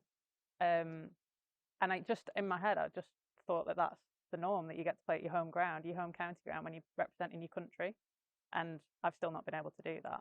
And realistically, probably still not going to be able to do that either, because I'm not aligned with T20 cricket. So it's probably unlikely that I'll be able to get to play in that game. But for the likes of Sophie, Lammy, Ellie, all the young girls aspiring to play for England, obviously Sophie's a dead set in that team. But, for all those young girls now, I hope that kind of shifts the narrative, and that we do get more cricket up here, and that this does become a hub for women's cricket, because I've had so many great memories here, and I'm reliant on Lancashire really for the career that I've had. So I want other girls to have that experience, but also be able to then almost take that into their England careers as well, and make sure that this is a place that England women come and play cricket and have success at. It feels really exciting for women's sport. It's like proper exciting. It feels like it's now, the focus has shifted onto women's sport finally. Well, and really it just feels has. this real big excitement and buzz around it. And it's the depth of that is being felt. So my daughter plays in an under-13 side, and what's your daughter do? She's a cricketer. Oh my God, I didn't realise. That's amazing. Well, she's a dancer, but she's cricket, and she's playing in an under-13 side where they've had to split the league into two, because there's too many to do just one. And it was one league last year, and now it's two pools of teams, with like Stockport Georgians and Woodford and Langley and all of the local clubs coming, Marple I think, with Hayfield. So and they've split it. I don't know who's in the other pool, but literally you're starting to feel that come all the way down.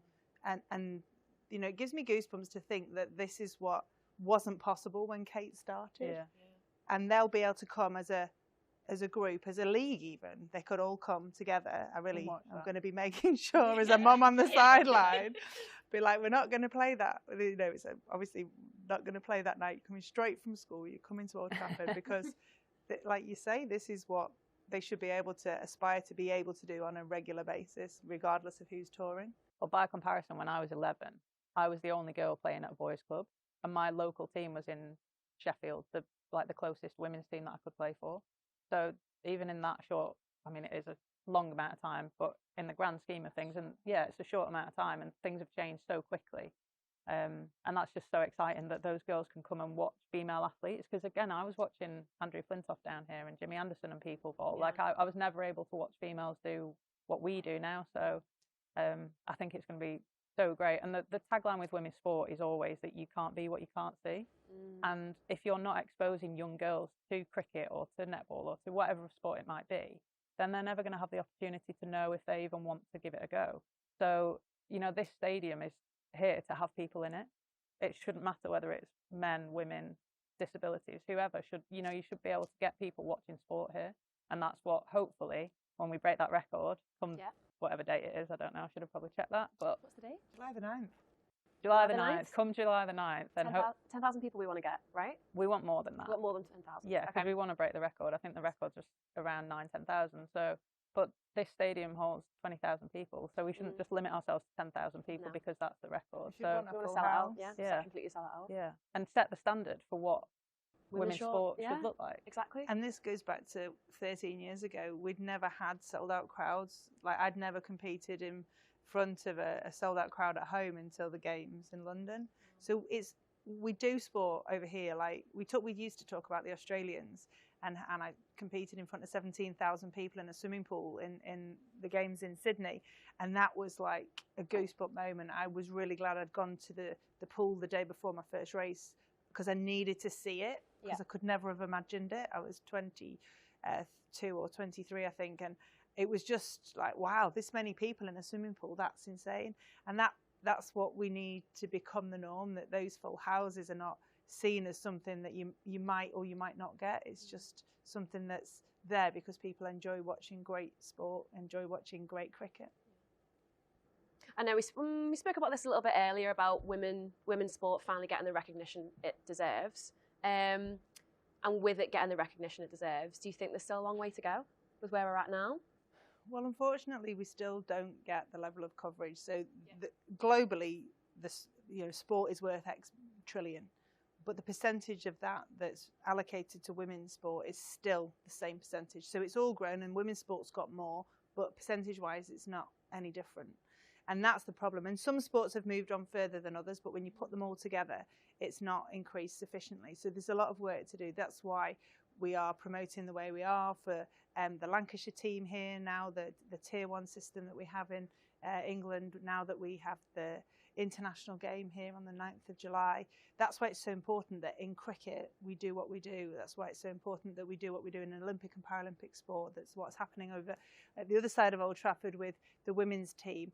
That's why each of us who own a little part of it, it's our role to make sure that we continue to lift, because column inches still isn't there, and the amount of airtime still isn't there. And this is a pivotal moment, like every opportunity that we get to promote women's sport, especially in cricket, because it's going to be in the Olympics in 2028. That's so crucial. And I think Paris was the first time the Olympic Games had a 50-50 male-female split, which was crazy to think it got to 2024 before that was the case. But that's one of the measures that shows us that we're still not quite there. And also, there were no females in the top 100 earners in the world last year, which is another example of why we're not quite where we need to be. So it has improved and the opportunities are absolutely there. But when you zoom out and look at it from a global perspective, we still need to keep doing what we're doing and keep working really hard. And we need those male allies as well. And we know the names of them, and we need to have way more of them to be able to help bring our daughters and our nieces with us on this journey.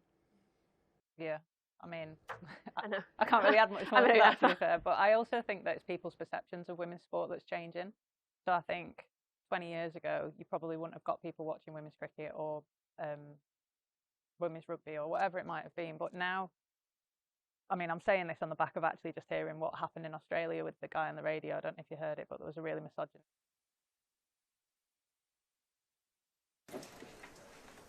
Well, welcome everybody. We are back. We're going to make another attempt at this chase of 284 from 50 overs. No overs lost. At the moment, I time the delay at, 20 minutes. So we've lost the bulk of that that half hour that we get. We went off about 1:15. We're going to be back on by 22, I think, here. Mike Perkins, Polly Starkey with you in the commentary position. The question, I suppose, Polly Starkey, is how long we're going to get. Do you think Warwickshire are going to be tempted to bowl some spin and just try and get to the 10 over mark here? I don't think that would be a bad idea at all, because Warwickshire have put themselves in a really good position. Obviously, I could see a piece of paper down there, and I think they were looking at DLS and all that sort of thing. There is a lot of weather about, and I've looked on a number of different weather apps, and they're all saying the same thing, which is rain. So Izzy Wong is going to open up proceedings from the Kingston Road end. Emma Lamb on strike, Gabby Lewis at the non-strikers end. That starts with a wide down the leg side, taken cleanly by Nat Wraith, who is behind the stumps for Warwickshire today. We've got Abby Freeborn in as a slip, who can sometimes be seen with the gloves. And yeah, just everyone's very wary of the weather at the moment. And Freeborn top scorer with 60, wasn't she? Yeah, she was superb for Warwickshire. Wong's in again. Another wide. Wong just looking to adjust her line. Suren Kumar made 49, 43 for Callis. Those were the top scores in the Warwickshire innings. So lots of starts. Nobody went on for the big score, though. So maybe that's what Emma Lamb, who has those 790 runs in the competition, can look to do. Wong, elbows pumping as she continues her over. Off the bat from Lamb, who just works this to point, where Stair Callis, who made a decent mark with 43 from 52. That involved 5 boundaries, including a 6 off a no ball. So 10 overs for the Duckworth-Lewis-Stern method to come into play and us get something that constitutes a game. Wong through her action, and this one guided nicely into the offside. No run will be on offer, so runs so far just coming from those 2 wides at the start of the over. No runs off the bat as of yet. Gabby Lewis at the non-strikers end, who was busy in the field, the Irish international, looking to get some runs under her belt today. One of those T20 centuries that she's had would be quite useful, because we might very well be looking at that sort of a chase here today. Emma Lamb on strike. This one defensive. Fielders running in all round the ball. Suren Kumar with the fielding in the end. He was just shy of a half century in the first innings. 8 boundaries though. Proved very useful for Warwickshire.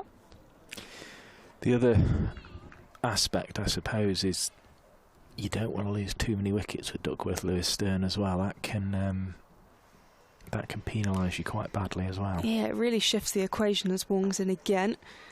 This one just sliced out to Suren Kumar. There will be overthrows though, and they're just going to run through for an extra, as the throw to Nat Wraith was a bit too enthusiastic by Suren Kumar, and it was left to Stair Callis to sort out in the end.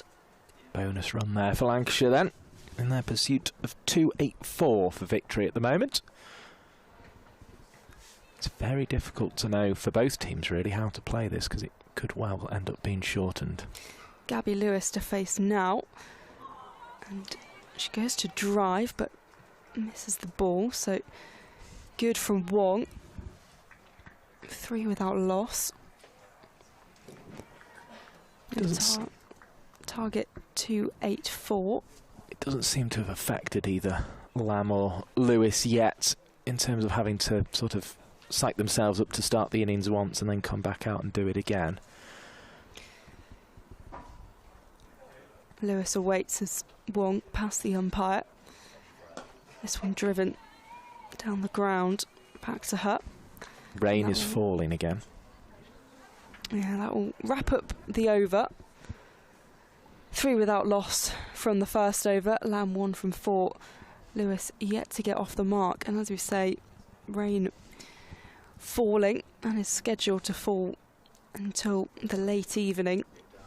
Well past the time that we would be playing here. And worryingly, there's some of those lightning signs around as well. It looks like it's going to be Phoebe Brett to start from the Dane Road end.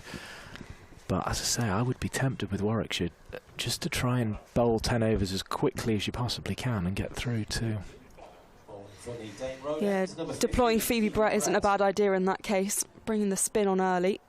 Phoebe Brett's had an excellent summer starting with Worcestershire and also in the Warwickshire Academy. Getting picked up in the 100, taking wickets for fun and then performing so well in a Warwickshire shirt. 2 wickets on debut in the Blast. Brett with a little skip and a hop, and the ramp was on and the ramp has been taken by Lamb. It's heading towards the boundary. Abby Freeborn in pursuit, who does a good job to stop that. Fielding in pairs as Suren Kumar comes round to tidy it up. But the batters do manage to run through for a couple. In fact, they get 3. At one point in the England team, they had a rule, didn't they? If there's nobody on the 45, you've got a ramp. And it seems as if Lamb went for that tactic there. There's a backward square leg on the boundary, but nobody on the 45. You can see Lamb and Lewis just aware of their options. Brett in again defensive this time from Gabby Lewis. Still falling steadily, the rain now. 17-year-old Phoebe Brett making a big step up this season. It's been defended, played into the ground. Just Lewis rocks back to protect her stumps.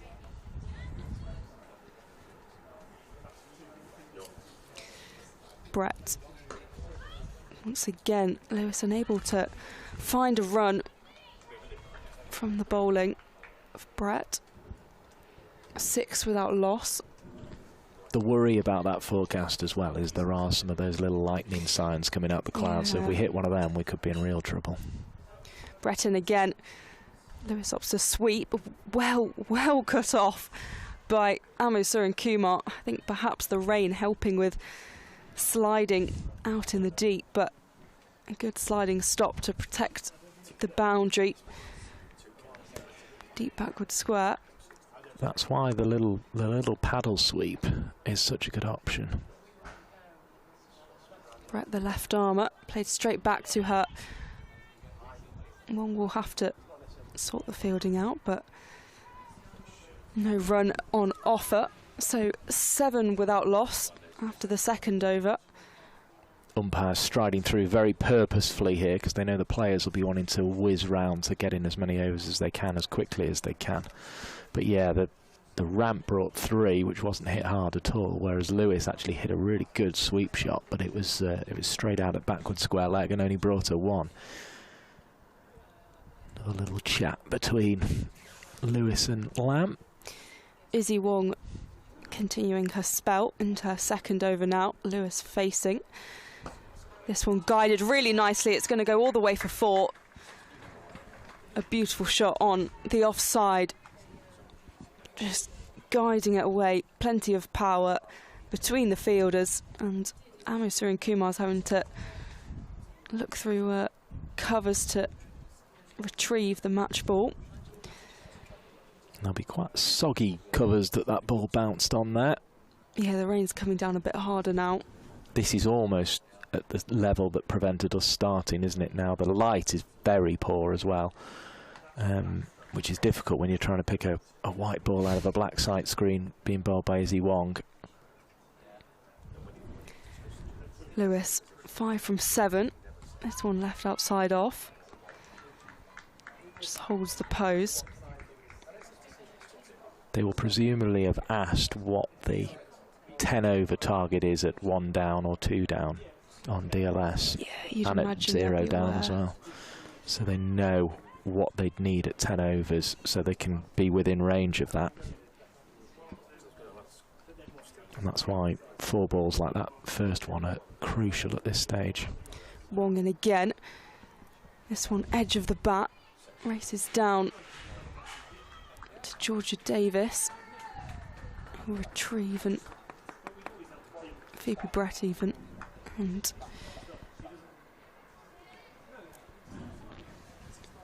.13 without loss, the score moves to 2 runs off the bat.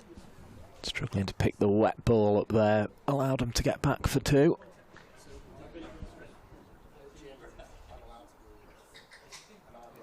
Lewis awaiting, left outside off again. Just leaves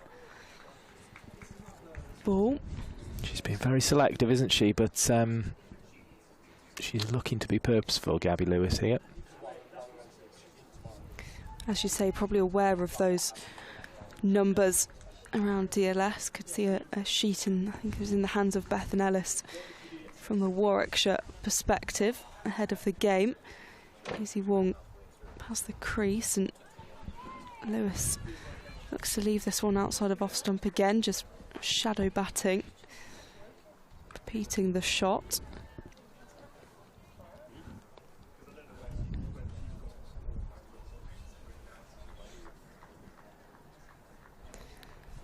It's a very strange situation all of a sudden. Lancashire chasing 284, but we don't think they're going to need anywhere near that if this becomes a 10 over or a 15 over or a 12 over game. Got Lewis waiting, and Wong plays this, pushed out towards Stair Callis. Backward point. There'll be no run, so 13 without loss after 3.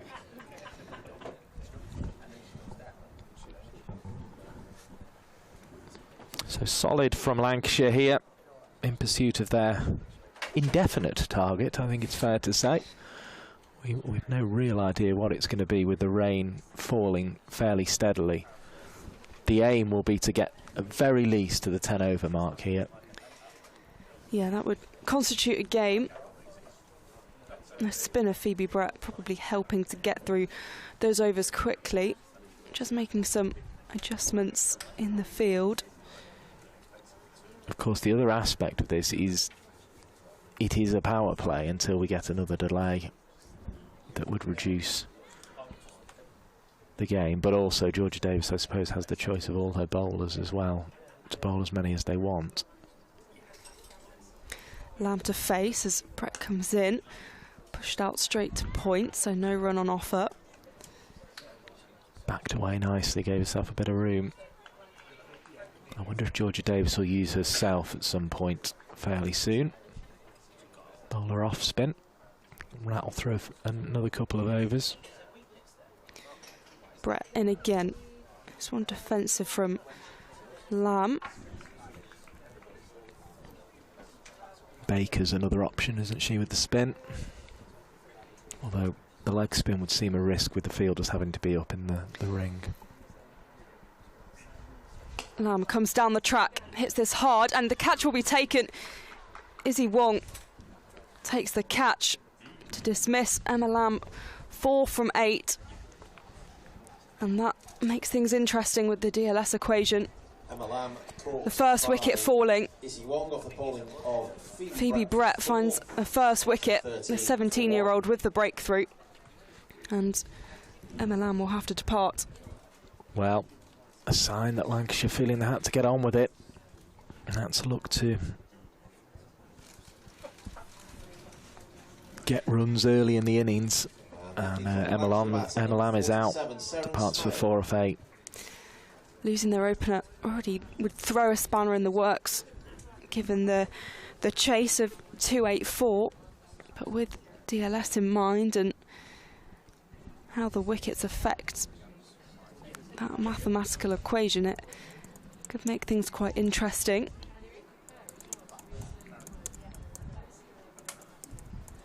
It's just chipped up by Lamb. And Wong was just waiting at mid-on. A simple catch in the end.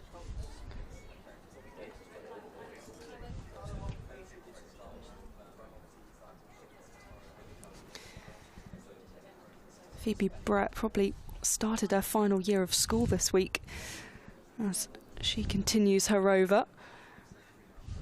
Seren Smell, the new batter for Lancashire,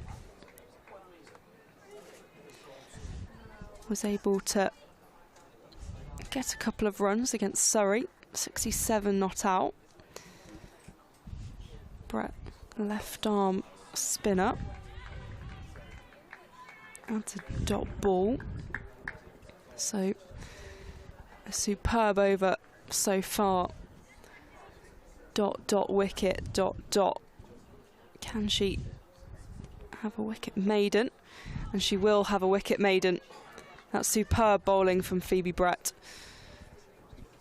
1 for 4 so far from her 2 overs. Well, in a shortened game, that could go a long way to winning it, a wicket maiden. Really good bowling from Phoebe Brett. Does seem to have eased again now, the rain, but it's still falling. The DLS has now shot up to 33. In fact, 34 now. It was 12 for a while.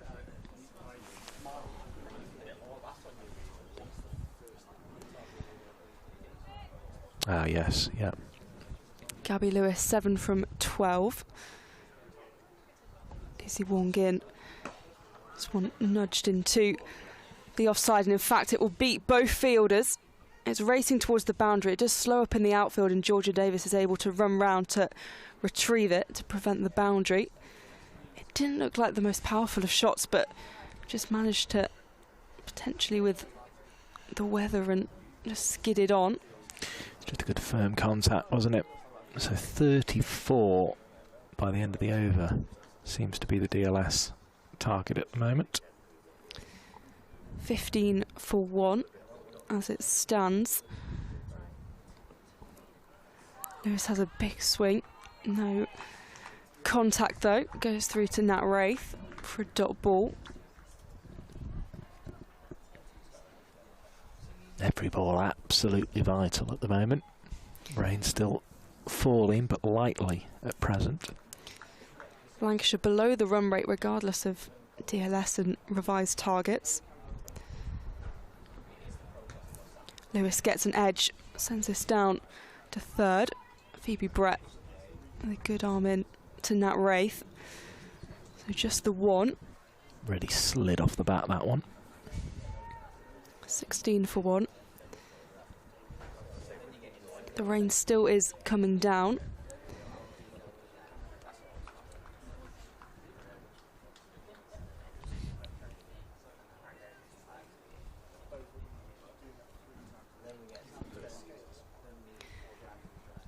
Seren Smell yet to get off the mark.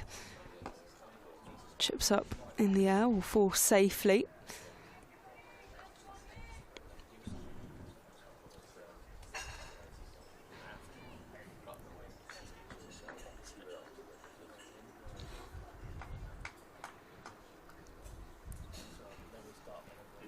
Izzy Wong heading back to the top of her mark.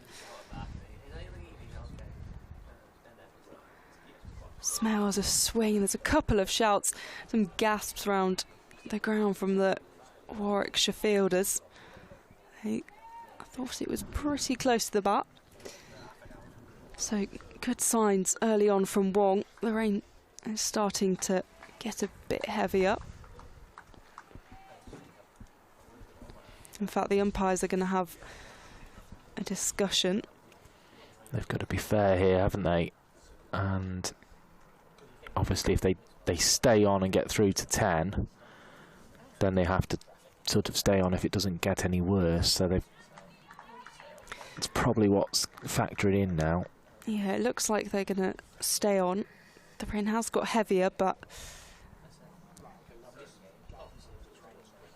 the umpire's staying. I think that might have been if it's this bad at the end of the over, yeah, we could have to make a call, but let's see. Or the end of the next over, if that makes sense. There's only one ball of this one. Wong in, defended by Seren Smell with a straight bat. So 16 for 1. Warwickshire, as you would expect, are running round here trying to get the next over in and try and get as close to that 10 over mark as they can to constitute a game, because it feels like if we go again we could struggle to get back, or we might just get back for 5-10 minutes. It's we really are trying to squeeze overs in here. Gabby Lewis 10 from 15. Seren Smell yet to get off the mark, having faced 6 balls. It will be Gabby Lewis, though, to face Phoebe Brett, who took the wicket of Emma Lamb. It starts with a textbook defensive shot. 39 would be the DLS by the end of this over.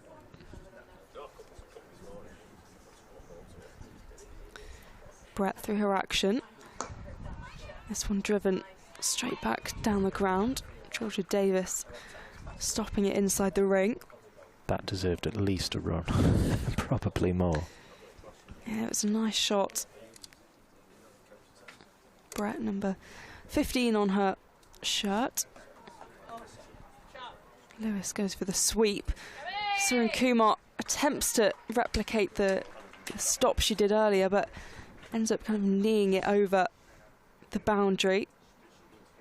It does look slippy out there. The way she slid and the momentum she gained gives an indication of what the pitch is like.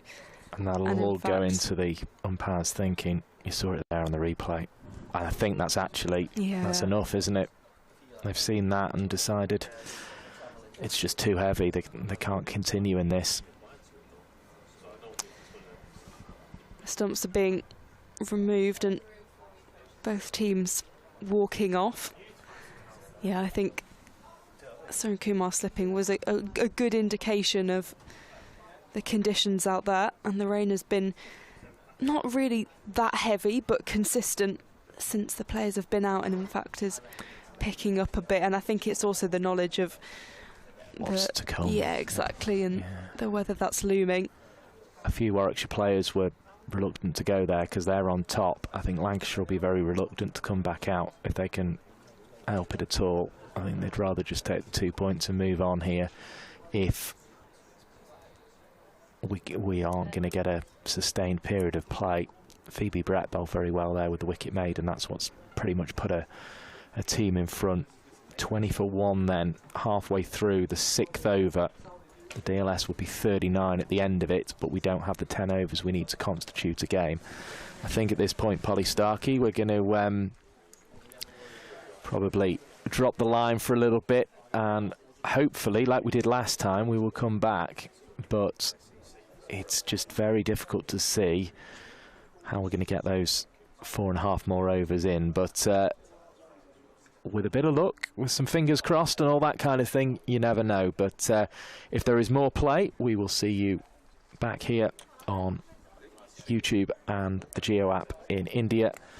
Thank you for tuning in to Lancs TV. Lancashire 20 for 1 in pursuit of 284, but more realistically a DLS target of 39. So they're behind in the game at the second rain break, which comes with the time at 3 o'clock.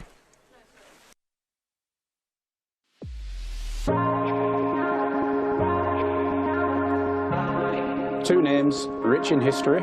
Barton's, our family-run business with over 100 years of experience in drinks distribution, and Lancashire Cricket, a club drenched in tradition, heritage and globally recognised moments.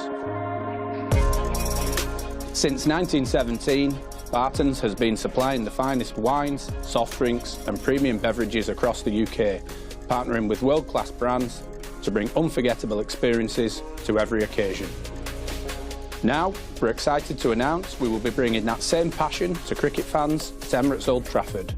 As the official wine, spirits and soft drinks partner of Lancashire Cricket, we're elevating matchday experiences, hospitality and celebrations across the next 3 years. From the first ball to the final cheers, Barton's is here to make every moment one to savour.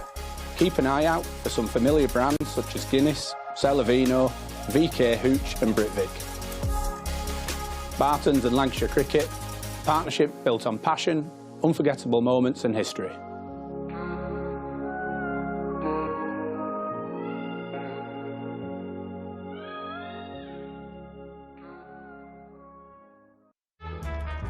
L is for the way you look at me.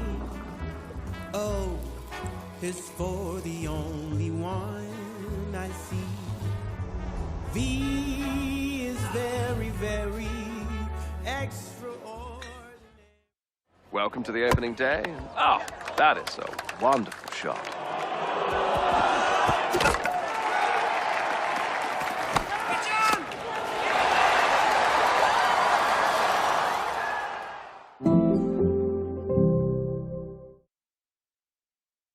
This is a call for hungry dreamers and hard-working self-believers. Success is down to more than just luck and talent. It's striving to be the best, breaking the boundaries and never giving up. Are you ready to become your best self? Are you ready to unlock your greatness? So what are you waiting for? This is Education Evolved. This is UA 92. When I was a kid, there was no professional women's cricket. I didn't even think that women could be professional sports people. Especially early on, it just didn't really seem like there was a career in it. To support myself around cricket, I had to work at the petrol garage. I was the only girl, so I stood out. I'd love for young girls to be able to dream about being an athlete and it to be achievable. Thanks to the Hilton funding my contract, it's allowed me to play the game that I love all day, every day. We're like an engine and we need to be fueled with the right gas. Without funding, we can't be visible. You can't be what you can't see. As a team, it feels like we're breaking boundaries. Thunder and Lancashire always want to put women's cricket at the forefront, and now I think that's really shining through. It's mad to think that without the Hilton funding, like, we wouldn't be playing cricket every day, training. Well, we could be, but we wouldn't have any money. We wouldn't, yeah, true.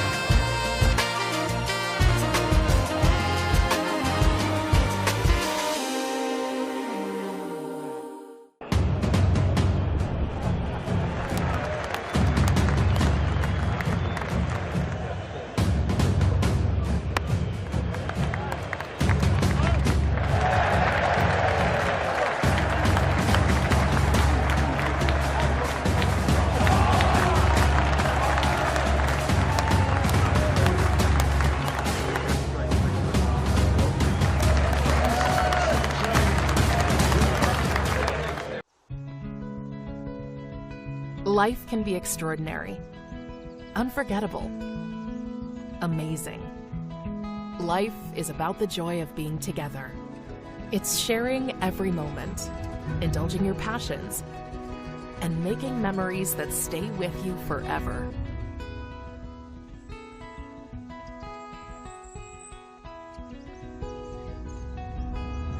Life is live. The thrill of the game. The buzz of a network, the enrichment and fascination of a cultural soiree. And we feel every sensation because we're right there with you. Always on, always fully engaged to help provide that extra spark, heighten emotions, and make every occasion simply unforgettable. Because the best live events don't just happen to us, They become a part of us, forever associating your brand with life itself. Live can be extraordinary, and we're ready to help you make the most of every inspired, delicious moment. Welcome to Sodexo Live.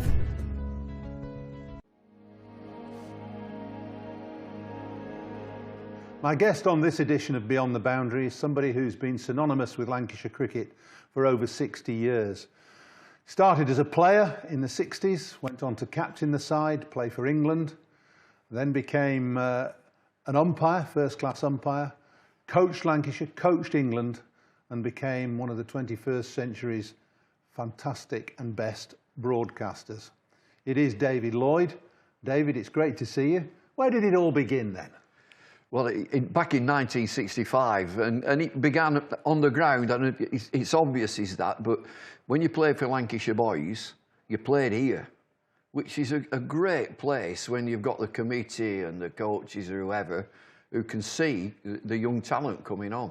We played right at the corner, right at the end, next to the pavilion, the old pavilion, and I did all right. So it was North v South, did okay. And then Lancashire versus Yorkshire and Cheshire, and did okay. It was a fair trek in then when you when you used to start as a junior professional. Felt like it was a fair trek in from Accrington in the 60s. It were 3 buses for a start. You know, when buses upstairs, it were for smokers. Now I've never smoked in my life. I had the filthy habit. But you always wanted to go upstairs to sniff these blokes smoking these senior service and capstan full strength. And you put your kit bag, if you remember, when you got on the bus, there was like a well. So you put your kit bag in, there was no chance of anybody nicking it. It was always there when you got to Moseley Street. I got to Moseley Street. And then I think I caught the 48 bus up to close by the football ground and then had to walk. But I wasn't the only one. There were lots of us came in that same sort of journey. And you came into a Lancashire environment. I think, let's be fair, in the early mid-60s, Lancashire weren't in a period of success, but they had some fantastic players. One of the finest bowlers of all time in Brian Statham, for one. Jeff Puller, Ken Higgs, Jack Bond was around. Do you know, it's an absolute mystery. When you look at the calibre of players, you think there's some wonderful players, but you're dead right, we couldn't bat. We couldn't get runs. And Statham and Higgs got 100 wickets each, and I think we finished second bottom. And it was always... The laws of the game, or the structure of the competition was really odd. They kept chopping and changing, and I recall that you had to come out at 65 overs, you had to come out at 100 overs and declare 3-day matches, uncovered pitches. So you're always sort of manufacturing games to fit the 3 days, because inevitably, particularly here, we were losing so much to the weather. You look at Old Trafford now and the drainage, which is state of the art. Back in the 60s, it was just natural soil. And if it rained, you'd deluge and puddles everywhere. You just didn't play. And so we were always constantly manufacturing games over a 3-day period on uncovered pitches. Mm. What about your first impressions then of Brian Statham and Jeff Puller? Brian was captain in the 60s, fantastic bowler, but not perhaps the best captain. Well, we used to, Tommy Greenuff and I, and sometimes we'd play together. And Tommy used to say, we'll be coming on any time now. I said, how do you know that? He says, because the 48 bus has just gone past. He says, at 5 to 1, we usually come on when that goes past. So, and it's uncanny. That's a number of times that you get that last over before lunch. If the seamers had bowled first up in the morning.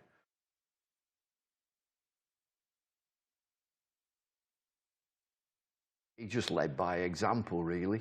Jeff Puller was brilliant, absolutely magnificent. He's a left-handed opening batter. here's this kid from Accrington coming in, batting at number 8, showing a bit of promise. And he would know that he's going to elevate, this young kid's going to elevate, and eventually he'd open the batting, which is what I did. But Jeff helped me all the way. He looked after me. Was cricket your first love? No. Because you were a good footballer and all, No, weren't it still isn't my first love. I like horse racing, golf and football. I'm an absolute football fanatic. I love football, particularly lower league football.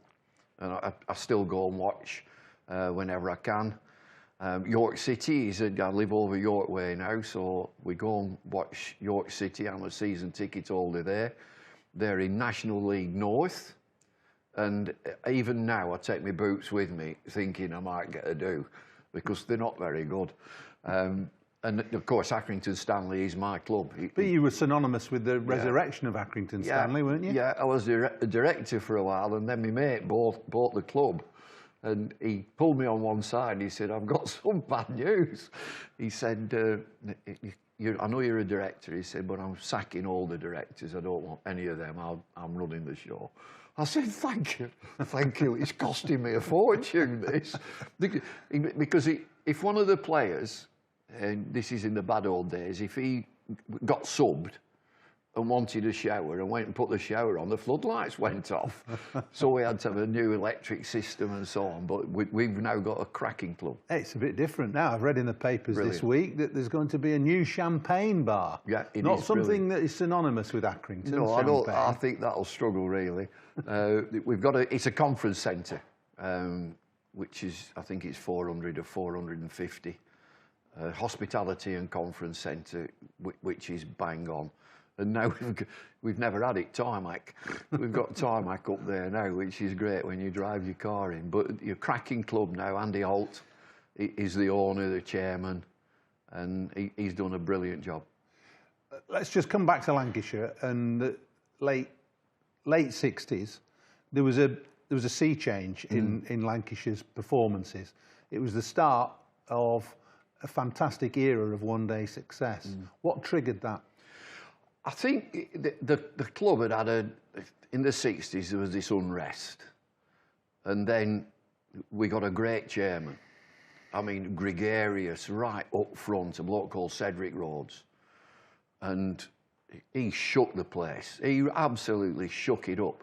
And you know, a lot of things you'd say, I didn't like that about Cedric, and I didn't like that about Cedric, but he was here every day, fully hands-on. And he gave the club a real shake. And then Jack Bond took over as captain. When they were scratching their heads, thinking, who should we make captain? Jack to was replace in the twos. Replace Statham. It'd be to replace Brian Statham. Yeah. And I think they advertised in the Telegraph for a captain. That might have been before Brian Statham.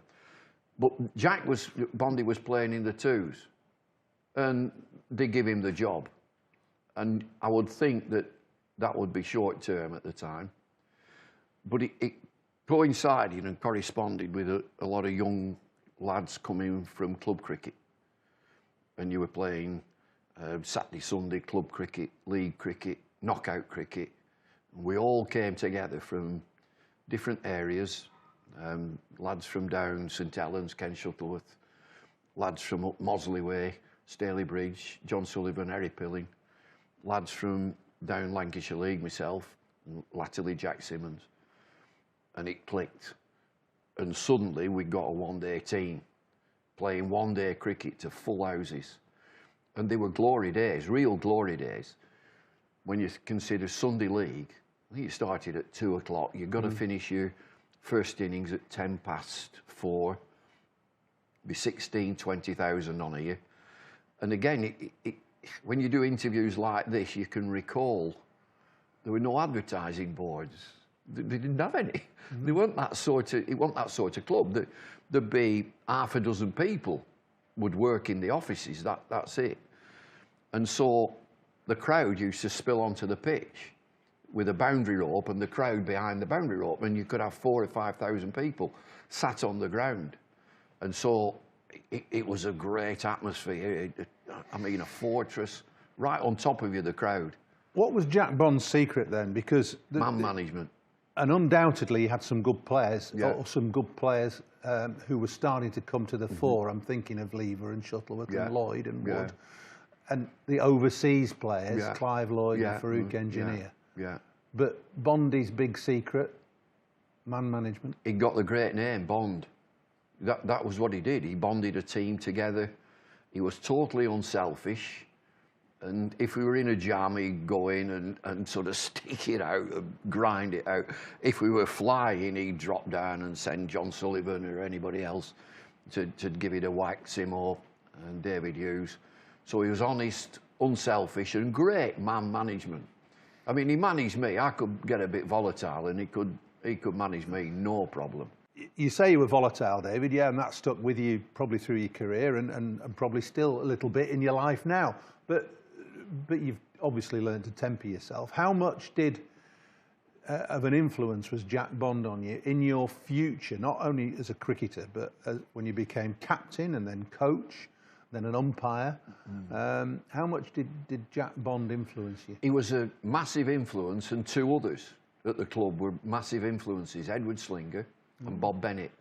They were great influences, and they knew how to calm me down, how to sort of shut me up a little bit, as did Jack. But Jack must have seen something to push me as captain, because he was going to retire, and he told me that, follow me, watch what I do. And we went on holiday together, actually, and he said that, you know, you'll probably be captain, and you've got to pick things up, and you've got to learn how to step back a bit. I'm a lot better than I used to be. I think I'm all right now. You know, Jack believed in me for a start, but I've got to tell you a funny story. We went, at the end, when he was retiring, he was finishing, and I'm getting wind that I'm going to be captain. We go to Germany on an end-of-season jolly to, I think I'm in Frankfurt or somewhere. And this is an end-of-season jolly to end all end-of-season jollies. And we sort of celebrated every night, well into the night. He's made me captain for this next game. So at night time, I thought I've got to get to bed, got to go to bed early. And I start mapping out on bits of paper where fielders should stand and so on. The morning after, we turn up and I was like, captain, here we go, get yourself sorted out. There's only two turned up. So we tossed up, well, we'll have a bat. And we batted like, it's a 35-over game, batted like, and kept looking, is there anybody else going? And then Harry Pilling and John Sullivan staggered out of a room. Keith Goodwin, he spent all, it's like an army camp. He spent all day saluting all the soldiers, because he used to be in the army, and waving aeroplanes off, so I couldn't get him to the ground. And we shored up, I think it was me and Edward Slinger, rather me and Edward, and me and Bob Bennett, who opened the batting and just had to shore things up. And I've got all these bits of paper in my pocket as to where I could put my fielders. I only got two. I don't know. It's not quite like that now. I'll tell you. So that was basically after a very successful period. Lancashire had won the Gillette Cup 3 years on the trot, John Player League twice, and you then became captain in '73, following on from Jack, and were captain relatively young, weren't you? Yeah, what were you, 25, 26? I might have been 26, 27. And we were just on the wane, you know, just on the cusp, right, you know, just on our sell-by date, if you will.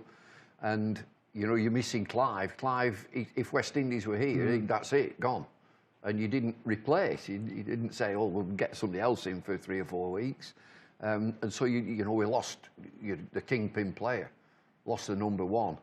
Farouk, God bless him, what a wonderful character within the team, belligerent batsman, brilliant wicket keeper, just coming to the end. And so we did all right, and we continued Gillette Cup success, getting to finals. I think you've done great. If you get to finals, particularly at that time in the 70s, if you keep getting to finals, you're doing something right.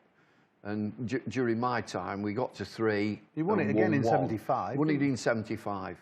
In 74, 76, we were just on the wrong end. We played Kent. And I think Alan Knott was man of the match. He got 15. And it was one of them dismal, nasty, horrible days and horrible pitch. And the game didn't happen, really. And we got beat by Northants as well. Although Northants at that time had a really good side. They had a good team. But Lancashire, let's say since '68, have had various 11s, teams that have been hugely successful in one-day cricket and have only ever won the county championship once. Yeah. Why is that? Why? Is it the glamour of one-day cricket, do you think? Partly. In the early days, with uncovered pitches, particularly on this side, and I know you can say, well, Yorkshire were very successful on the east side. The rain comes up here and it drops buckets on Old Trafford. And that definitely hampered us from the players that we had. But I mentioned Cedric Rhodes, and from the club perspective, he would make us fully aware that one-day cricket pays the rent. You know, we're filling the ground every time we play a one-day game, and you're winning. And spectators are clamouring for tickets, sold out every time. So we were under no illusions that one-day cricket was priority at the club. And if you did okay in championship cricket, good. You know, you did all right. Yeah, you're doing all right. We had, I know we had one year where we were second and pushing to be champions. And we had a rain-curtailed game, final match down at Sussex. And it didn't just happen. And Tony Gregg, I think, were captain at Sussex at the time. And we just didn't push on and finished up 4th. But we had a really good season then. But one-day cricket was the king. On a personal level, your cricket playing, it's a long time ago now, but it tends to get pushed back into the periphery because you've done so much in the game. But you had an England career which was perhaps too short, just less than 10 games, but you averaged 42 as an opener. Were you frustrated that you didn't play more for England and do better as an individual? No, I thought I'd run my race, my time were up really. I'd only get into that team if Geoffrey Boycott wasn't around. Dennis Amis was a fantastic player. John Edrich had opened and had just dropped down. So, you know, these are stellar players. And Boykes, for whatever reason, got injured when I got into the team. So I'm in form. They're looking for an opener. I got in, did all right. And of course I averaged 42, which helps when you got 214 not out in one knock. That doesn't half help, get the average up. And so I went to Australia. I'd never really been out of England. Had a ball. We had a great time, great tour, great opponents, and they beat us 4-1 because they were far better. But I knew at the end of that, you know, once, and I come back with an injury, with a neck injury, which has reared its head like you wouldn't believe in this last 12 months. And I knew that if I wasn't fit and I wasn't in form, they'd look somewhere else, which they did. Did you think to yourself then that the step up to international level was perhaps, unless you were playing at your very, very best, was just a bit beyond you? Yeah, I did. You know, when I played here in England against India and Pakistan, I felt, yeah, well at home. Yeah, I'm good enough for this. But when we went to Australia, you come up against Rodney Marsh, who's recently passed away, the Chappells, Thompson and Lilly, Max Walker, and Ashley Mallett. You know, that were tough. And they were better than us, which is how it is. If they win 4-1, and we had good players, but they were better than us. I'm just thinking that you know, your formative experiences coming from Accrington, playing for Lancashire, your time under Jack Bond, your time as a leader for Lancashire, and then your time playing as an opening bat for England, probably set you in really good stead for what you were going to do in future. You went to be an umpire, and then you went to be a coach. Did you have a career path planned? Definite. And you really wanted to be I mean, you were on the verge of becoming an international umpire when you went back into coaching. Yeah, yeah. In my latter stages, so in my early 30s, early to mid 30s, I finished when I was 36. And I always said I wish I'd have finished when I was 32. And I'd gone in to see Chris Hassel when I was 32 and said, look, I'm thinking of calling a day because I want to do this. And he said, we'd like you to carry on. I carried on to 36, which was a mistake. I could have done 2 years, could have done to 34. But there were two things. That coming back from England and realising I'm just going to be a county player, I changed my game. I started being a bit of a dasher, where I was careful, building innings, you know, leave the ball. I started going after it, and I thoroughly enjoyed that. And the other thing that when I was 30s, I took all my coaching badges, which is the best thing I did, whilst I was playing. I did all this whilst I was playing. And you know what I'm like. I'm coming back from these coaching winters, which are tough, down at Lillishall. Yeah. Real tough. And I'm wanting to put all these ideas into play. And Bondi and Sav, just shut up. You just look, you just sit. Well, just sit down. We're not interested. We're not interested. But I got all these badges, and But you were always a great thinker about the game, a great theorist, and you developed into a wonderful innovator, didn't you? Through your time as Lancashire coach initially. Love that. First up, I came with David Hughes. Yozza and Alan Ormrod had parted company. I think Alan had gone. Hughesy was here, and I came in and looked after the twos. And that was a great time. I enjoyed that. Then Yozza left, and I was elevated to do the job. And so I was in cahoots with the groundsman, a bloke called Peter Marron. Pete Marron, me and him, and we had a dressing room attendant, called Ron Spriggs. So I used to get in here. So we're in the pavilion, all this side. And I wanted an office. I wanted to be away, but, if I want to pull a play, I want to come in here, I want to sit down. Pete Marron made me an office in the defunct urinals. And so he boarded these urinals up and proper lavish, but blocked them all off, and that was my office. It was brilliant. Right at the back of the pavilion, overlooking the police station and the town hall. And so every morning I'd get in here at 7:30, and Pete Marron and Ron Spriggs would come up and sit with me, with three of us round a table. And it sort of reminds me of like Bill Shankly and the boot room at Liverpool. And Spriggs would make the tea, big pint pots of tea, put them down. And Spriggs would sit down. He said, "Have you seen that lad in the twos? He said, he should be in the first team. I don't know how you're not picking him." And so Ron Spriggs thought he was picking the team. But it was, round the dressing room, I think I hit them hard, the players at that time, because I had all these slogans round the dressing room, all, commitment, character, charisma, all over there. And they're coming in and what that. I said, that's what we are. That's what we are. I had a sign also, "This is Old Trafford."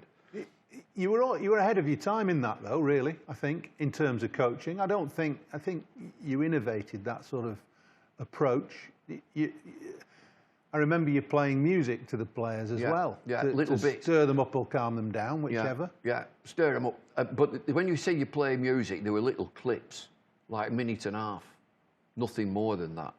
And then I got them all to choose their own clip and play that. And so I wanted them to go out. I wanted to run down the steps at Old Trafford and flipping charge onto the field and let everybody know, particularly the Oppo, that we're here for business. That's what we do. And the one thing I said to the lads, I didn't say a lot. I said, we might not be the best batters, we might not be the best bowlers, but we will be the best fielders. We work like stink on fielding and fitness, so that we're just swarming all over them in the field. And that, I always, particularly one-day cricket, I had lads like Gary Yates, Peter Martin, young Glenn Chappell, Ian Austin, my lad Graham, Neil Fairbrother, Crawley, Atherton, Gallion, Name them all. Fantastic team, that. Brilliant team. I said, in one day game, you switched on. I said, there'll be one moment that we have to win.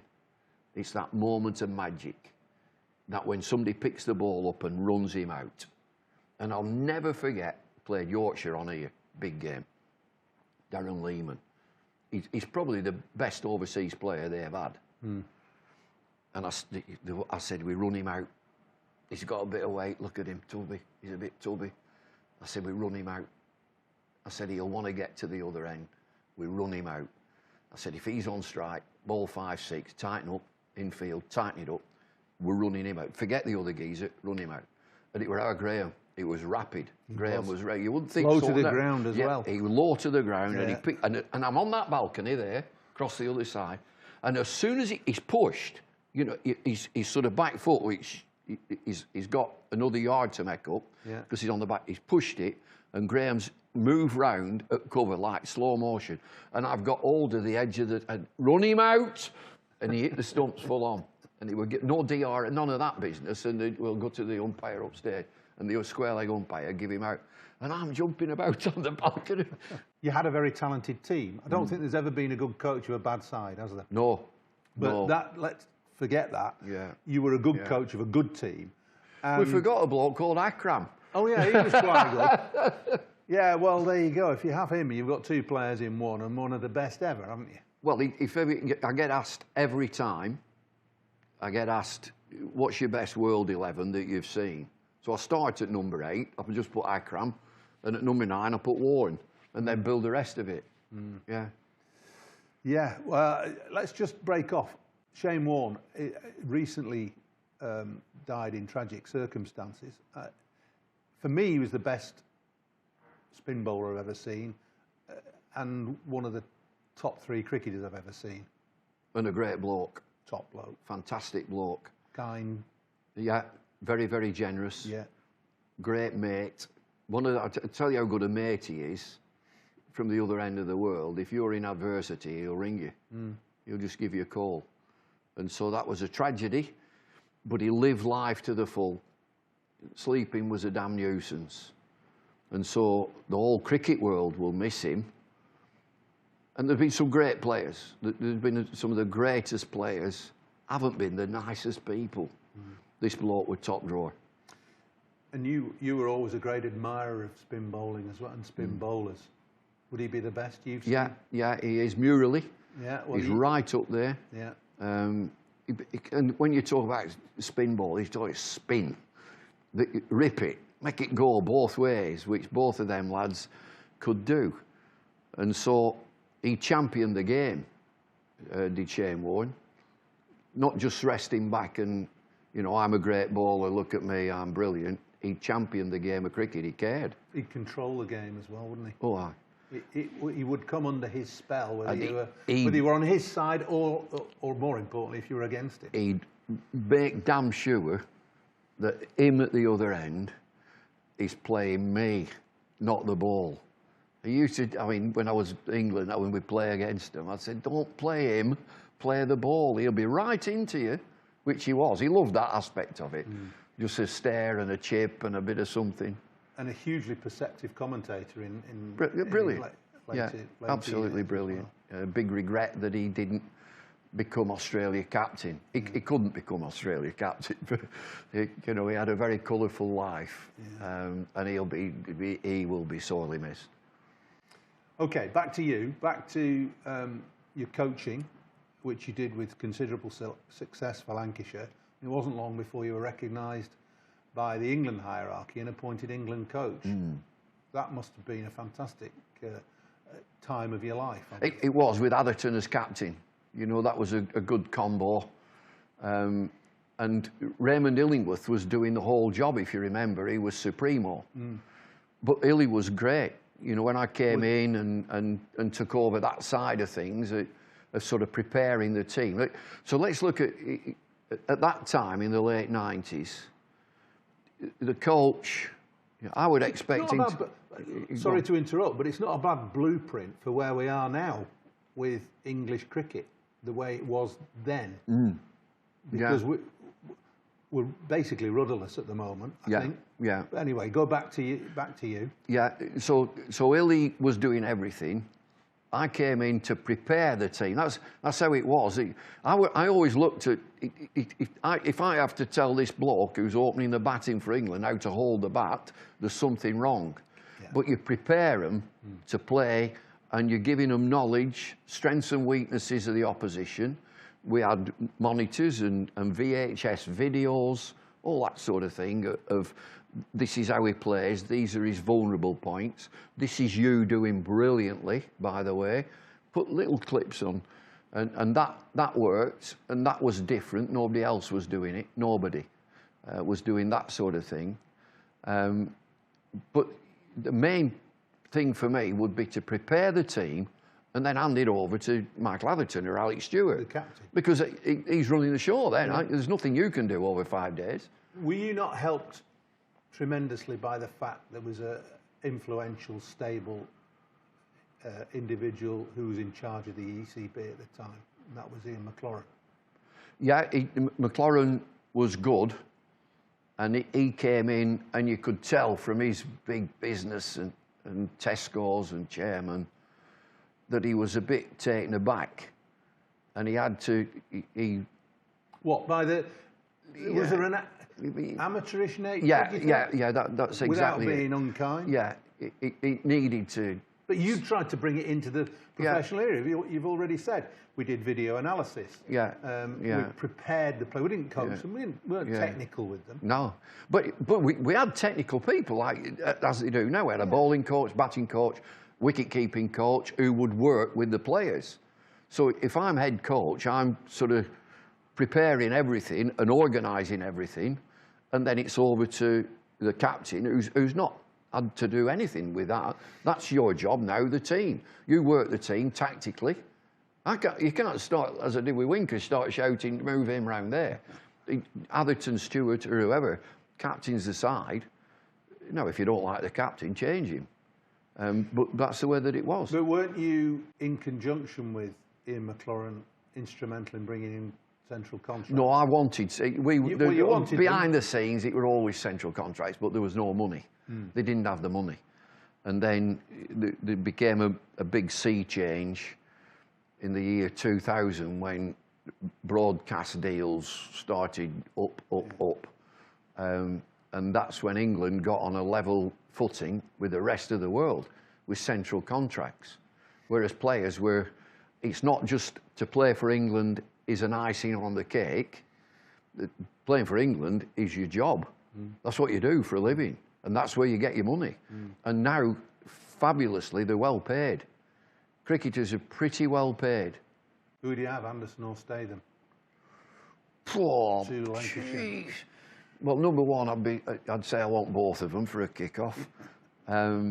Anderson or Statham. Uncovered pitches. Anderson or Statham.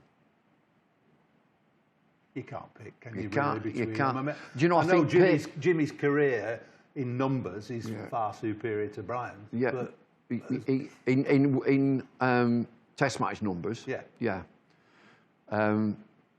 Yes, not in career numbers. Brian got 2,500 wickets. Yeah. But about the same pace. About 85, lively enough, deadly accurate. Statham, in uncovered pitches, used to knock a little channel out. We're not talking about pitches with loam and clay, just the soil of the area. He'd knock a little strip out because of the accuracy. The size of a dinner mat, wouldn't it? Yeah. Basically. Yeah, and Jim's the same. Yeah, it's that God-given talent that they bowl that length that is so awkward for any batter. There's a magic length. It's a span of about that. It's the length that says to the batsman, do you play forward or do I play back? And by the time you've made your mind up, you've nicked it. That's it. Yeah. Yeah, it's simple, but so hard to do. Yeah. Don't mind you not being definitive on that. That's fine. You've been in the game, as I said earlier, and we'll come to the end of this shortly, in best part of 60 years, in all your guises. And your broadcasting and your speaking has sort of sat in the background for a lot of it, and obviously not in the last 20 years, but you'll have seen an inordinate number of cricketers. And I'll put you on the spot now. I want you to tell me who you think is the best player you've seen who played for England for a start. Kevin Peterson. Yeah, really? Yeah, number one, Kevin Peterson. Because he could just bend everybody to his will and do extraordinary things. And from the job that we did, he got you on the edge of your seat. You know, powerful, big, tall, commanding, reminded me a lot of Ted Dexter. Same sort of build and had a presence. And Peter, I don't know Peterson. I don't know Kevin Peterson at all, really.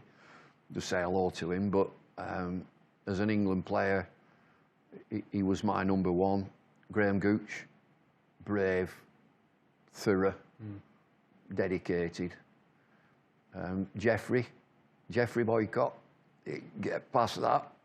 Get past that flipping lot. And I've had that many up and downers with him. Oh, with Lancashire, Yorkshire like that. Yeah. But I still class him as one of my best mates. Yeah. You're talking nonsense. I don't talk as much nonsense as you. He's an awkward zone. So, oh, dear me. But fanatical about the game, and does he ever talk sense about it? Yeah. Yeah, well, he doesn't now because he's gone. Yeah. Must be crackers. Anyway. OK. Peterson, the best played for England, in general. Any country. Give me a player. Batter? Yeah, whatever. Me three, I could qualify this and say the three favourite players are all West Indians. Good. Gary Sobers, Viv Richards, Brian Lara. Them three. All left-handed batters as well. Great players. Ricky Ponting. And there's the big debate that we can do it here in Lancashire's dressing room. You try and have this debate in Mumbai. Who's the best player, Sachin Tendulkar or Virat Kohli? Now, I've seen them both, I've worked on them both. Both unbelievably talented. And I've only got one place in my team. I've got one place at number 4, number 5, wherever. Who am I going to pick? Virat Kohli. Now, I've just alienated a country. They've got... But I'd have Virat Kohli, a real battler. I like that type of player. But another of my favourite players, Javed Miandad. Just a real battler. I get stuck in. Another of my favourite player. Now, I wanted to tell you. No. I wanted to tell you. Tell me. So my favourite and all time, we've all talked batters there.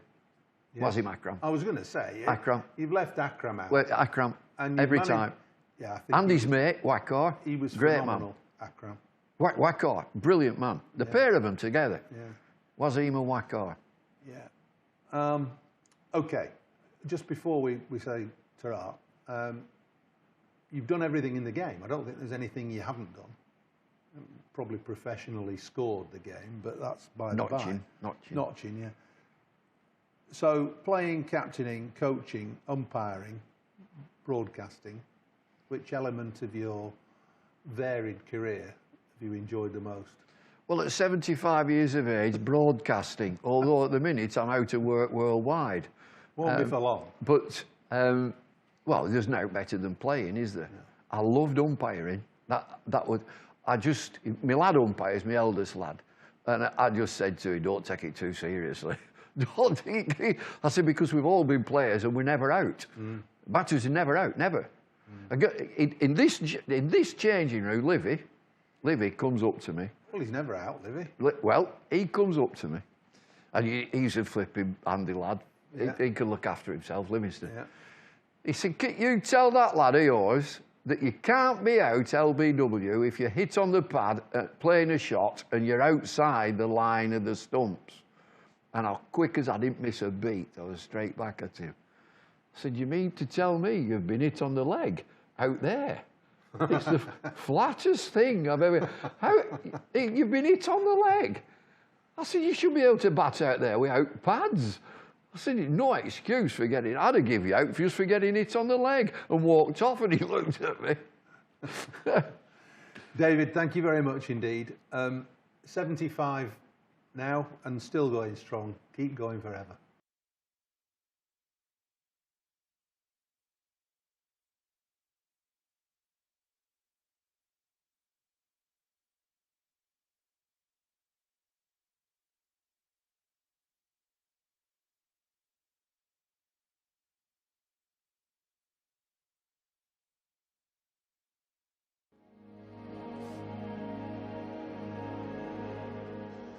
Hello and welcome along to another edition of Beyond the Boundary. This week I've got with me a man who's no stranger to Emirates Old Trafford, former Director of Cricket here at Lancashire. It's Ashley Giles. Ashley, good day to you, and it's really good that you've taken time out to come and say hello to us. Do you still have good feelings about the old place? Absolutely. It's always a pleasure to come back to Emirates Old Trafford, to Lancashire. Actually, my wife and I often talk about my time here, which is only 2 years, but 2 really important years in my career. But my wife, Stina, always comments that I was incredibly well looked after here, really well looked after and welcomed by everyone at the club. So really fond memories, of working with everyone from, you guys who were on the board, right through all the coaching staff and the players. And it was also a great privilege. It's a fabulous ground, fabulous history. And I feel really privileged, as I say, to have worked with 2 of the biggest clubs in the country in Warwickshire and Lancashire. Yeah, I mean, your time here came after a spell with England as one-day international coach. And I think at the time you were very much of the mind that you didn't want to just coach. You wanted to try and step up and move into a sort of directorship type role. Would that be true? Absolutely, yeah, spot on. And at the same time, I started a master's course, a degree course in sport directorship here in Manchester. I've always wanted to sort of broaden my horizons or push my boundaries as to what I could do and my experiences. I love coaching. I still love coaching. And in many ways, that's the bit I missed and miss, is that one-to-one connection you get with a player on sort of taking him on that journey from A to B, or a team from A to B. Clearly, when you make that step to directorship, you are slightly more removed, and you've got to be more removed because your role is different. It's more strategic. It's more broad. But and Lancashire was certainly a good learning curve for that for me, because I was both coach and also stepping into the boardroom. I was going to say that it was an important step for you because you were ostensibly still doing a fair amount of coaching. So there was still that one-to-one and team liaison type role. And I think you probably, I don't think it'd be exaggerating to say that you laid the foundations along with Glenn Chappell of this current squad. Although you look back to 2015, there are very few players that played in the T20 final that are still here now. Yeah, absolutely. And I did see it was important transition years, I think, for Lancashire, and we both worked through that in bringing some of these young players through, giving them opportunities, as well as making sure you looked after those very solid citizens you have in a dressing room, and some of them are still playing. I mean, Crofty's still out there, which is extraordinary. It is. Great credit to him as and playing as well as ever this Absolutely. Summer. But yeah, I really enjoyed that. And actually, when I look back, because my first role at Warwickshire was both sort of coach and director, and that was a similar role to I had here. And in many ways, they're the most enjoyable because you get the best of both. It's very challenging, and in the modern world, with the amount of cricket we're playing in the different competitions, very difficult. But I did enjoy that role.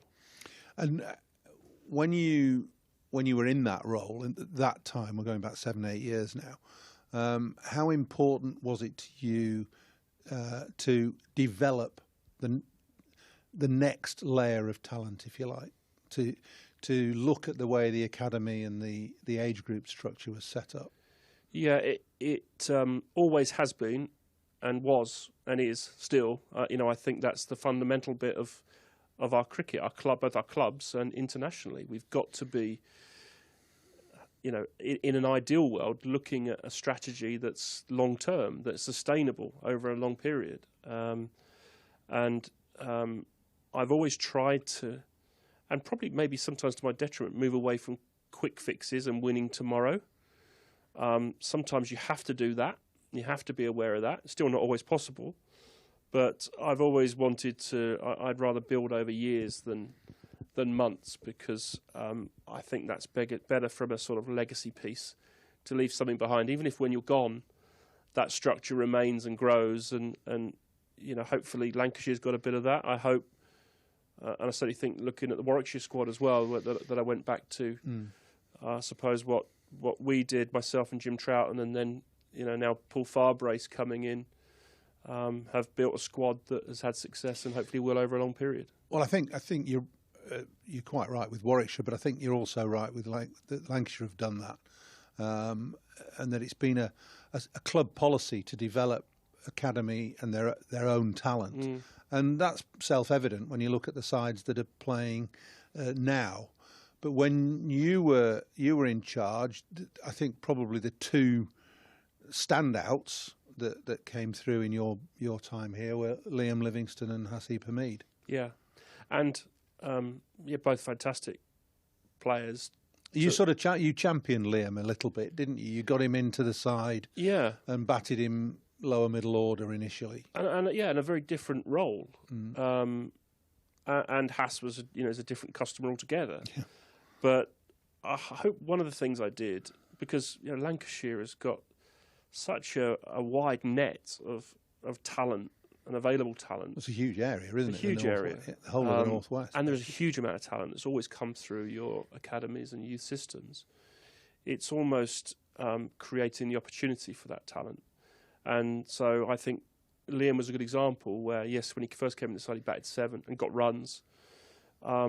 But I think in good sides or in mature sides, you allow yourself to do that, is to play a player that you might not be sure about, but actually it should be the senior players around him that pick up the slack. And if he does well, it's a bonus.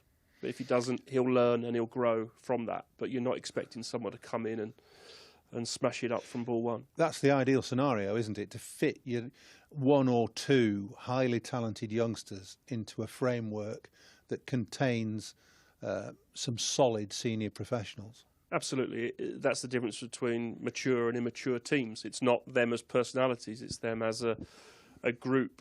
The amount of cricket they've played.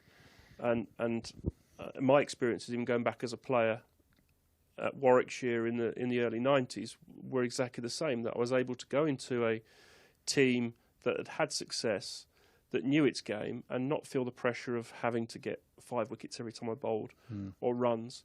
But if I did, it was a bonus. But I was learning from the best as well. It was, I think they're the best environments to work in. Plenty of commentators, the public, supporters say, well, you've got to give the youngsters a chance. But you can't give them all a chance at the same time, because that just leads to inexperience and not almost inevitably, but very often failure. Absolutely. You can ruin them. You can burn youngsters, and getting that timing right. So sometimes you put people in. I think back then, even Saqib was another example who we played, but always with the mind, well, you might have to pull them out. They might not be quite ready, but you want to. I'd rather err on the side of giving them an opportunity to pull them back than never knowing, just sitting on the sidelines. But it's got to be in a controlled way that doesn't, as I say, and you said, burn them. Do you think our county system, from a county perspective, allows the development of talent to come through sufficiently? And I'm not necessarily pointing this towards England. Yeah. Whilst everybody probably admits that the county system is there to try and provide England players of the future, it would have to do that. Would be part of it, but it has to stand on its own 2 feet as well, as far as I'm concerned. Yeah. So, and is it set up to do that now? Well, if I just talk about that, I think I always saw my role as a head coach, director of cricket, and I think you did, as two-pronged. You absolutely have responsibility to try and win things for that county. That's why you're there, and that's what you're being paid for. But we also have responsibility to try and produce England cricketers, and you've got to try and move these two things along together, which isn't always possible. And there are times when the short-term pressures become really big. And so the choices between playing a young player, giving him opportunities, giving him time, perhaps, are somewhat conflicted by winning tomorrow. And I think many of the counties have faced that problem. Many of the directors of cricket have faced that problem. And in a system that has promotion, relegation, not saying that's right or wrong, we're not going to get into that debate, I don't think, but it can place those pressures. Well, there are so many different variables and systems that are promoted, proposed, talked about in terms of divisional cricket for the county championship, whether it should be 3 6s, 10 and 8 as we've got now, or 12 and 6, or whatever. I mean, you can talk, and we've been talking about this in my lifetime in cricket, sort of 45 years, never come to perhaps a satisfactory conclusion. But having said that, you're probably ideally positioned now and placed, having spent enough time in the county game and having an elevated position in England, within the England setup, to realise that there is always going to be a bit of a conflict between county and England. Always. And I'm not sure how you can get over that. Well, yeah, and I'm not sure, but I made the point during the winter, which I don't mind repeating, is that there's got to be, both sides have got to come together on this. There's got to be collaboration on what the best thing for the English game as a whole is. At the moment, I'm not sure those things are aligned. We're obviously playing a lot of cricket, a lot of different formats of cricket, and I think we've got to, I mean, ultimately for championship cricket, which is what we're here for, which I'm watching today, which is great, because we're watching two good teams on a good pitch at a great ground. It's really, really going to be, it's tough cricket. I think we've got to find a way to play more championship cricket spread through the summer. We, again, probably spend an hour or 2 hours working out how we might do that, but we've got to find a way to do that.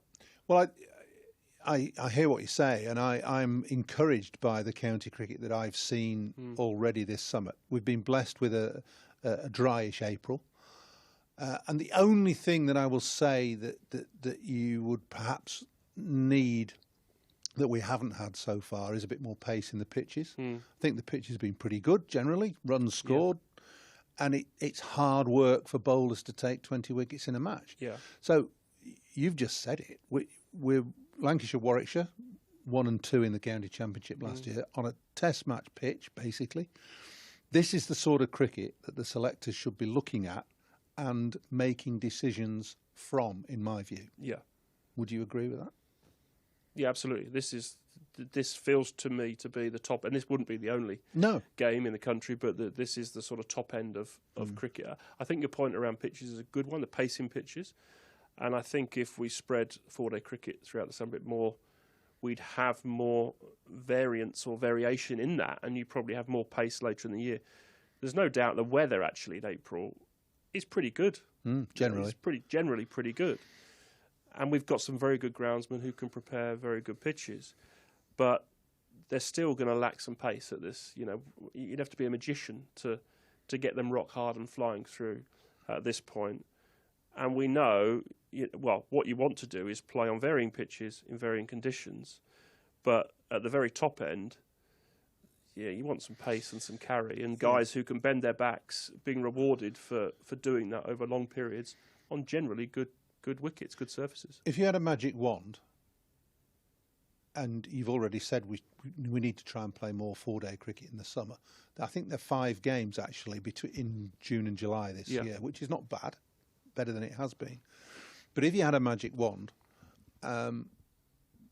would you continue with all forms of the game that there are now? I think it's a given that we've got to carry on with 100 because the amount of money and time and effort and marketing and that has gone into that. I think I'm answering my own question. I think T20 cricket's essential for the counties. Yep. And we've got to play 4-day cricket. So we've got to try and fit it all in. Absolutely. And that's the eternal question. It is. And then 50-over cricket. Mm. You know, we've got a World Cup coming up next year. We're world champions. And whilst in this current generation it won't have such an impact, but if we're continuing to play World Cups that are 50 overs, and you know there is a chance some of the next generation of players won't even play 50-over cricket, and you know I know that the way we set up for our 50-over cricket, which is fantastic, is more suited to the shorter format anyway. But I suppose if I had a magic wand, what would I do? I'd still find a way to play a more consistent, championship cricket through the summer. So blocks, basically. But I would, and this is me talking, I would think about, how we could do the T20 slightly differently. It's a very good competition. The quality of cricket's good. But could we play that? I know it goes against this, what we moved to in not swapping formats all the time. But maybe a more appointment to view once a week, Friday or Saturday night. Let's just make it clear here. There's no agenda in this discussion. This is Paul and Ashley having a chat. So it's personal views.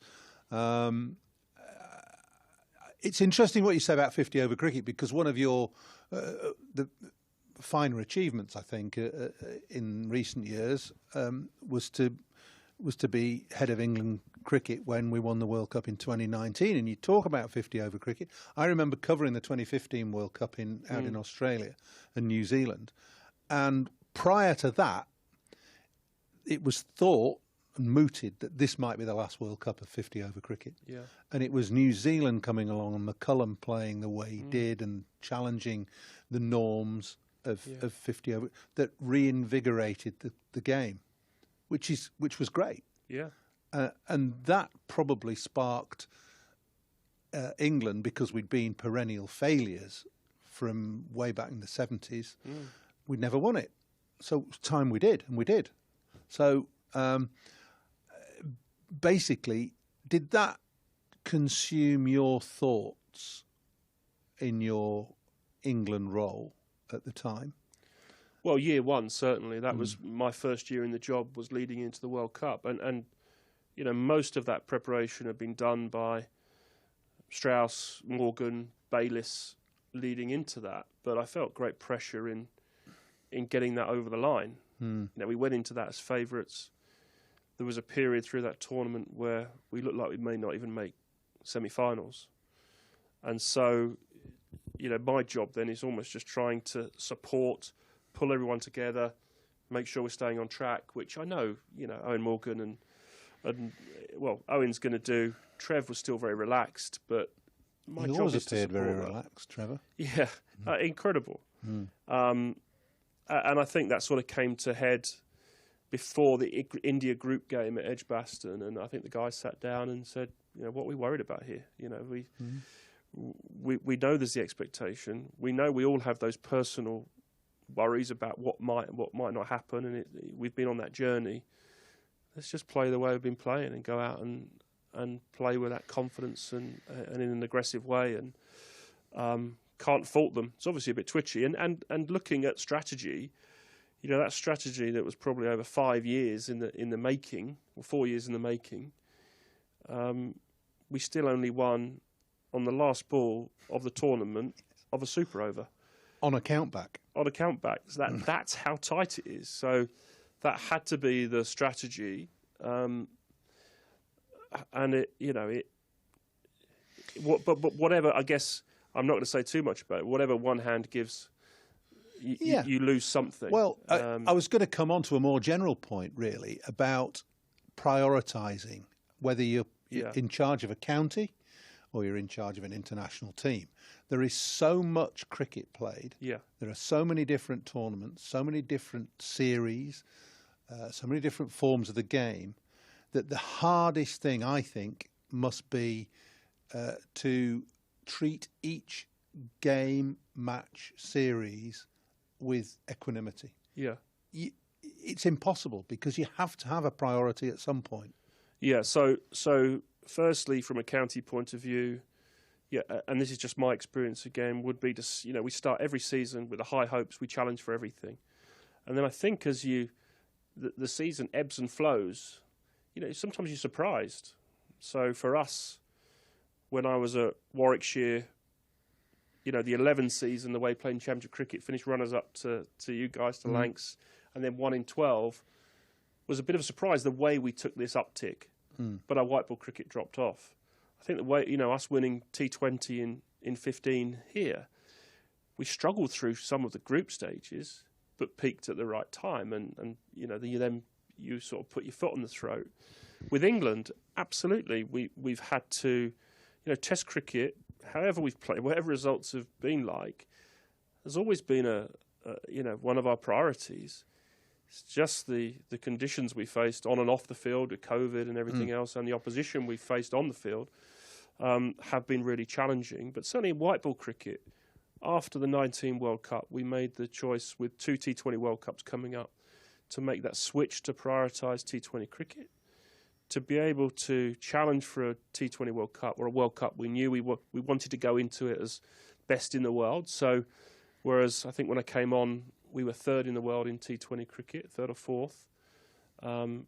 We got ourselves to #1 in the world, got in a good position.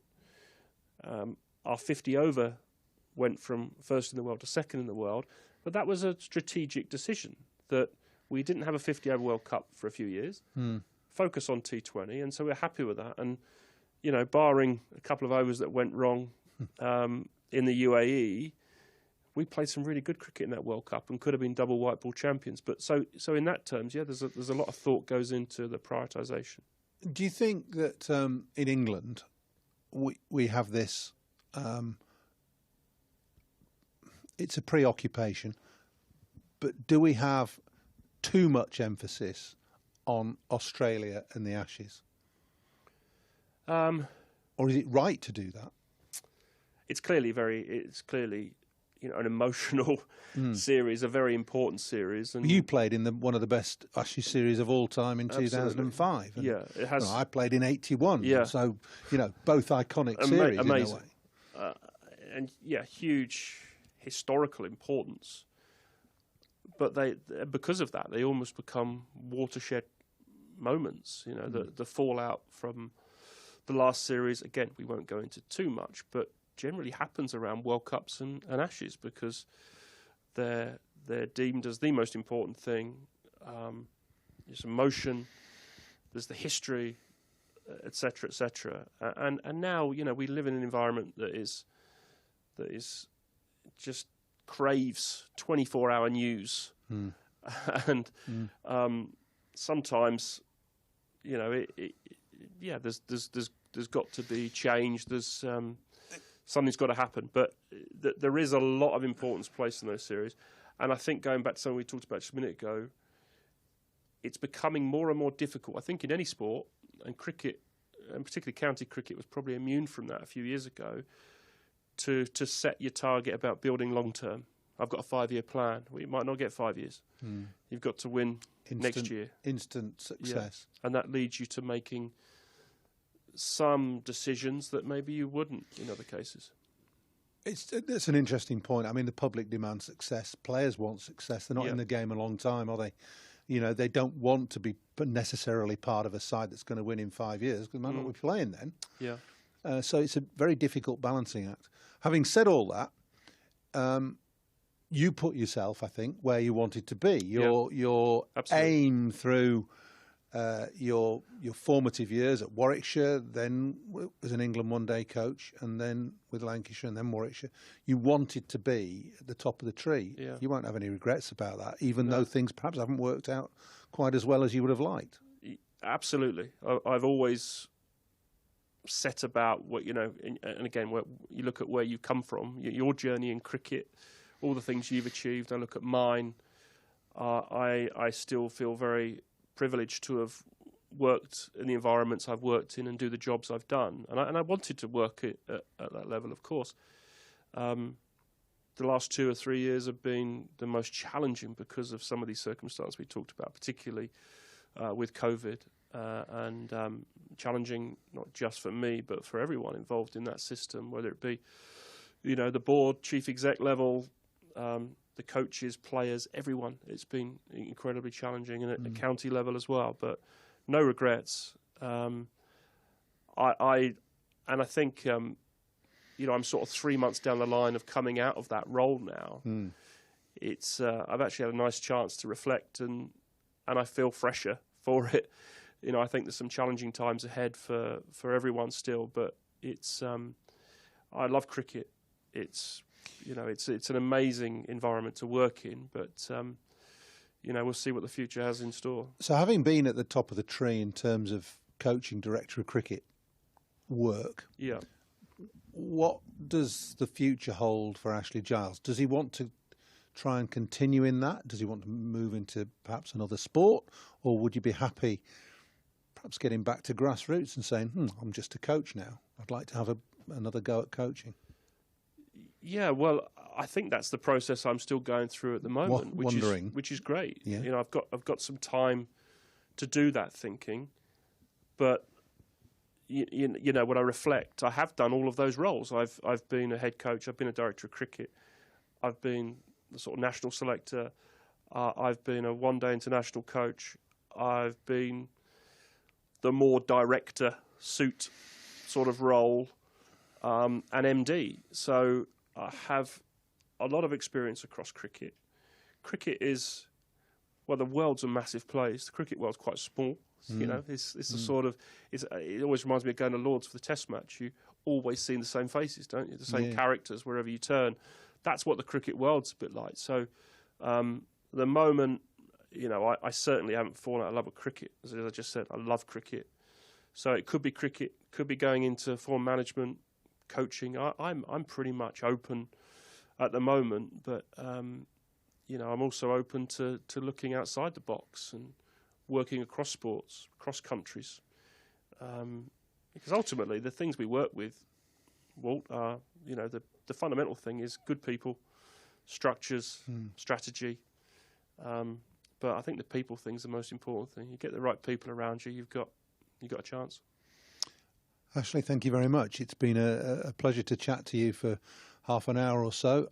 We could probably have gone on for hours and hours and hours, but I'm glad to see you have come out of your England experience okay, and you're looking refreshed.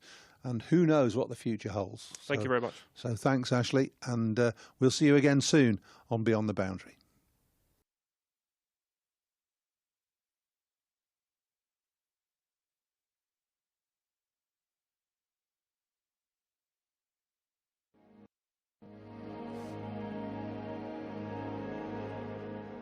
Welcome along to this edition of Beyond the Boundary. With me today is one of Lancashire's finest, Neil Harvey Fairbrother, who was a diminutive left-hand middle-order batsman for Lancashire and England through the 80s and 90s, played over 20 years cricket here at Emirates Old Trafford, and was fundamental to Lancashire's one-day successes in those years. Well, Neil, nice to see you. Good of you to come back to the old place. I said Neil Harvey Fairbrother. With those names and those Christian names that you were given by your mother, it was destiny that you would become a cricketer, surely. Well, I don't know about that. Unbelievable that I ended up a left-hander as well, that's for sure. But I think I did all right, because our two favourite cricketers were Neil Harvey and Herbert Sutcliffe. So I think I did all right with my name in the end. I've been called Herbert a few times. But how, I mean, your mother and your father were obviously hugely instrumental in your development, not only as a cricketer, but as a person as well. I mean, what's your earliest memory of sporting interest in the family home? Well, my dad played club cricket. And as I was growing up, he played at Earlstown, which is Newton-le-Willows. So I can remember as a 6, 7-year-old lad going down there on a Saturday and a Sunday, and my dad's teammates would throw me balls on the outfield and things like that. Mum did the tees, and that was how our summer weekends were. and that I guess is my first cricket memories. And then because we lived in the village of Grappenhall, so Grappenhall Cricket Club was clearly nearer than Earlsdown, and Grappenhall weren't taking youngsters at that time till they were 11 years old, and I think I was sort of 9 or 10, and Dad managed to sort of squeeze me in, and that's the junior section at Grappenhall. You weren't just a good schoolboy cricketer, you were a pretty good schoolboy rugby player as well. You played for Cheshire schools in both sports. Which was your favourite growing up? It was 50-50. You know, I loved rugby, like I obviously still love cricket. And the day that I signed here, Jack Bond offered me a 2-year contract, and he said one of the things is that rugby will have to stop. And actually, it was a sad moment and a sad day. And I played rugby at Lim Rugby Club, and enjoyed myself immensely up there. I still have good friends from all that time ago through the rugby connections. And you know, I used to go and watch, and I think it was a good job it stopped. I remember coming to watch you once, and it must have been probably in '82. So you might have just played. You might have been the winter of '82. Yeah. Anyway, I got there 5 minutes after the start to see you being helped off the field, and that was the end of that. Well, it happened a few times on the cricket pitch as well, didn't it? Oh gosh, did it ever? I remember that. One of your best innings ever, in my opinion, was at Chesterfield. Yeah. When you got hit under the chin. Was it Michael Holding? No, it was Ian Bishop. Oh, Ian Bishop. Crikey, yeah. I remember he was fast. He was, well, before his back went, he was rapid, wasn't he? He was. He was absolutely rapid. And that was a quick wicket that day. Chesterfield, Queen's Park, was one of the best pitches in the country, wasn't it, at the time? Mm. And I remember you got hit under the chin, and you had I think you probably had some stitches in the end. And I remember saying, well, what's the matter with you? Get out there now. In fact, I think I can remember that as well. Yeah. Purely. So I batted with Foxy. Yeah. We were 10 or 20 for 2, and I batted with Foxy for 2 or 3 hours. And I remember we were both flailing it around everywhere, with our eyes shut most of the time, I think. Yes, it was pretty fearsome. Anyway, back to your early years. So rugby had to stop. Yeah. You made your debut here in '82, but prior to that, you'd played for Cheshire schools and club cricket at Grappenhall. Yeah. Where was the leap between that and getting into Lancashire's? So I played at Grappenhall, which was Cheshire. Went to Lim Grammar School, which was Cheshire, although the school didn't play much cricket at all. But that enabled me to play for Cheshire schools. So that was 13, 15 and 19 back in those days. And I remember doing well as a 16-year-old playing in the under-19s. I did well against Lancashire under-19s. And I don't know if that was a bit of a catalyst for somebody at the club here to say, oh, there's a lad who plays for Cheshire that might be worth looking at. It's interesting because there's always been a path. I mean, I was a Cheshire lad, played Cheshire schools, and came here and played. I played in the nets at Easter and had a club and ground game or two. But you were a contemporary of John Morris, weren't you? Didn't you play together for Cheshire schools? Yeah. And he didn't come here, did he? No, but he was from. I guess he was from Crewe. Crewe. Yeah. Yeah, he was from the Crewe area. So we played all the way through together for Cheshire, and he clearly ended up at Derbyshire. So you know, it was, if you were minor county-ish, it was pot luck, wasn't it, to a degree. There was obviously a little bond between Cheshire and Lancs at the time, which I believe has got stronger as the years have gone on, thankfully. And now there's a bit of a pathway, hopefully, for lads from our area. When did you become aware of your talent, and did you have the will and the belief that you could make it as a professional sportsman, either as a rugby player or as a cricketer? I think it's something. I mean, I loved rugby. I loved playing football. I loved cricket. So it was just a hobby, and it was great fun to start with. It was around. We'd done the under-13s and the under-15s, and then I started playing for Cheshire under-19s early. and I immediately did well. So I think then, you know, you're 2 years young and you're doing well at under-19s, and all of a sudden you're thinking, oh, I might be all right at this. And then got invited down here, like you, played 2 or 3 club and ground games, and then played a second team game, and thought that I needed a new bat to play in the second team. So we went into Stockton Heath, which was a village next to Grappenhall, and there was a sports shop called Buller's Sports. And Mum and Dad took me in there, and I bought a Gray Nichols bat for the second team game, and it was about £3 too heavy. No. So coming to Old Trafford, it was here, we played Glamorgan seconds, and I couldn't lift the bat up. The ball was hitting the pitch and was quicker than anything I'd ever seen, so I had no chance. And the combination of the two, the heavy bat and a quick pitch, no good. Not good. Not good. Not good. Oh dear. So that was a lesson very quickly and early learned. You used Gray Nichols in your early days, didn't you? Yeah, very early. Then you moved on. But, yeah. Interesting. What weight of bat did you use then? So all the way through my career, it never moved from £2.8. So that was start to finish. Yeah. Clearly, through my period, there were people that used lighter and there were people that used heavier. Now, I think the generalisation is that the lads use £2.10, £2.11 bats, but they pick up so well now. The bats are so big and they pick up so well that you pick a bat up and you think it's 2.7, and there's actually that much wood in it that it's heavier. Here's a speculative question. Do you think you'd have been a different type of player with a modern bat? Because you were very much a batsman who structured his innings around moving the ball around, placing it in gaps, etc., etc. Would you have been tempted to play differently? Well, you never know, do you? You never know. I do think that when we played, if I didn't hit the ball in the middle, then there was no chance of it going over the boundary. These lads at the moment, they're fitter, bigger, stronger, and they have bigger bats. So if they get half of it, it's still clearing the ropes, isn't it? You know, I never had that feeling. If I didn't middle it, it wasn't going anywhere. That is for sure.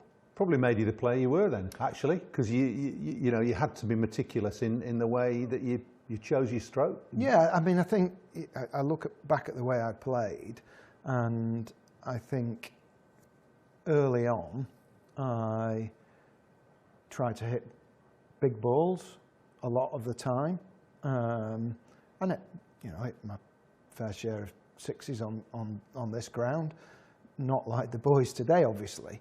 And then I think realised that there was another way to play the game, in one-day cricket especially, and that was to hit gaps and run. And run hard, and that is how my game developed. And then I had a period where I mixed both very well, the hitting and the manoeuvring of a cricket ball, and then latterly I think probably went too far the other way towards the end of my career, where it was just nudging it around into gaps, whereas the game perhaps was going the other way, and that's when boundaries were needed. Were you aware when you were playing, and you played 85 one-day internationals for England, were you aware that you were developing a style of play that was pioneering? I think you were the first, whether you were called it at the time, but certainly in retrospect, you were the first finisher in the international game. I don't think at the time you realise that. The one thing that I enjoyed was the run chase. I enjoyed the run chase. I enjoyed being in at the end, and I enjoyed getting this team or the England team over the line if I could. And I got immense satisfaction out of that, and perhaps my game developed on the back of those feelings as well. You were a great manipulator of the strike though, and also you were excellent at marshalling the lower middle order to to chase down totals? Well, it was great. The lower middle order here for many years was full of strikers of a cricket ball, which complemented often the way I was playing.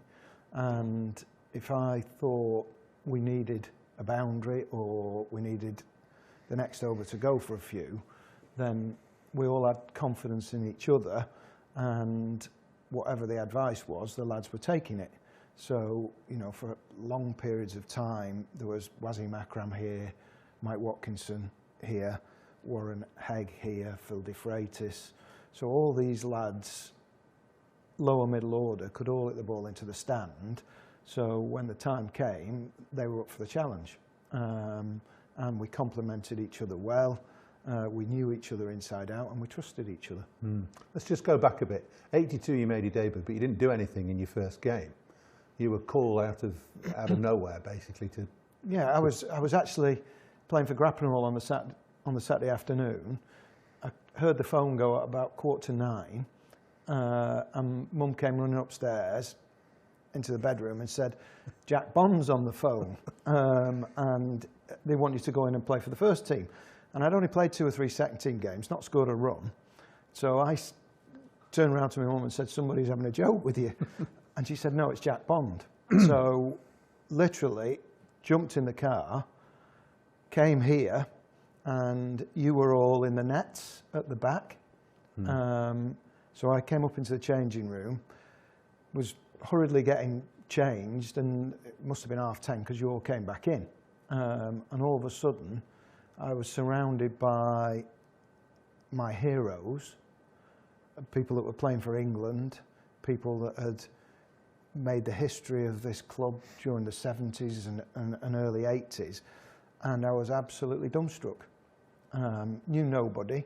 Clive Lloyd was captain that day, and he came over to where I was changing, introduced himself. He talked in this big, deep voice, didn't he? Yeah, he did. And I didn't understand and the word he mumbled was a bit saying. as well. I didn't know what he was saying. And he sat me down in the cinema seats that were in the changing room, and he put his arm round me. And I felt obviously ever so small when he was sat next to me. And the day just went from there, and we fielded all day.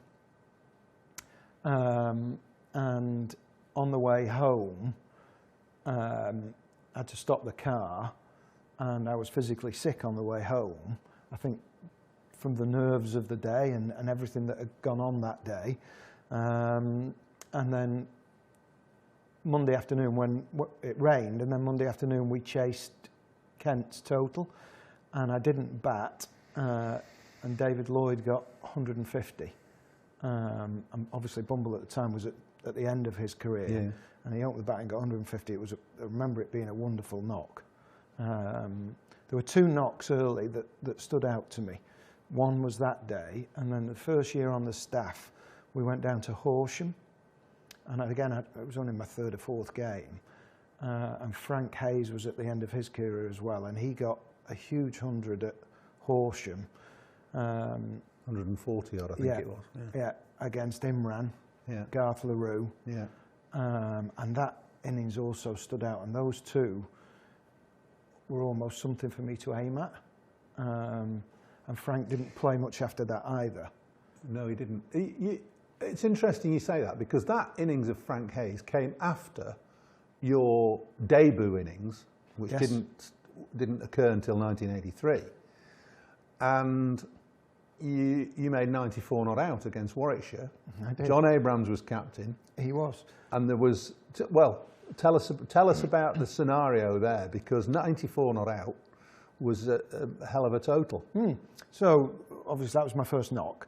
My first 4 in first class cricket was a bouncer off a spinner. So the last over before lunch, Norman Gifford, Giff? Yes. And he had a penchant for bowling the odd bouncer. So he must have thought, well, let this young lad have it. And he bowled me a bouncer, and I managed to get it away for 4. That was my first 4 in first class cricket. But later on that day, I think there was an agreement that we would come out at 250. Bob Willis was captain of Warwickshire. He was. And I ended up batting with Jack Simmons, and I was 94 not out, and I think we needed 4 to get to 250. And Jack said, we'll stay on now. It won't matter. We'll stay on till you get 100. And he hit a 6. And that was 250. And I looked round and Bob Willis was just walking off. You know, he was the opposing captain. He was just walking off. And looked around again and could see John was in the doorway of our changing room. And nothing happened. And everybody just walked off. So I'm 94 not out. And I'm walking off thinking, well, that's a great... I've had a good day here, 94 not out. Got into the changing room, and I remember you and Graham Fowler shouting as I went in, and then Jack came in behind me, and Jack threw his bat across the changing room. I've never seen Jack as mad. And Jack threw his, and he said something along the lines, if that's the way you want to play your cricket, you can all go and do one. Yeah. And clearly people were having a go at John, saying, why didn't you keep him out there? It was a strange scenario, because I remember that clearly, and Bob just walked off, didn't he? Absolutely. Because Bob, I came to know Bob very, very well, obviously, over the last 20 years or so. And that's exactly the sort of thing he'd do, you know. But there was a bit of mischief in him. Yeah. I think as he got older, he probably realised it wasn't the nicest thing to do. No. Well, but it affected you less than you probably didn't realise what was going on. No, I remember that night, we were staying up Hagley Road somewhere, and we went in a Chinese, and there were about 6 of us round one of those big tables, and I can remember that. And I was just pleased that I got double figures. You have got the best memory for games and occasions, instances, call it what you will, that I have ever come across in a cricketer. You and I played together for best part of 10 years, and I have very little memory of these games. And you just come out and can, not only can you say who was bowling, you would remember hitting your first 4, but I think inconsequential things. Where's all that come from? I don't know, but I can't remember yesterday now. But I can still remember, you know, some of those things. And we got our own back on Bob Willis, didn't we, when we won the 84 Bensons? And, oh yes, we did. And you were out there at the end of that, weren't you? That was a fantastic day. It was our only success, wasn't it, for a period of time? Yeah, you'd just become a dad, hadn't you? I had the night before. Yeah. Ben was born on the Friday night. Yeah. And Bondi, bless his cotton socks, you all went down on a bus, I think, and he waited behind for me and brought me down in the car. Yeah. I didn't get to Lord's till 1 o'clock. Yeah, it was late in the morning. Yeah. Yeah, it was late. Yeah, no, that was a euphoric day. But we had some bad times in the 80s, didn't we? Really, we weren't very good, were we? No, we weren't. We kept losing games hand over fist. You know, 80, 85. 85 was a bad year. Yeah. 86 was a bad year, apart from getting to the final at Lord's. Just before we go on with that, you've already mentioned Clive. Let's just talk a bit about overseas players at Lancashire. Clive was obviously an adopted Lancastrian and played for the county for 16, 17 years, maybe a bit longer. Did he play that long? Yeah, right. 68 to the mid-80s. Missed a couple of years when he was captain with the West Indies, of course, or playing with the West Indies. But we've been fortunate enough to have 2 of the very, very best in Clive and Wasim Akram. How much influence did those 2 guys have on you and the way you played the game? Clive was, you know, he was left-handed. He was one of my heroes. So to share a changing room with him for 2 or 3 years was fantastic. Clearly, we didn't play like each other because he hit the ball thunderously hard. Yeah. But it was just, for a young lad to be in the changing room with the West Indies captain, you know, a heroic figure, was fantastic. I mean, that game, the final at Lord's in '86, he got a duck, if you remember. No, first ball. And he walked on and he walked off, and as he walked off, I was walking in. I remember having tears in my eyes as he was coming off, because, you know, it'd been built up into his final, hadn't it? It was his last games for us. And he got a massive ovation as he walked on. And I think the only person in the ground that wasn't clapping him on was Imran Khan that day. And then I followed him in. So, you know, he was a massive idol. But your demeanour was distinctly different, wasn't it? You were nervous as a kitten before you went into bat, and Clive would regularly be asleep on the floor in the dressing room. Absolutely.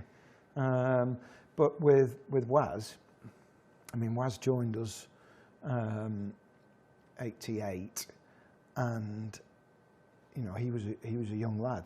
So we actually, in many respects, he played here to what, 98? 10 years. Yeah. So in many respects, we almost grew up playing cricket here together. And you know, it was amazing watching him develop. He came over and he showed the group of bowlers straight away reverse swing, and that clearly helped. It helped us, I would say, immeasurably from an older pro down to the young lads like Ian Austin at the time, who all of a sudden began to understand what reverse swing was, and I think it set us apart from other teams for a little while. Well, Wasim became fundamental in Lancashire's makeup, quite obviously. He was one of the finest cricketers that's ever walked. But you were fortunate, I think, in being able to play in two separate eras of Lancashire cricket. You played in that team that developed from 87 onwards, and we won a number of one-day trophies through 89, 90. We started in 88 with the Refuge Cup, didn't we? 88, 89, 90, 91, and then there was another incarnation of Lancashire which developed around the mid-90s. Yeah, I mean, 86, I remember we didn't win a championship game till August because we weren't very good. And I remember Steve O'Shaughnessy grabbing a stump at Leicester and running off like we'd won the NatWest because we'd won a championship game. So that's where our standing was. Then in 87, David Hughes took over as captain, and then Alan Ormrod began to manager stroke coach, wasn't he? Yeah. Well, that's interesting. I mean, I was playing as well, but I've still to this day wonder what the difference was and what happened in 87 to make us. We were challenging for the championship. We came second. What was the difference there? What happened? If you look at the stats, I would imagine that a third of the way through the season we were the same as 86. And then by hook or by crook we won a couple of games. Lads started getting a few runs and a few wickets, and then we got on a roll, and we won. I think we won the last 8 championship games to end up second. And I think Yoza and Alan started putting a bit of discipline into the changing room and a bit of structure on and off the field into the changing room. And then, you know, those lads that had played well in 87 carried on, didn't they? Yeah, they did. And then from a personal level, did you start feeling comfortable in 87? Did you ever feel comfortable as a batsman? We know you're nervous. We know you spent time sitting in the back room in the loo and all that sort of stuff. That's just the way you were. But as soon as you walk down the steps, all gone. Yeah, it was. I don't know why. I never understood it. To be honest. No. But you know, as soon as I crossed the white line, all the nerves and the worry went. So did you start feeling comfortable there, or were you always uncomfortable during the build-up to a match or an innings? Yeah, I mean, nervous disposition, whatever you want to call it, and that never went away. You know, from the first day to the last here, that never went away. But you get more experienced as time goes on, and you learn to look after yourself, and you know your emotions, and you work from there, don't you? I suppose so. Were the nerves worse, or was it just always the same, whether you were playing for England in a World Cup or whatever? No, it was no different. Whether it was all under 21s or the World Cup final in '92. It was just the same. And when I walked on the field, it was just the same the other way. So it was... You've got a phenomenal record in terms of performance and longevity, really. You played in 3 World Cups. That World Cup final in '92, you were playing against one of your best mates in the game, in Wasim, and you very nearly got England over the line. I mean, it was a... Would that be one of the greatest and worst days of your cricketing? Without doubt, without doubt. You know, at that point we played here for 5 years together, and we'd become great friends, as you say. And that day we actually before knock-ups was lunch, and we actually sat opposite each other at lunch, and then we did our training, we went out, had a net, etc., etc. And then he threw me a few balls into the net, and then the game started. Obviously he came in and got 50 when they were struggling, got them up to a good score. We were doing all right, and then he came back onto bowl, and we talked about him, you know, and I had to obviously talk about him and what do we do if it starts swinging, and all I could say was make sure you play with a full face. If you're trying to run anything down and it's swinging, it's playing with half a bat at your peril. Yeah. So it was full face, and Alan Lamb and I had got a partnership going. He came back on and he bowled 2 Jaffers in 2 balls, bowled around the wicket away swinger to Lammy, knocked his off pole over, and then he bowled a massive in swinger to Chris Lewis and bowled him. So his hat-trick ball was the first ball of the next over, and I was on strike. And he used to have different ways of presenting the ball, and he got to here, and I knew he was going to bowl me an in-swinger on the hat-trick ball. But it was that quick, and it swung that far that it basically hit me on the pad. It was just going down leg stump, and it hit me before I was ready to play it.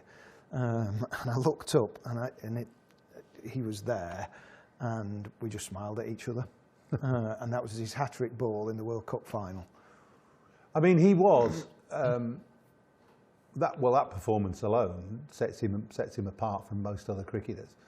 But he was phenomenal. You say he had different ways of presenting the ball. He had a bit of a bunch of flowers, didn't he? When he, you know, and sort of reversed his wrist. Yeah.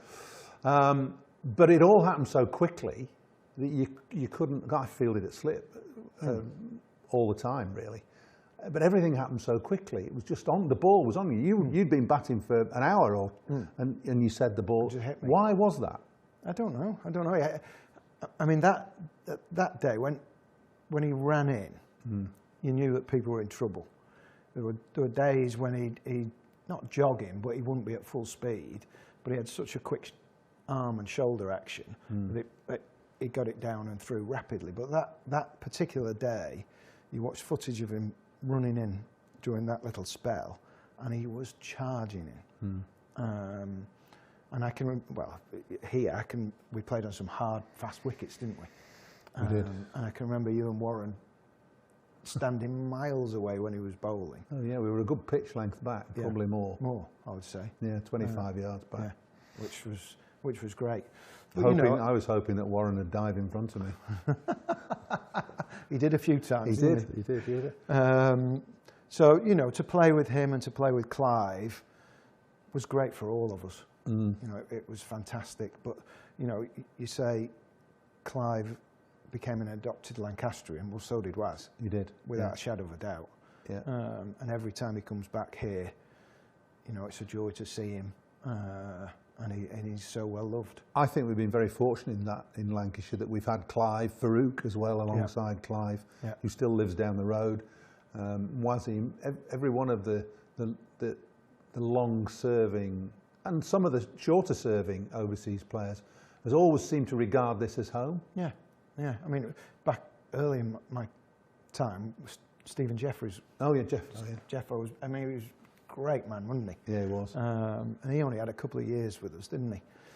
He wasn't dissimilar to Waz when he got it right, was he? Left arm, swung it. Yeah, he wasn't quite as wasn't quite as sharp, was he? No. And then I guess the other standout during my period, he wasn't here that long, was Murray. Oh, true. Yeah. And did Murray play 2 or 3 years? And he was another great man, absolute cricket badger. Came to play for Lancashire and knew what all the county players were, how they played. Incredible, the knowledge he had and what he was reading up on just county players.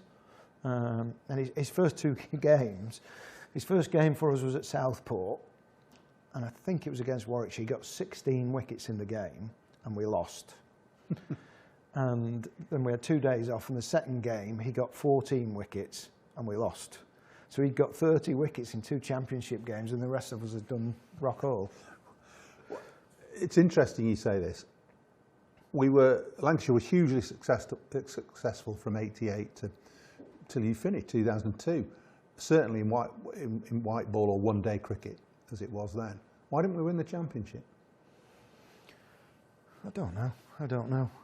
Because I mean, the size. It wasn't for the lack of trying. No. It actually wasn't for the lack of trying. And we got close. I think we were runners up 3 or 4 times, and never quite got over the line. Well, yeah. I mean, you and I have probably puzzled over this for years. Not much point puzzling over it. We didn't get there. No, it didn't happen. We got close, and that was it. You also hold a record, couple of records actually. You've scored more runs on Old Trafford than any other cricketer. Do you know that? I do know that. Not first class, but because you've played so many one-day games. No, I do know that. And it's a nice little. Is it ever? It's a nice phenomenal. little thing, yeah. But we played on some good wickets. We had the best groundsman in the world. In Peter Marin. And you had a very good relationship and friendship with Pete, didn't you? Yeah, absolutely. You encouraged him, obviously, to make good flat batting pitches. I was looking at Glenn Chappell's record here, who played 20 years, obviously, and he was a fantastic bowler. And he averages 32 here, does he, with the ball, which is high. Yeah. Everywhere else, he's in the low 20s. Yeah. But they were phenomenal pitches, weren't they? Yeah, but I mean, when Chappie started, 92? That was in the midst of really good wickets. I mean, there were quick wickets, bouncy wickets, but there was no sideways movement. No. And once you'd got in, then it was great to play your shots. And I think that period was when we had those 2 different one-day teams. Or different teams, not one-day teams. So we had the team from, let's say, 88 when we won that Refuge Cup to 91. Yeah. And then we had a transition period. And then we came again in 95, 96, 97, 98. And then at the end of 98, Fred came along and was part of that 98 team. And then it went from there. So there were 2 distinct good periods during my time. And there was an overlap of 1 or 2 people. Let's just move on slightly. And you've been involved in the game for 40 years. And you've just mentioned Fred, Andrew Flintoff, who you managed as well and played alongside. Who are the finest cricketers in that time, both when you were playing and subsequently, because you're fortunate enough to... What, here? Or...? No, I think generally. But we'll start with here. Who would you say, if you had to pick one player, and I'm not talking about an overseas player for here, a homegrown Lancashire player, who's the most influential, best player in that 40 years? I think I have to mention 2 or 3, I think. I think Mike Atherton was a fantastic batsman. So was John Crawley. I thought John was an unbelievable player. So if there's 2 Lancastrian batsmen, I think they're the two that just stand out. Skill-wise, Glenn Chappell as a quick bowler, not just because you sat here, as somebody that got absolutely the most out of their ability, gave everything that they could every day for the club. So I think you two as bowlers stand out. For longevity, Mike Watkinson played for 20 years as an all-rounder, and then latterly bowled some spin as well. So, you know, those are 5 names, and then you can't not mention Warren Hegg as well, who kept wicket for probably, I don't know, 16, 17 years for the club, and was one of the great Lancastrians. Never saw him drop a catch. Ever? No, I didn't. But he must have dropped the odd one, but I never saw him. And we still keep producing players. I mean, as we're both well aware, there is a huge amount of talent around the northwest of England, and that we still produce right up to the present day. We now have Liam Livingstone and Saqib Mahmood and Matthew Parkinson. George Balderson is another one off. I won't call it a production line, but they're all destined, hopefully, to be top quality Lancashire players. It shows that the club is set up reasonably well, doesn't it? And you know, I love coming down here now and watching these lads play, and I love 2020 cricket as well. You do. Yeah, I think you'd have been quite good at that, to be honest. So you know, I do love watching these lads play. 2020 cricket, just going back to that for a second, I remember there was an extraordinary AGM at Birmingham in, what year would that have been? What, the PCA? Yeah, and there was a vote on 2020 cricket, and every county cricketer in the country was in the room, and it was unbelievably split on what 2020 cricket was.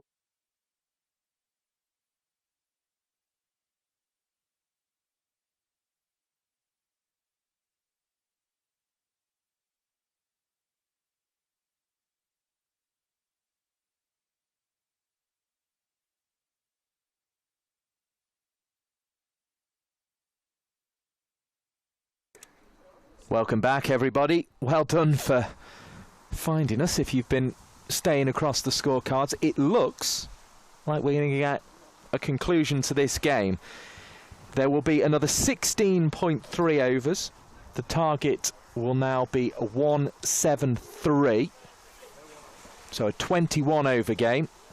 I make that 4 bowlers allowed to bowl 4 overs each, and 1 bowler allowed to bowl 5. So we are back underway. My name's Mike Perkins. Alongside me is Polly Starkey.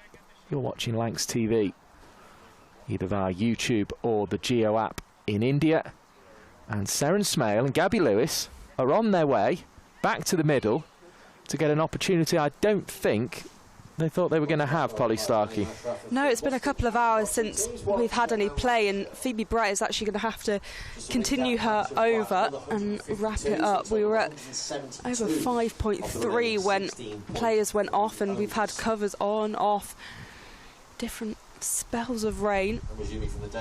And 20 for 1 at the moment is the score. Lancashire needing 152 runs to win in the remaining 99 balls, so quite a big ask for the batting side. Phoebe Brett at the top of her mark, ready to get play underway. Gabby Lewis starting on strike and defending for no run.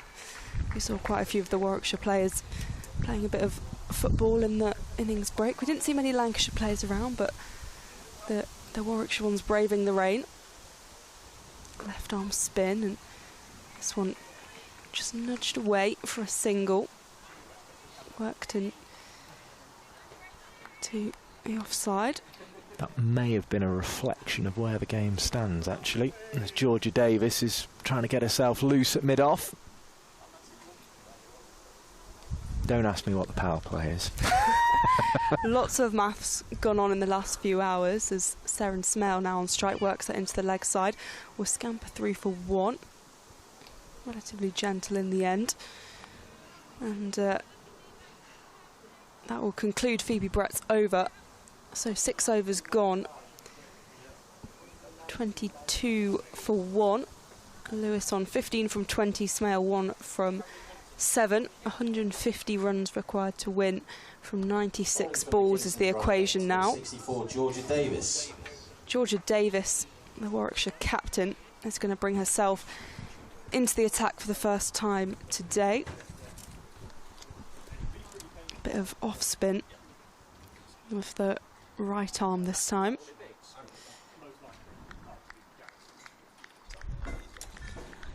The wicket of Emma Lamb falling early on in the game. 17-year-old Phoebe Brett getting her for 4. This one pushed out into the offside. They're going to get 1. They won't look for a second. Rotating the strike. They know they have to go quite hard. The run rate approximately around 9 and over, I think. So as I say, quite a big ask, but reflective of how well Warwickshire did in their innings in the start they made. And the bails are whipped off, but Gabby Lewis back in her crease.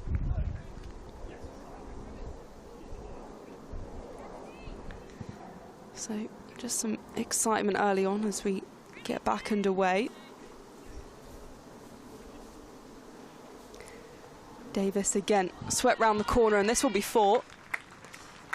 The ball racing away, Lewis finding the boundary.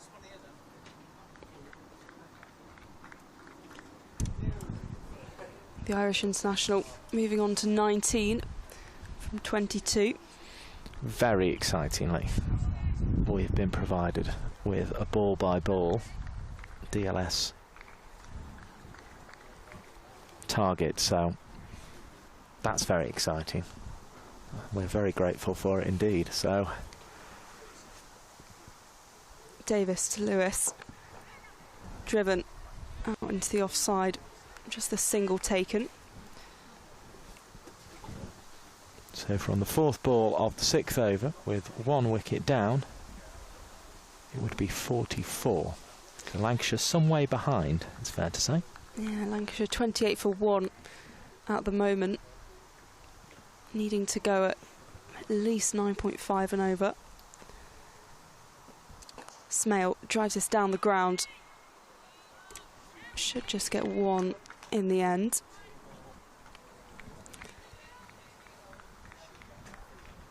Georgia Davis going 7 from this over so far.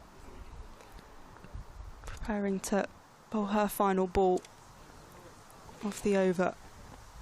Lewis chips this one in the air over the head of Amo Surin Kumar. It drops short of the boundary and will be picked up, fumbled, but will prevent the 4. So 46 now the DLS score at this point after 7 overs. So Lancashire some considerable catching up to do. The batters in the middle will know that. And if they're going to do the full chase, it'll be, I think actually it'll be 142. It's showing 141 on the screen at the moment, but it's 173 for victory. 172 is the par DLS score. 31 for 1 after 7. Gabby Lewis 22 from 24, and Seren Smale 3 from 9. Amo Surin Kumar is going to be the bowling change for Warwickshire, providing some seam bowling after 2 spells of spin. Smale awaits, just pushed into the offside. They scamper through for 1. Hesitate about a second. Smale's keen, but they'll stick to 1. It looks for the moment fairly settled, but the rain could come down at any moment. Yeah, and if the rain does come, I suspect that will put an end to things. Surin Kumar through her action. And it's gone straight to Nat Wraith. Good take that. Skidded, it seemed, off the turf. 32 for 1, with Lewis 22 from 25, Smale 4 from 10.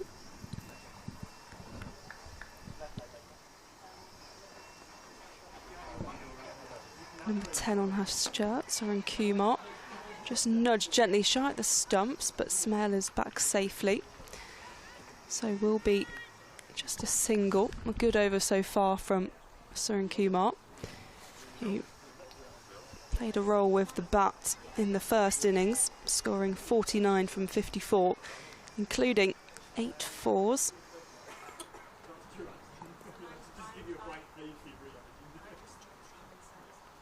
Smale chips this up into the leg side, just backward of square.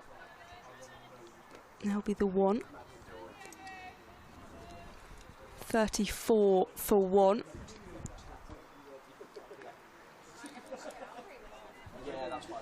Still requiring 9.5 and over. Gabby Lewis strikes this one down the ground, but we'll just find Hannah Hardwick.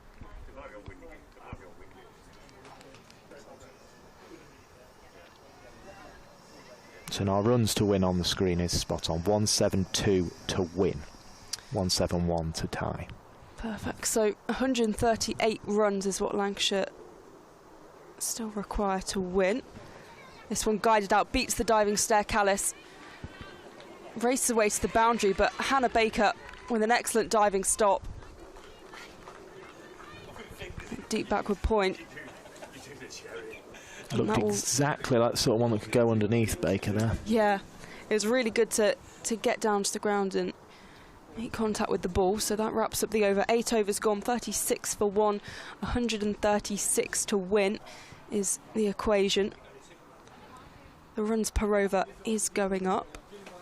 52 would be the par score at the moment. So 16 the gap between where Lancashire are and the par score that they have to be ahead of course, to win. So let's see if they can close that gap of 17 here. Georgia Davis bring herself back onto bowl for her second over. Seren Smale waiting. Goes to try and reverse it. Misses, and Nat Wraith tidies things up. Still 36 for 1. Smale will relish this, I think. Davison leans back and drives it straight back to Davis. Just pop out her hand as they manage to scramble a single. The strange thing about it is it doesn't really affect what Lancashire need to do on the last game of the season to get a home tie. No, it doesn't really affect things at all. And of course with Warwickshire not able to qualify, it's a bit of a free hit for them. Davis in again, this one lofted in the air by Gabby Lewis. It's big, it will drop short of the boundary and I think will plug in the field. Abby Freeborn sliding to get it to prevent the boundary. Just feels maybe that part of the ground is a little bit wet. I think there's a slight slope down there. 39 for 1.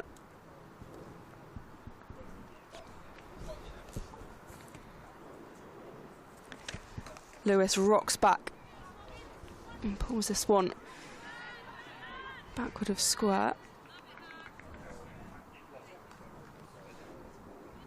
That'll be 40 for 1. Lewis seems to like that extra cover area, doesn't she? Line that up a couple of times now.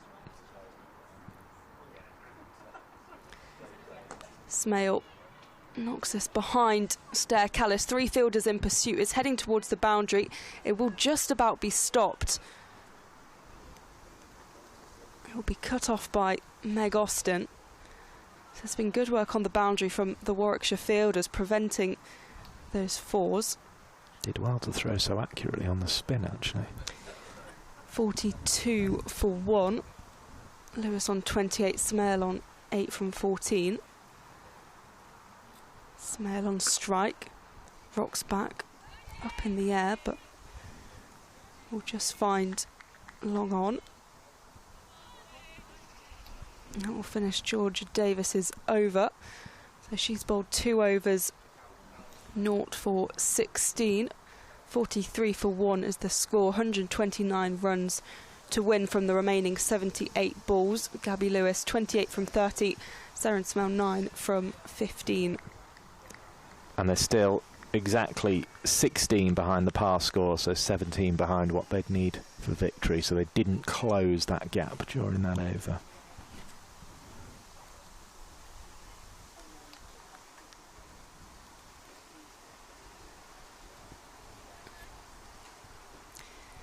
Amusa and Kumar is back from the Dane Road end.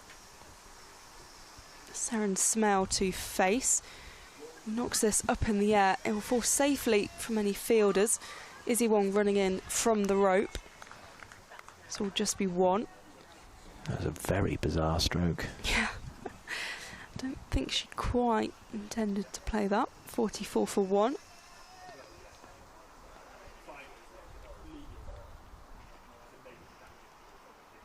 Seren Kumar in again, just nudged into the offside for 1.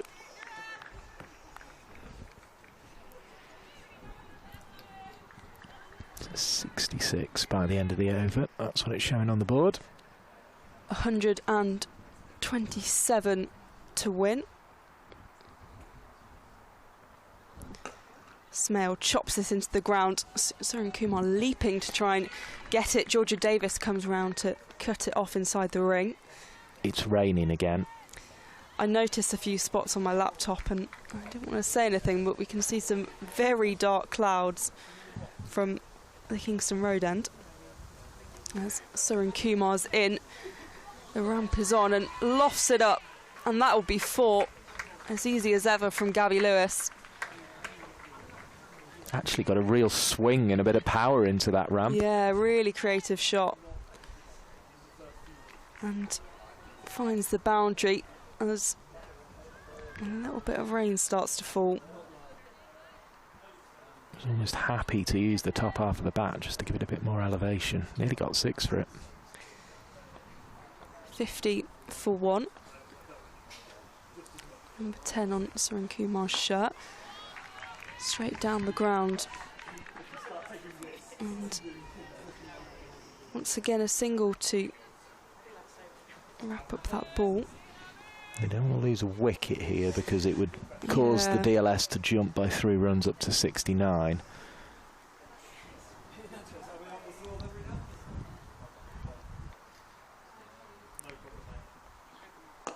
Smale looks to go down the ground on the offside. Georgia Davis picking up quickly, and Smale in the end has to be quick between the wickets.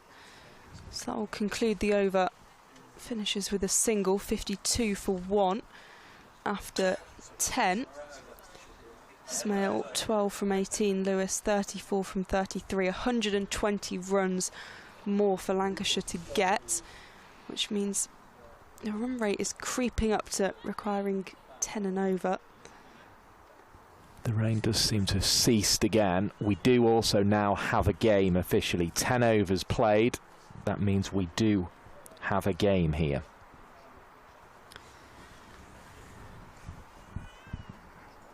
This is where eyes would be really close on DLS. Bowling from the So a 22 over game, and so another 12 left. Means 2 bowlers can have 5. Required. The DLS is in the bottom right-hand corner of the scoreboard. And here is Hannah Baker then to come on, bowl a bit of a leg spin. Delivers it to Smale, who has a big old heave without even having much of a look there, and that's what she's got to do.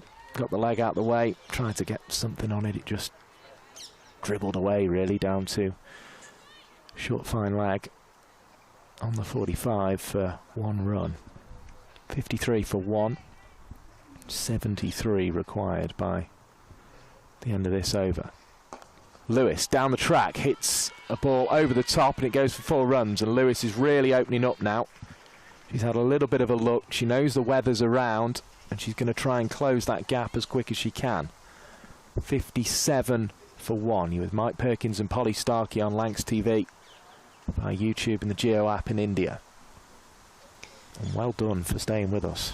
Yeah, it's we had a long old delay, but Gabby Lewis is, I'm sure the message to her is just make sure that close to the DLS as possible, obviously ideally above it.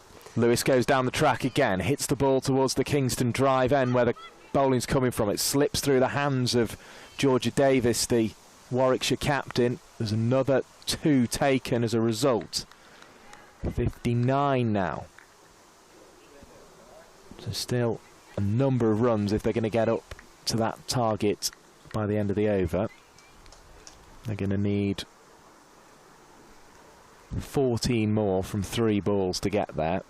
I think that's ambitious, but we'll see. Lewis again. Drives hard. Georgia Davis again can't hold on to it at mid-off, and again they'll look for 2. Smale's going to try and get there. If it had been a direct hit, it was gone, but it wasn't, and Hannah Baker couldn't gather a ball low down next to the stumps, so Smale good running in the end, although it could have ended very differently. Gabby Lewis has got a smile on her face. 61 for 1. 12 required from 2 if they're to get to the DLS par score. Lewis hits a 1 instead. So 62 now. The Lancs score. They are making some progress, it feels. Yeah, they'll be very wary of that total, and also the bigger picture of getting those runs. Smale hard on the sweep again, out to deep mid-wicket off the bowling of Baker. Picks up another 1, so 63 the score. The gap to the par score 10, the gap to the winning score 11 at the end of that, the 11th over. So 63 for 1. By comparison, at this stage in what was a 50-over innings, Warwickshire was 61 for 1. They are actually ahead of them on that count, but that doesn't matter anymore. It's all about whether they can keep up with this DLS par score. So at the end of the 12th, that jumps to 80. Sorry if it was all a bit messy as we restarted and there's plenty of numbers flying around, but we're trying to get in a 22-over game. At any moment, it's getting darker and darker. It feels as if it could rain. Here comes Suren Kumar, who Lewis ramped in the last over. Goes with a cut this time, over the top of backward point. It's going to roll away. Hannah Baker chasing all the way. She just bowled the previous over. She dives full length, slides on the wet turf, but it goes over the boundary and away across the rope. It was a terrific effort, that, from Baker. Made up most of ground, but with 80 needed by the end of this over, it's now 13 off 5 effectively for Lancashire. And with the darkness of the skies around us, any over here could be the last one. Bit of wind blowing, a little bit of drama for you on Lancs TV. Suren Kumar bowls. It's hit into the offside. Hardwick just about gets something on it, enough on it to prevent it going for 4, but not outside the ring for a single. Davis, the captain, has to come over and help out. 68 for 1.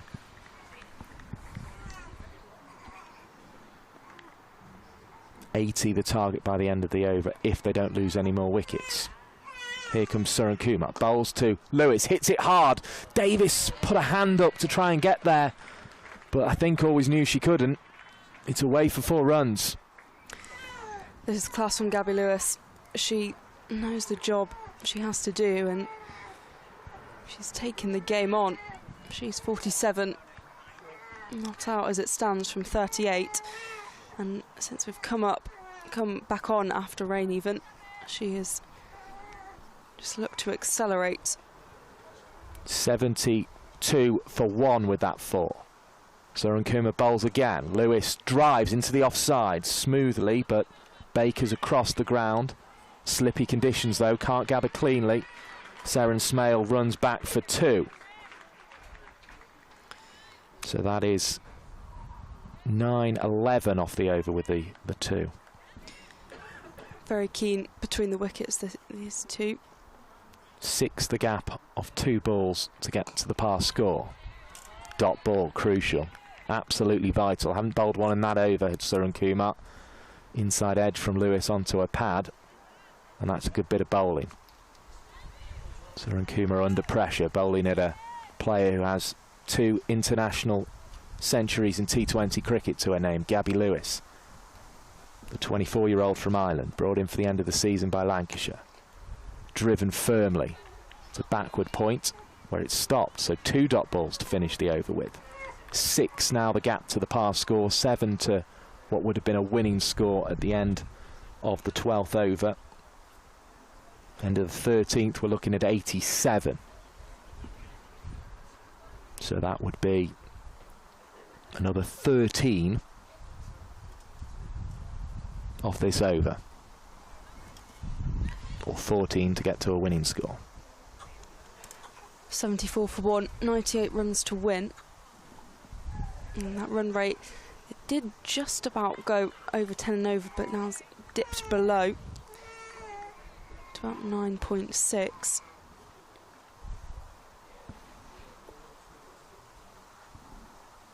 So the equation on your screen, 98 to win off 60, relies on the weather staying away, which it is at the moment.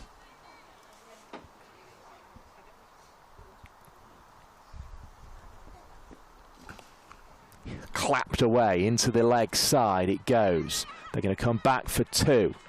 Smale hit it there off Baker, and she'll get another go. A minor 14 needed effectively to get to a winning score of this over. There's 2 of them. So make that 12 off 5 as Baker approaches again. Delivers another leg spinner, reverse swept to Abby Freeborn on the back of the ring. Lewis is through. As soon as contact was made, she was running, and she gets through for a single and takes the strike as well. 77 for 1. 11 off 4. Where can she find them, Polly Starkey? Yeah, she's got to be destructive. Here's Baker. It was an attempted sweep and went down the leg side. Did it take some of the batter on the way? That's where we look to the umpire. Must have taken bat, in fact. There's applause there for the 50 for Gabby Lewis. Well battered. Well battered. And it's only 6 fours in 44 minutes. The analysis there, 42 balls, 44 minutes and 6 fours for Gabby Lewis's 50. But the target she's got in mind here is trying to get her team to 88 by the end of the over. Just 3 balls left from Baker. Chopped on the cut by Smale into the offside. So they're not going to close the gap this over, which means they'll be hoping these clouds, which are now moving fast as we look from the pavilion at the Dane Road end from left to right across the sky, don't produce rain that'd take us off. Here's Baker. Lewis goes over the top of the infield.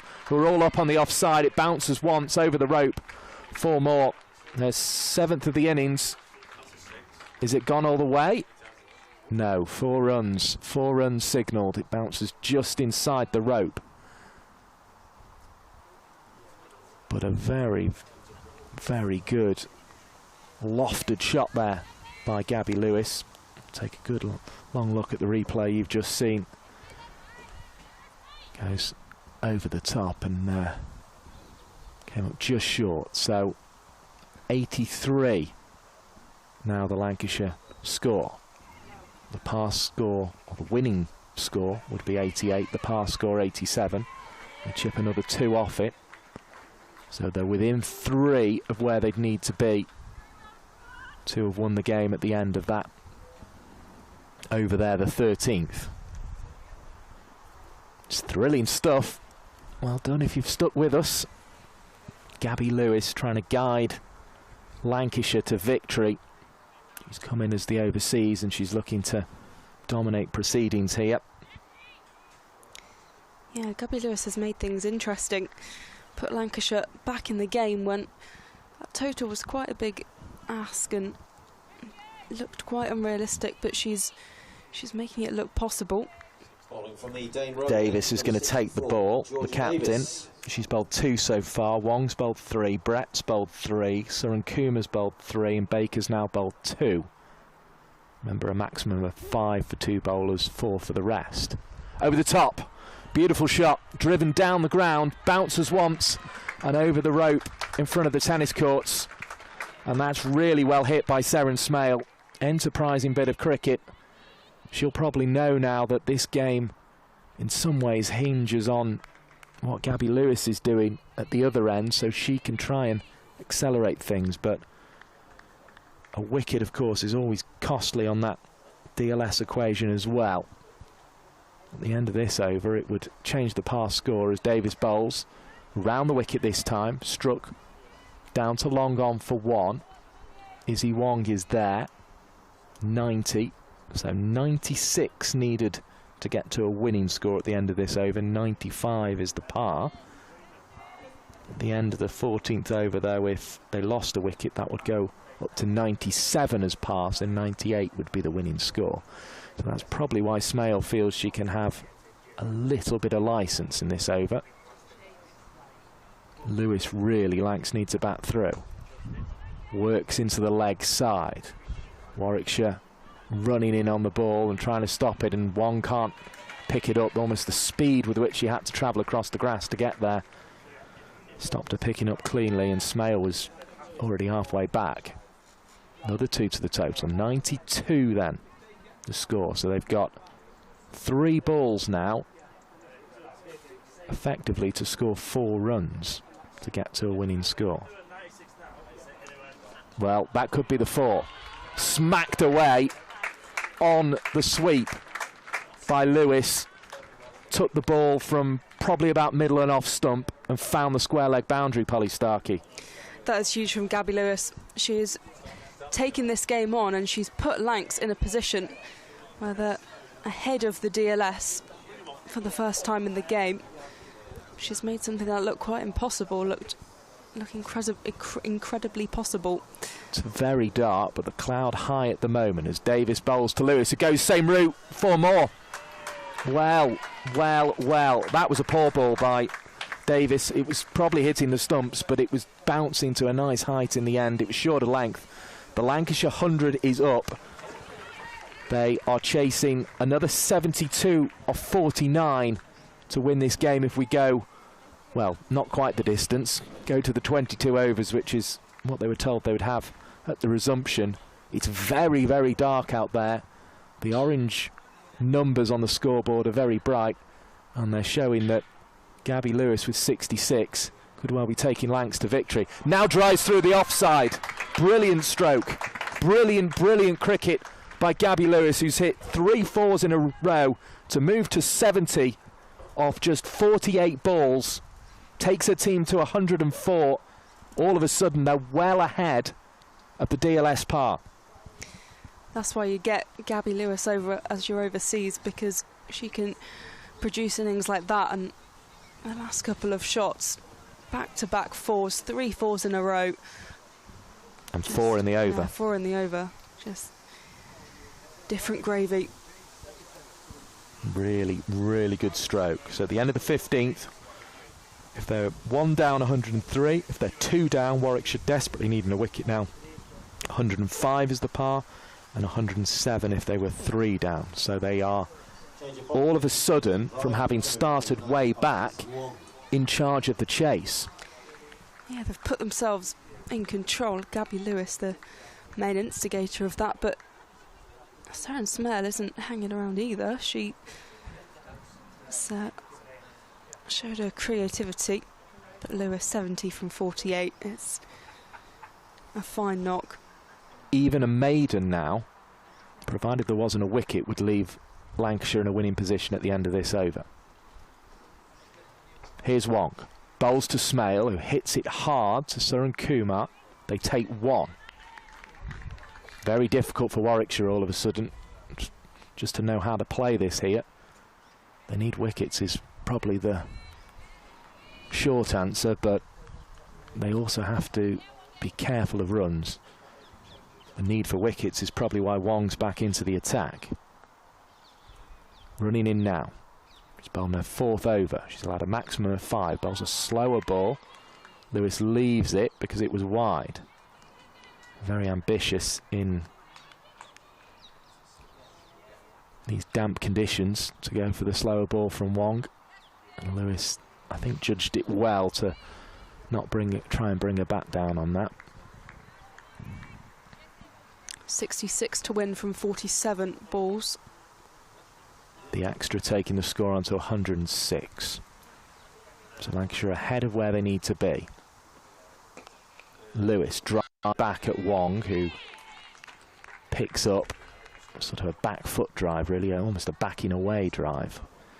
Dot ball, but dot ball's a fine all of a sudden for Lancashire.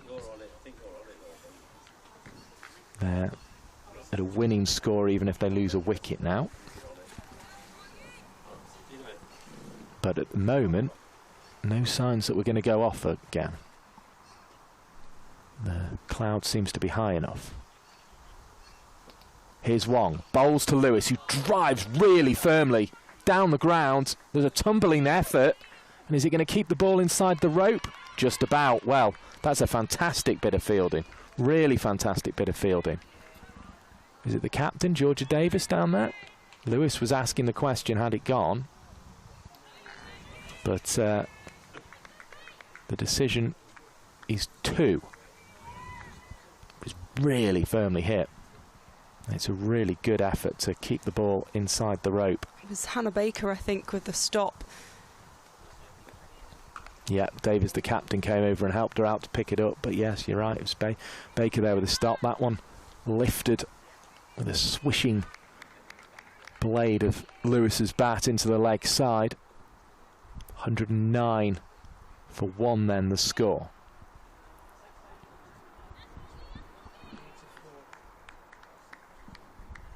So they can lose 2 wickets from these 2 balls and still be ahead on DLS. Here's Smale. Oh, it's a full toss by Wong. There'll be a little discussion between the umpires, I think, here about just how high it was, but I think it was okay. And that is the agreement as the direct hit came in and hit the stumps. 110 for 1 then. At 1 down, the score at the end of the over to be in a winning position would be 104. They'd still be on the par score at 4 wickets down, so they've got themselves into a winning position here. Gabby Lewis waits. Wong delivers. Slower into the pitch. Swept away almost in the end, as if it was a spinner bowling to it. Lewis gets back for 2. Great running, really great running. And Warwickshire will feel hard done by here because they batted very, very well to get 283 for 7 on the board. But they're now all of a sudden defending a total of 172. Well, that's the target for victory for Lancashire anyway. This is superb from Lancashire. We were saying kind of innings break really, and when we were coming back on for those first few overs, it was a little bit worrying from Lancashire, especially as they're a side that are progressing to the semi-finals, and tougher challenges await with a semi-final and potentially a final. And the way they were playing was not like a team who would have reached that far. But what they've shown today, Gabby Lewis and Seren Smale, have been superb. Seren Kumar then into her 4th over. Wong's now had 4 as well. Here comes Seren Kumar. 112 for 1. Beautiful shot down the ground. Make that 116 for 1. Beautiful hit from Seren Smale. Clearing the front leg. Swishing the bat through the line. And hitting it through mid-off for 4 runs. 116 for 1 means that Lancashire continue to progress their position in this game. Seren Kumar absolutely leapt to try and stop that, diving down to the ground. In vain though. 56 from 41. So it looks incredibly possible for Lancashire if they continue the way they have been going. Seren Kumar bowls, smacked away into the leg side. tumbling stop. They come back for 2. Smale sort of knows she can throw caution to the wind here, as that's well fielded. 118 for 1, 56 off 41, but even if Lancashire lose a wicket, or even 2 wickets, 1 wicket would leave the pass score at 113 or 114 with 2 wickets, so they're going to be ahead of that at the end of the over. Another 1 taken to hard wicket cover. Again, Smale, same tactic there. Clear the leg and just throw the bat at it. 53 from 39. 119 for 1. I think Smale will be happy with what she's achieved there. Georgia Davis deep in conversation with Suran Kumar. The fielder's up at 3rd and fine leg. Will Lewis look for that ramp again? Goes aerially and is caught at backward point. Driving and just losing her grip on the bat. Gabby Lewis. Warwickshire desperately needing a wicket. They make it 119 for 2. Lewis, what a fantastic knock that is. She's out for 75.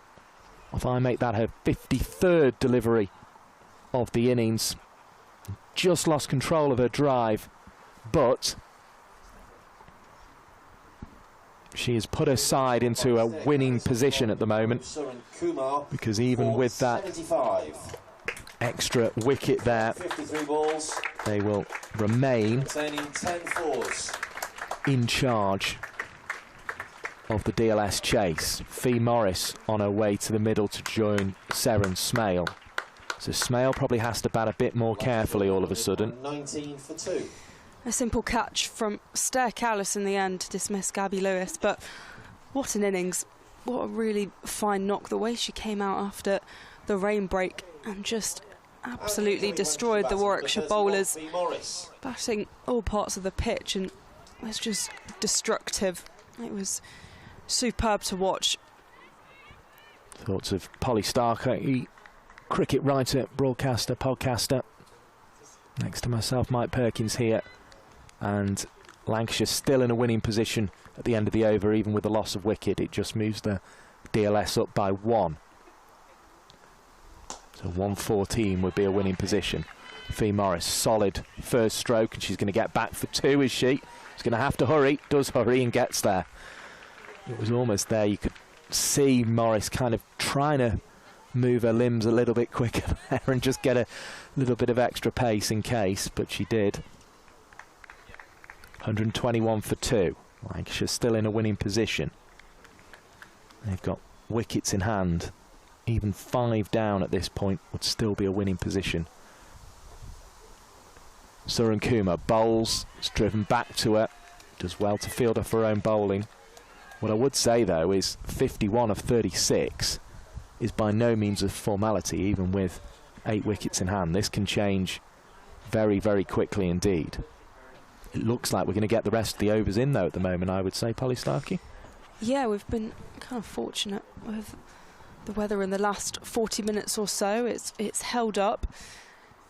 The wicket of Gabby Lewis though makes things quite interesting. It looked like Lancs could run away with it, but actually suddenly Warwickshire are back in the game. You've got a new batter at the crease, 51 from 36.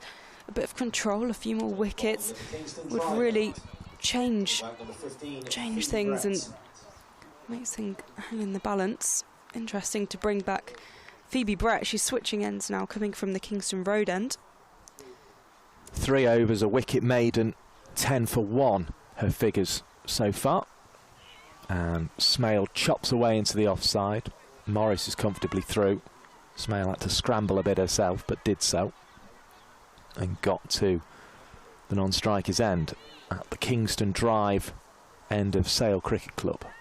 1-2-2 for 2. The Lancashire total. First time Morris is going to get a look at Brett here. 50 off 35. Can Lancashire close that gap? Oh, what a shot that is on the sweep.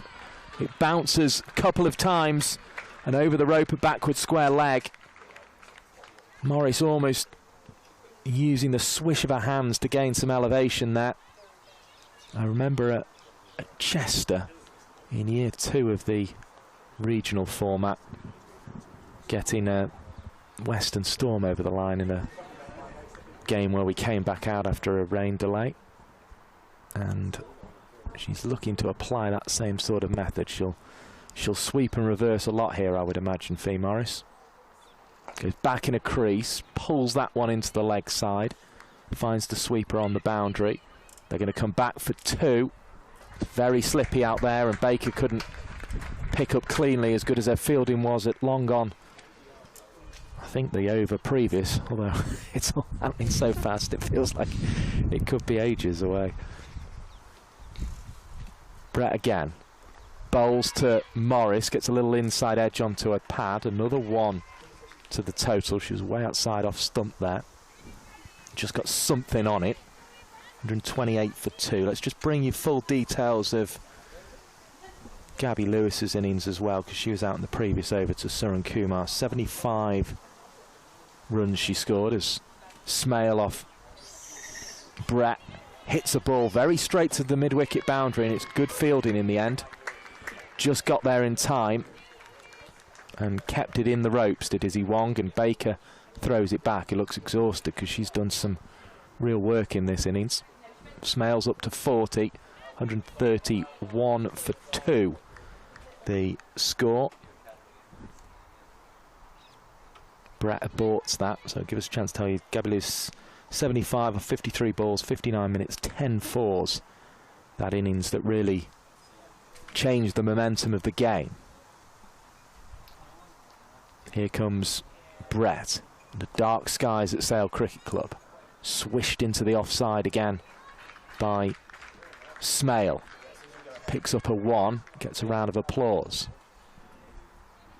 41. So they're now 1-3-2, 10 ahead of a winning Duckworth-Lewis-Stearns score. But 40 off 30 now. I think Polly Starkey starts to become the focus. Yeah, definitely. It's one that's kind of hanging the balance.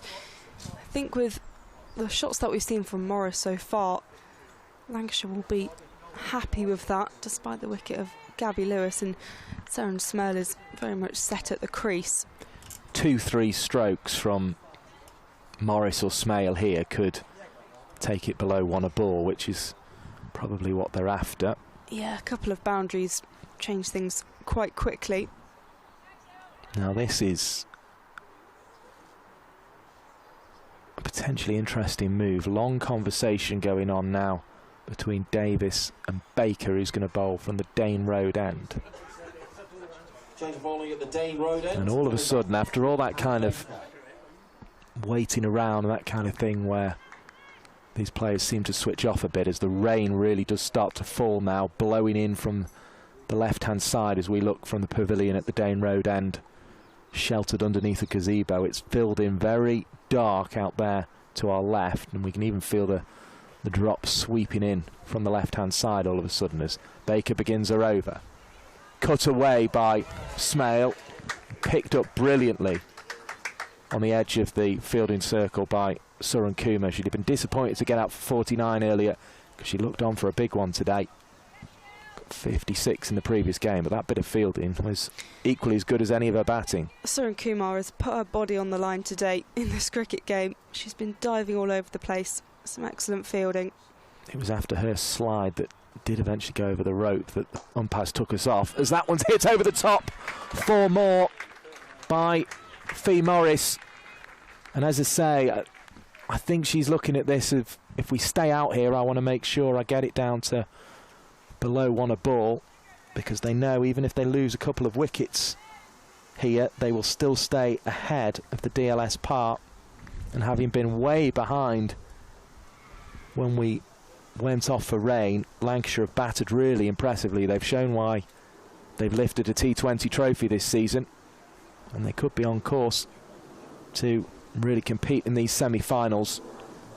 Looks as if they're heading for 3rd spot, because even with this win, they'd still rely on a victory over Hampshire and the Blaze to lose to Essex, although if they win this and pick up a bonus point, then it puts the pressure on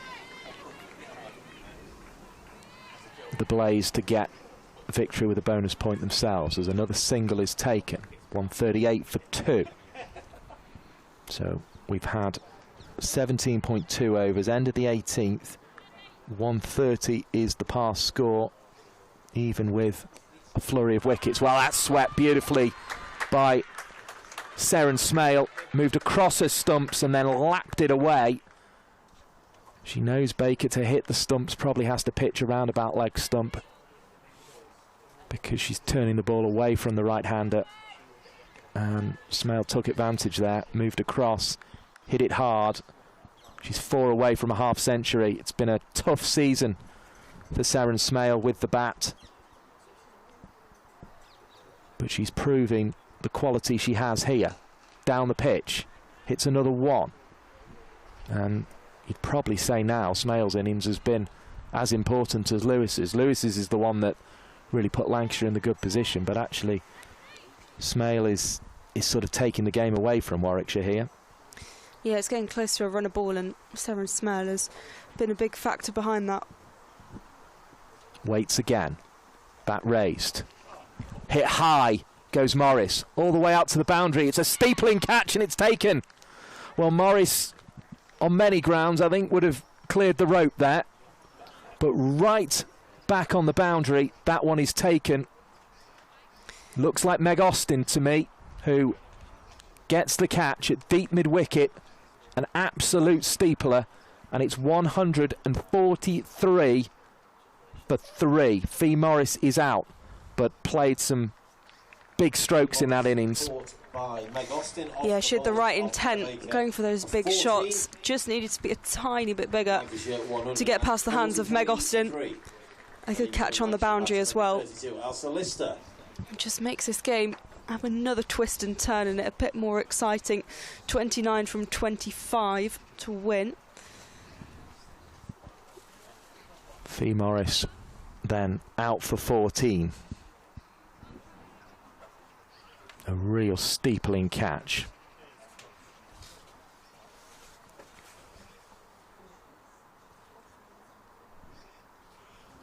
End of the 18th over, 143 the total. Wickets not affecting Lancashire too much. Seren Smale's only made 150 this season, which by her standards, after a campaign last year, 515 runs with a best of 99, she would be expecting more than that from this 14-game, 50-over season that these sides play. Big long discussion going on between Georgia Davis, Bethan Ellis, Suren Kumar's there as well. And it is going to be Georgia Davis to deliver this. 29 of 24. That gap's nearly been closed. A wicket has been lost, though, in the process. So the end of the 19th over, we're looking at a pass score of 141 to be in a winning position, and Smale is out. Full straight, was clearing the leg, Smale, and she'll finish with the number on her back, 47. Smale out due to a good bit of bowling from the Warwickshire skipper. 29 of 23 all of a sudden. Could there be another twist in this game, or have Lewis and then Smale done enough? Makes things pretty interesting. I said before, with Morris getting out, it was another twist, but this is another twist. Georgia Davis leading from the front. She had a nice little cameo with the bat earlier, and now she's doing well with the ball. So the skipper's out there to bat now with Ailsa Lister. 2 new batters at the crease. What will this produce? There's still a tiny bit of drizzle in the air, but it's very, very light. Threlkeld marks a guard. Both batters yet to face a ball.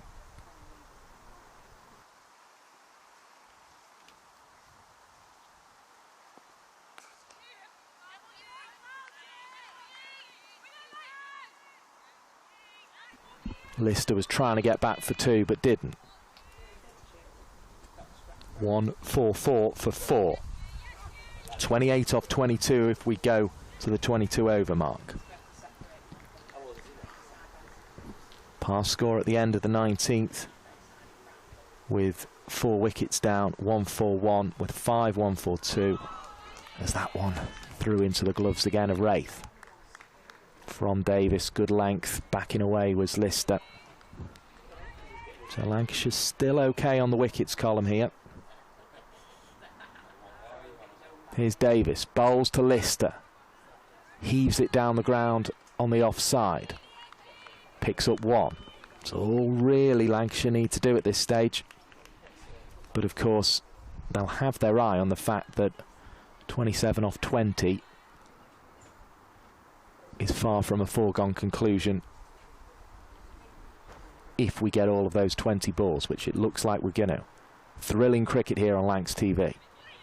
Threlkeld can't prod the ball left or right of the bowler there. I think thought about both in the process as it came down and just ended up poking it straight back to the other captain of the visiting team, Georgia Davis. They wished each other well at the start, but now they're competing as Threlkeld works it into the leg side, looking for 2. Now Threlkeld's got a lot to do, but the throw is wide of the stumps, and in slippy conditions it was always going to be difficult for Wong to get that ball to where it needed to be, and Threlkeld, who was sort of pushed into it a little bit by Lister, makes her ground. 147 for 4. Polly Starkey, what are you making of this? 25 needed off 18. Yeah, there should have been a run out really in the end, but it was always 2. Realistically, Threlkeld just really hesitated. 25 from 18, so an interesting equation. I think with 2 new batters at the crease, the task has become much more difficult for Lancashire. They've got 3 wickets to play with effectively in this over in terms of the DLS score, because it doesn't really start climbing unless they lose 4 wickets in this over. So on the 20 over mark they need to be around about 151 to be in a winning position. 152 if they have a real disaster and lose a couple more.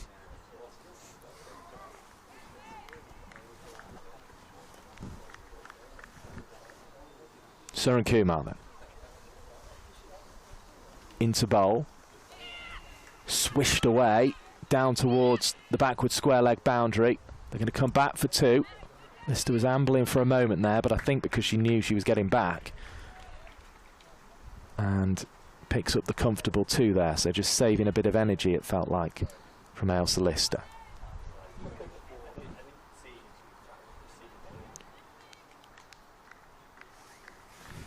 Suren Kumar again. Bowls right arm over the wicket. Slapped away by Lister. Almost baseball style. They think about 2, but are going to go back. Score moves up to 150. The 150 is up for Lancashire. They need 22 more from 16.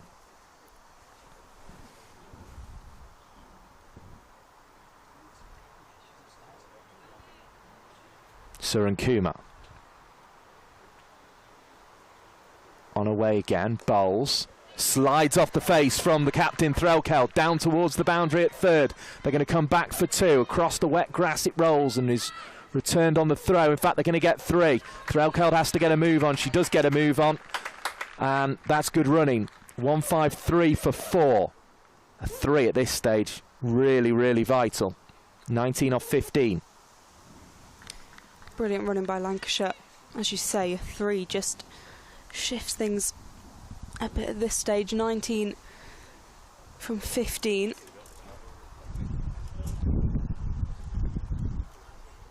.172, the revised target, as Lister tries to swish into the leg sides, taken on the pads.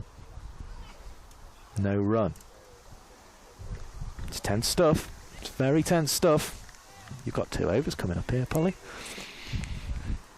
Could well be calling Lancashire to victory in their final home game of the One Day Cup, it would seem, unless they can get a home semi-final. A sweep takes it into the leg side. Lister won't be back for 2 this time. It's more of a standing swish than a sweep in the end. 154 for 4, so still ahead of the DLS par on the board. And they will be even if they lose a wicket from this ball. But 18 off 13 now becoming the real equation in this game as Suran Kumar looks to complete her 5th over. And it's played into the offside. Now this could go all the way. Baker with a dive, and it's one that doesn't keep the ball inside the rope. 4 more. 1, 5, 8 for 4. Crucial boundary at the end of Suran Kumar's over. She delivered it fairly well. Big choice to go to her for a 5th. Only 2 bowlers allowed to bowl 5 here. But Threlkeld cutting away with power. 158 for 4. The chase 172. Polly Starkey. That means 14 off 12 for Lancashire to win. It's really coming down to these final 2 overs, and we said it really early on in the game that actually this could be a bit of a thriller. I don't think we imagined it to be in this way in this DLS affected game. It's turned out very intriguing. 14 from 12, and there's a big discussion between Georgia Davis and, in fact, it'll be Izzy Wong who's going to bowl. Well, I think you do have to go to your sort of bowler with international experience in franchise leagues around the world at this stage, and hope that she can just produce something for you. Yeah, 158 for 4. So Elsa Lister is turning, and it looks like she will face. She's produced moments of magic, Izzy Wong. I remember a wicket first ball of the second game of that regional setup when she roared in at Edgbaston. She's going to try and do the same again to Elsa Lister.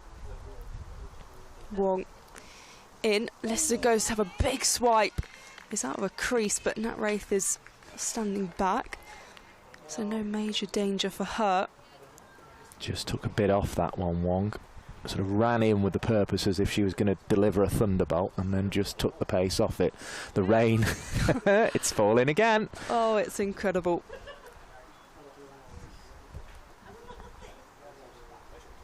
Davis just discussing with Wong.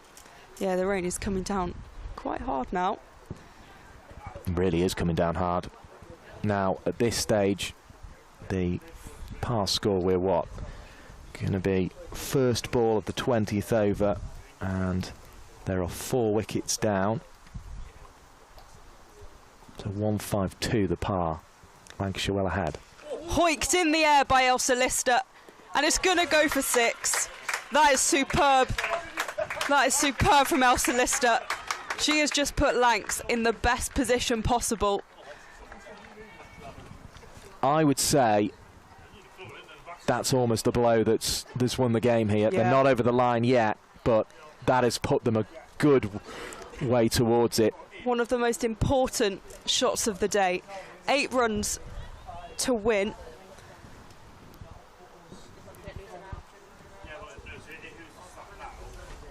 Wong in.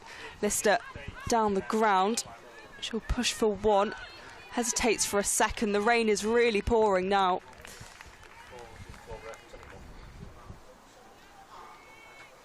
Lancashire 165 for 4. 7 runs to win. So we are 20.4 about to be delivered. 157 is the par score, so 158 for victory. Lancs well ahead of that. Threlkeld on strike as Wong is running in. Worked into the leg side. Fielder running in from the boundary. He'll just get 1. 6 runs to win. Well done for sticking with us for some thrilling drama on Lancs TV. Lancashire versus Warwickshire. It's strange that it won't really affect too much what Lancashire have to do on the last game, although it does give them that bonus point option if they go in 1 point behind the Blaze, I suppose. 166 for 4, 6 to win. Izzy Wong is running in. Elsa Lister on strike. In the air. It drops short of the boundary, so it won't be a 6, but it'll be 4. Lancashire need just 2 runs to win. Well, round of applause from round the ground, as that has pretty much sealed it for Lancashire. You can hear from the warmness of the applause the fact they know what getting 4 of them at this stage means, and all of a sudden just 2 more required. It's been a terrific game. It's the right move to bowl Wong here, just try and get the bowler who can produce a bit of magic to do just that. But unfortunately, 0-6-1-1-4 means it's been Elsa Lister's over. 2 to win. Lister in the air. It's gone aerial. The catch will be taken. So Lister has to depart. She won't be the one that hits the winning runs. Hannah Baker with the catch on the boundary. Lister's realised now, hasn't she? And she's just cursing to the sky that she's got out at that stage, but she's taken a team within 2 runs, and it should now be Lancashire and Kate Cross, who got her first 50 at Old Trafford last week, her 7th in List A cricket. She will join her captain Ellie Threlkeld. These two have been together in the Lancashire team for so long. Lancashire 175. And it's been the newcomers, Lewis, Smale and Lister, that have taken them to the brink of victory, but surely now 2 runs needed off the last 6. This is Lancashire's game. Umpires have done really well to get this much cricket in. It didn't look like it was going to be favourable to Lancashire coming back out, but they've battered superbly. Phoebe Brett is going to bowl the final over. I like this decision by Georgia Davis.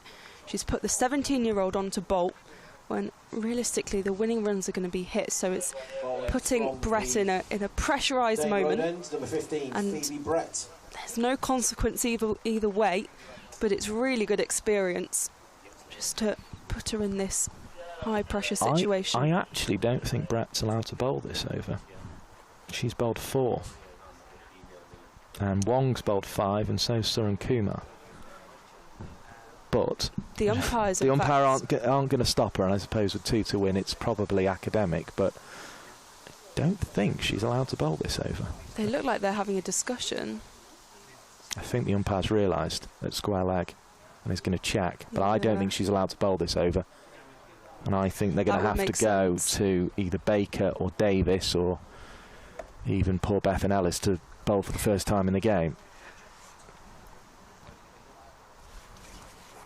The bad news has been broken now to Georgia Davis. And, well, she's calling over Suran Kumar now, who has also bowled 5. So I don't think Suran Kumar can bowl either. There's the joys of DLS, and that it's either Baker or Davis, I'm afraid. So in fact it's going to be Bethan Ellis. Well, you know what, I think they've been considering bowling Bethan Ellis a lot. It's a bit of a thankless task, if we're honest, with 2 to win, but who knows? Yeah, she looked a little bit reluctant, like, are you really going to get me to bowl when there is just 2 to win? But she may as well. Just going to give it a go. But Lancashire in firm control. It is very, very dark indeed. 170 for 5. Bethan Ellis. Bethan Ellis just practicing a bit of bowling with Georgia Davis. Yeah, she's trying to get herself loose. Isn't she? This may be halfway down, I'll be honest. We've got Ellie Threlkeld on strike. Ellis in. That's been guided towards the boundary. It should go for 4. In fact, it's stopped on the boundary, but they've run through anyway. And that will be the game concluded. So Lancashire victorious in this rain-affected thriller, where when Lancashire came out to bat after the rain delay, it looked almost impossible. They needed to score 152, and it looked so unlikely. But what a victory for Lancashire, who already had secured their place in the semi-finals, but just needed a bit of confidence going into that game that will happen next week. And Warwickshire, a tough season for them so far. Just one game remains before their inaugural season concludes. Well, a thought for Warwickshire here as well, because they batted very well today to get 283 for 7, and a superb innings from Gabby Lewis and another from Seren Smale have taken this away from them. But it's, I suppose, the beauty of DLS that it allows us to have conclusions like this. Well done to the umpires too for keeping us out there, but most of all, well done to Lancashire. They've been superb here. Yeah, Gabby Lewis with a game-changing innings, 75 from 53, including 10 fours. Seren Smale supporting her with 47 from 39. Elsa Lister's cameo, that 6, just made it seem so achievable for Lancashire. And a superb victory. Lancashire winning by 5 wickets. Using the DLS method. And if that leads to Lancashire getting a home semi-final, we will join you again for it on Lancs TV. That'll all be decided at the weekend, but it is a superb victory for Lancashire. The margin is 5 wickets, and as Polly Starkey was saying, it was built on those superb innings. A word for in the first half of this game as well, the 60 from Abby Freeborn, the 49 from Suren Kumar, and the 43 from Stair Callis. But it's the 75, the 47, and that 6 from Elsa Lister. So hard to hit 6s on this ground. Fee Morris went close, but the only one of the game was hit by Lister, and that felt the moment where Lancashire were over the line. They win on the DLS method against Warwickshire. Lancashire win by 5 wickets.